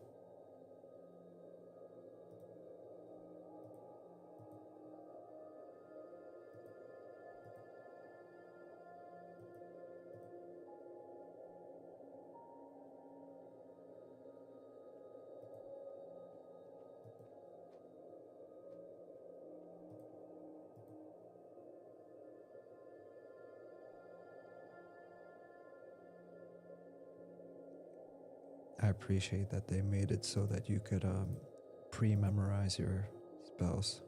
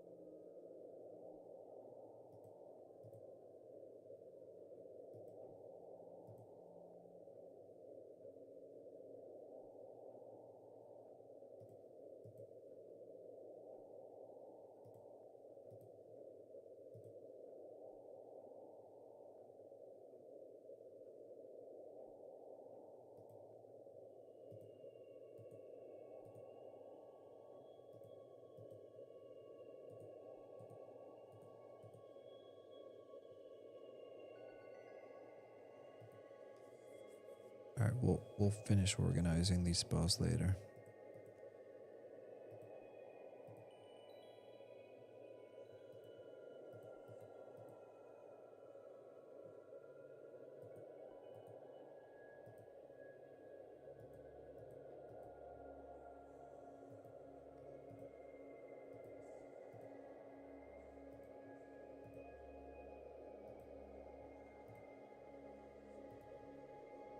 Okay, cool. We shall do this later. But for now, we have memorized all of our spells.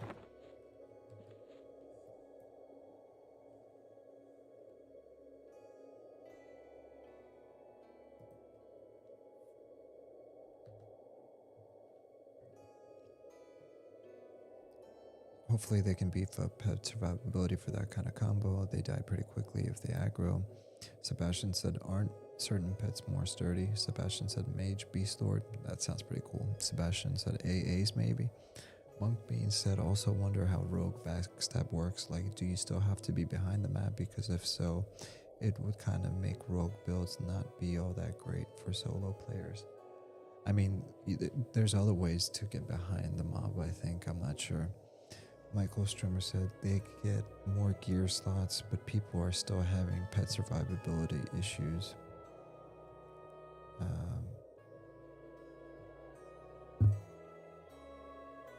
Neutral to evil, right? Like wrote, they worry about pet builds being super strong, I imagine. They get more, sorry, Michael said they get more gear slots, but people are still having pet survivability issues. Sebastian said, I believe frontal stab is in. Monkbean said, oh, that's cool. Michael said, does that mean they are making the Druid ring NPCs neutral to evil races like that ogre? Possibly, because I mean, you're right, there was an ogre at the Druid rings, so maybe. I just hope that they let the Druids do the porting and the Wizards do the porting and don't give self ports, because that's kind of fast travel-y and I don't like that. There's already a fast travel ability where it's called Origin, and I think that's already good enough, and the rest of it should be let Druids be Druids and let Wizards be Wizards. So, but that's neither here nor there. But yeah, I think maybe they made the Druid rings like neutral. Sebastian said they worry about pet builds being super strong, I imagine. Yeah, probably. Monk said Bard / Pally / Rogue or Ranger would be dope. Monk Bean said Pally stun Rogue to backstab a Ranger to plink arrows into mob's ass while Bard pumps haste, attack, and mana regen. Heck yeah, that sounds dope. Sebastian said at Monk Bean sounds strong. Monk Bean said Bard is going to be a baller no matter what build, in my opinion. Mitram said I would be so in on this project if it had PvP zones or something. Hey, I'm not gonna lie, Mitram. First of all, we already have PvP in this game. It's called going into an arena, and I can see the arenas. It would be cool. Okay, so here's an idea, and maybe if the devs hear this, they might like consider this. Because there's already existing arenas in every single city, I think except for like Kellethan. What if you go into an arena, you could fight, you know, other players like you normally could, but you can get like some experience to like AAs or something like that. I'm sure some people would just like farm it and just be like, yo, kill me in the arena so I can get AA XP. But no, I agree. This is the first time I've ever wanted PvP because I would like to see how unique class combinations would make the battles a lot more unpredictable. Because like, you know, EverQuest is a soft game, but when you have 3 classes to deal with, think about how much you have to kind of like counter and plan for. So I think it would be super cool to have some form of PvP. Monk Bean said, man, classless PvP would be nuts. Sebastian said, Bard seems perfect for this multi-class. Yeah, Bards are OP, dude. I've seen so many builds where people just be like X, Y, and Bard. X, Y, and Bard, like always Bard. Because I mean, yeah, it's crazy. They're crazy good. Even I almost did it, but then I was like, nah, I gotta stick to my power fantasy. Mitram said, I think it would be really fun. And I think you're absolutely right, Mitram. And that's coming from a non-PvP player. Actually, I played PvP on Balanzek back in 99, 2000, 2001. So there's a place for PvP, and I absolutely love it. Other times I just want to chill. Monk Bean said at Mitram, biggest issue is everyone would be some form of Bard. Exactly. There you go. Michael said maybe because your primary is in Druid and it's still flagged like original. No, I was just being dumb. Monk Bean said Bard / Wizard / Necro would be nuts too. Monk Bean said Dracos, I need to report a bug. For some reason I can't mem spells that are already in my spell book, lol. Yeah, seriously. Michael said, I'm making it a point not to have any combo with Bard just because everyone else will be doing it day one. And hey, and that's why I made the build that I made, because I wanted to discourage myself from min-maxing. Not saying there's anything wrong with min-maxing, but like I really just want to play this as, hey, let's play EverQuest and let's have fun doing our own thing. I wanted to, I want to have some kind of ownership and of my experience and not depend too much on like other people's input. Like I welcome input. There's been a lot of people that have come on the stream and be like, hey, did you know you can do this? Like that is, keep doing that. That's amazing. But when it comes to like how I want to play this, like this is like the world is your oyster, Michael. You can build whatever you want to build. I think there's over like 315 different combinations, and you should just go nuts. Monk Bean said, LOL, there's no way I'll be discarding my Bard. It's my go-to main class for EQ. Oh, trust me, I know. You're a Bard through and through. Juster the Bard.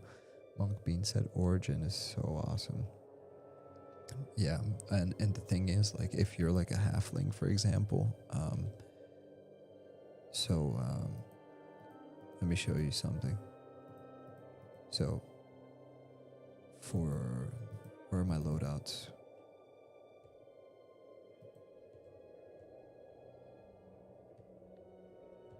Okay, I don't know how to get to the place, but basically, like, for Wood Elves, my origin is, hold on, care. So my origin location is Greater Faydark, right? But if you're a halfling, you can go to Faydark, you can go to like Freeport and Surefall Glade or something like that. So depending on who you choose, you can technically have like 3 different places to call your home. And you can use origin to get there. So that's pretty cool.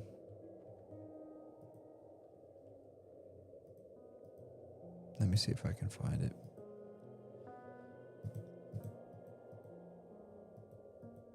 Dude, there's so many things in this UI, it's crazy.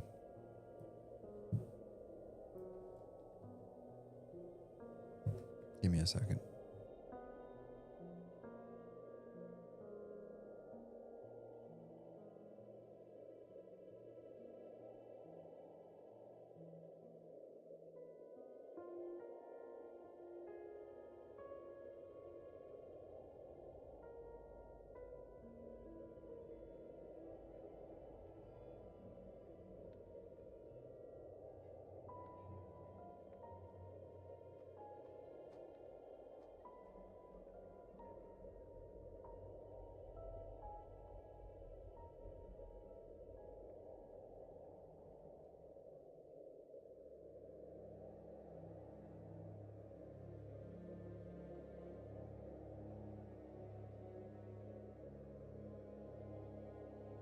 All right, I'm back.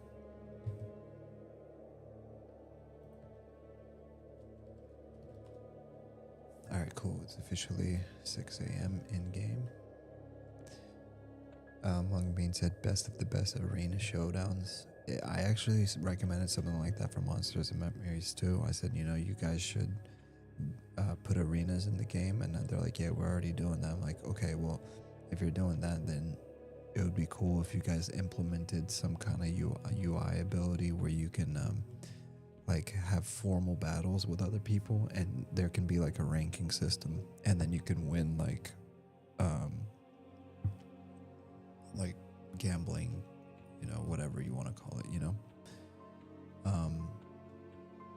man, I'm so happy it's daytime. So yeah.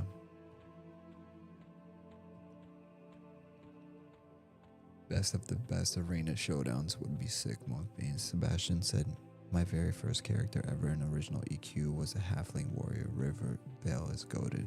That's crazy that you said that, because like we as young people or as kids, I was 11, And my very first character was a Wood Elf warrior, just because you know, you have no idea how important class is or anything like that. But I just wanted to be like a Wood Elf because I was into that kind of fantasy. And then I wanted to be a warrior because I thought it was cool to be a warrior, and his name was Drake Draconis.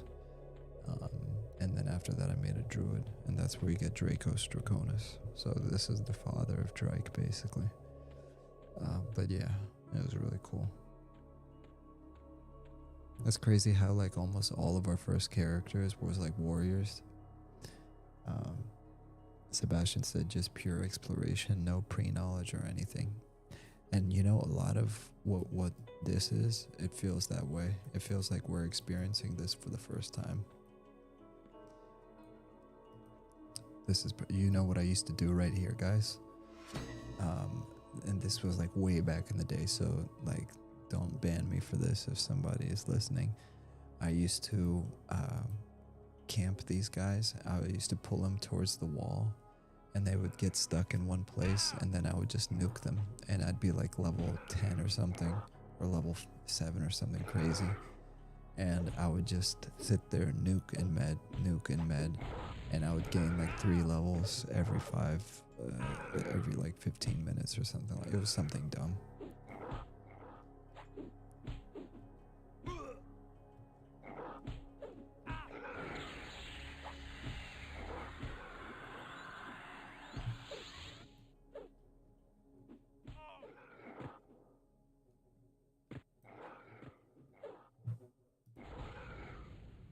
So every time you see that flame, that's because my sword is proccing.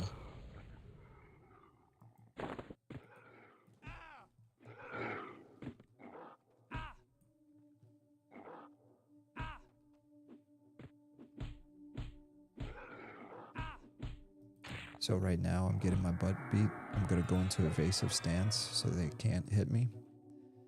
And now I'm gonna heal myself. And then as soon as I'm done with this, I'm gonna go into striker stance. And then I'm just gonna start mowing them down.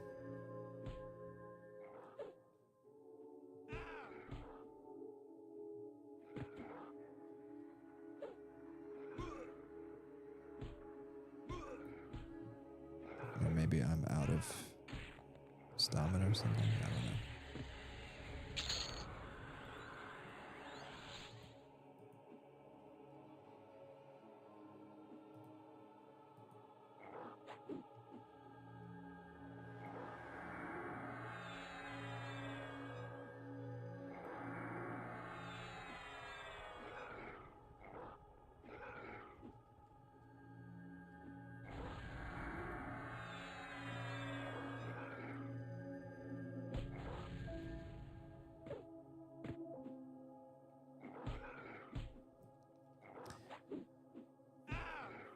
Monkbean said my first ever created tune was a half-elf paladin, but quickly changed to Jester Wood Elf Bard.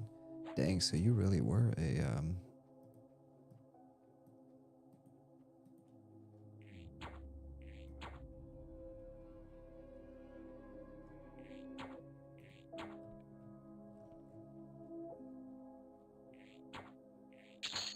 nice. So you really have been a bard since the very beginning. That's crazy.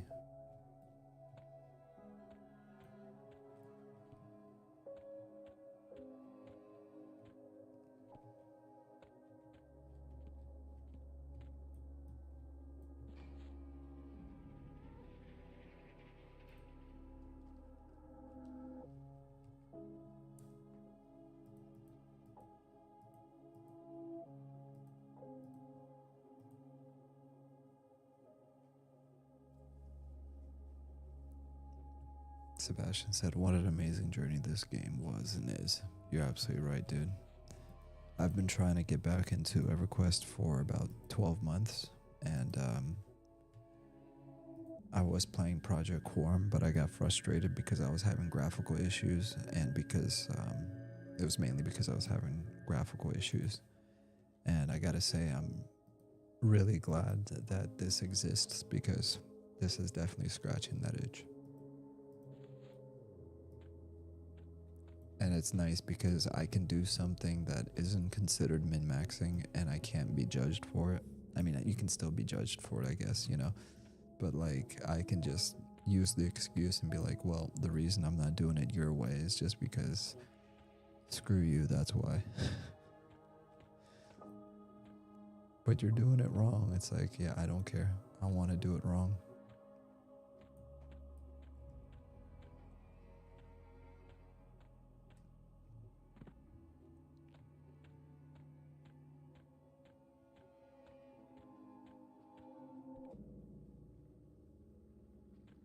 I love this zone used to always be so awesome, man.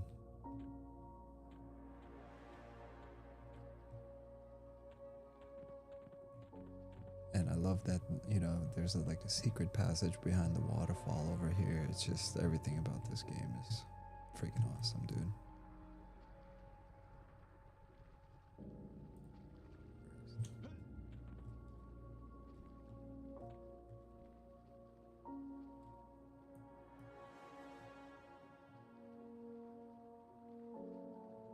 Perfect. Perfect, perfect, perfect.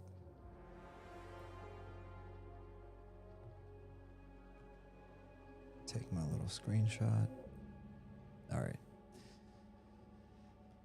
Sebastian said that's awesome. You don't need any excuses. Yeah, man. The freedom they're giving us is amazing. Halfling Druid was my second character back in 1999. Michael said I made it right after I tried the Erudite Wizard and couldn't see at night. Monk Bean said, yeah, man, Bard is and has always been my love. I've played everything, man, but Bard always keeps me coming back. So versatile. Yeah, I need to try a Bard one day, but listen, guys, it's time for me to call it. So before I leave you with the B-roll, I am going to say goodnight. Give me a second here.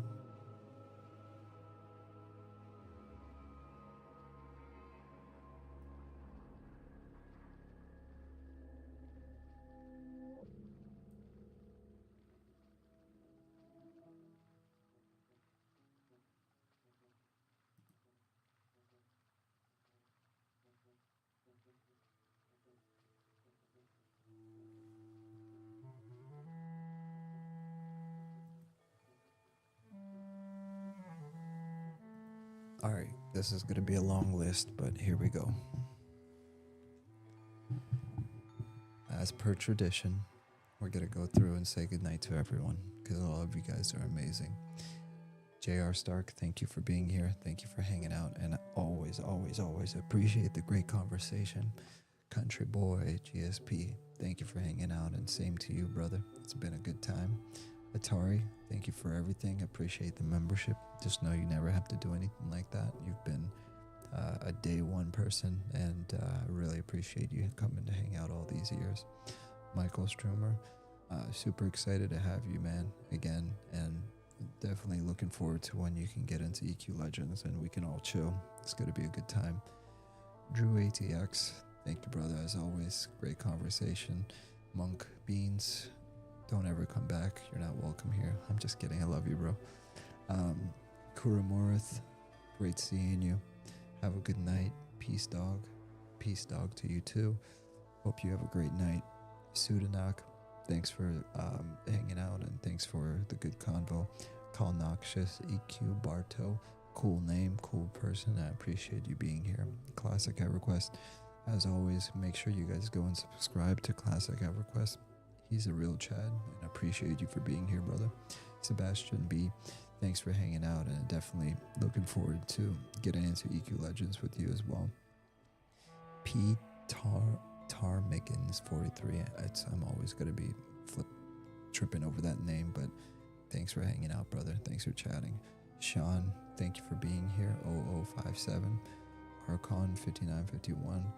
And thank you for all the buffs. Thank you for chatting. Thank you for hanging out in game. And same thing to you.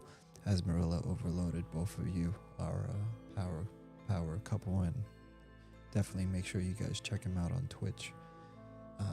Diet Brondo, appreciate you. Have a great night. as always. Axandum, you're a legend. Thank you for all the tips. Thank you for all the ideas. Thank you for correcting me when I misspoke about that video game. I didn't realize I was misquoting what game it was. It wasn't a MMO, and you were 100% right. So I didn't mean to disagree with you for no reason. You were right and I was wrong. Mitrim6653, have a wonderful night. Thank you for being here. Toadies8513, thanks for hanging out. Acolyte of Eltindra, what a cool name and what a cool picture. Hope you have an excellent night. And is that like a night elf you got in there from Monsters and Memories in your picture? But anyways, it looks really cool. Superdy79, thank you for hanging out. Minesweeped, which is the greatest game ever. Have a wonderful night. Nick Britton, have a wonderful night, brother. Thanks for being here. Dan Molina, cheers as always. Only that's coffee, of course. Sigma Whale Grindset. Now that's a freaking name. Keep being you. Dire Murillo, have a wonderful night. Musically amused. That's a clever play on words. I really appreciate you being here. Oh my gosh, who's attacking me? 1 second.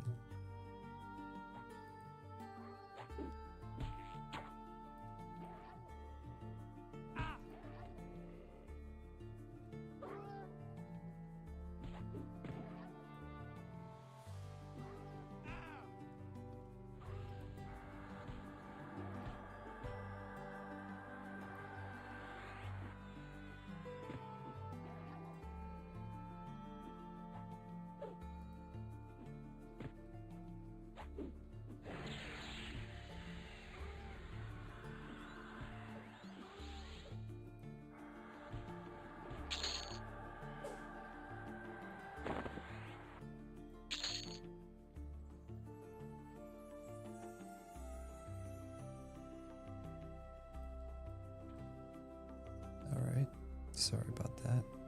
Oh no, is he gonna attack me too?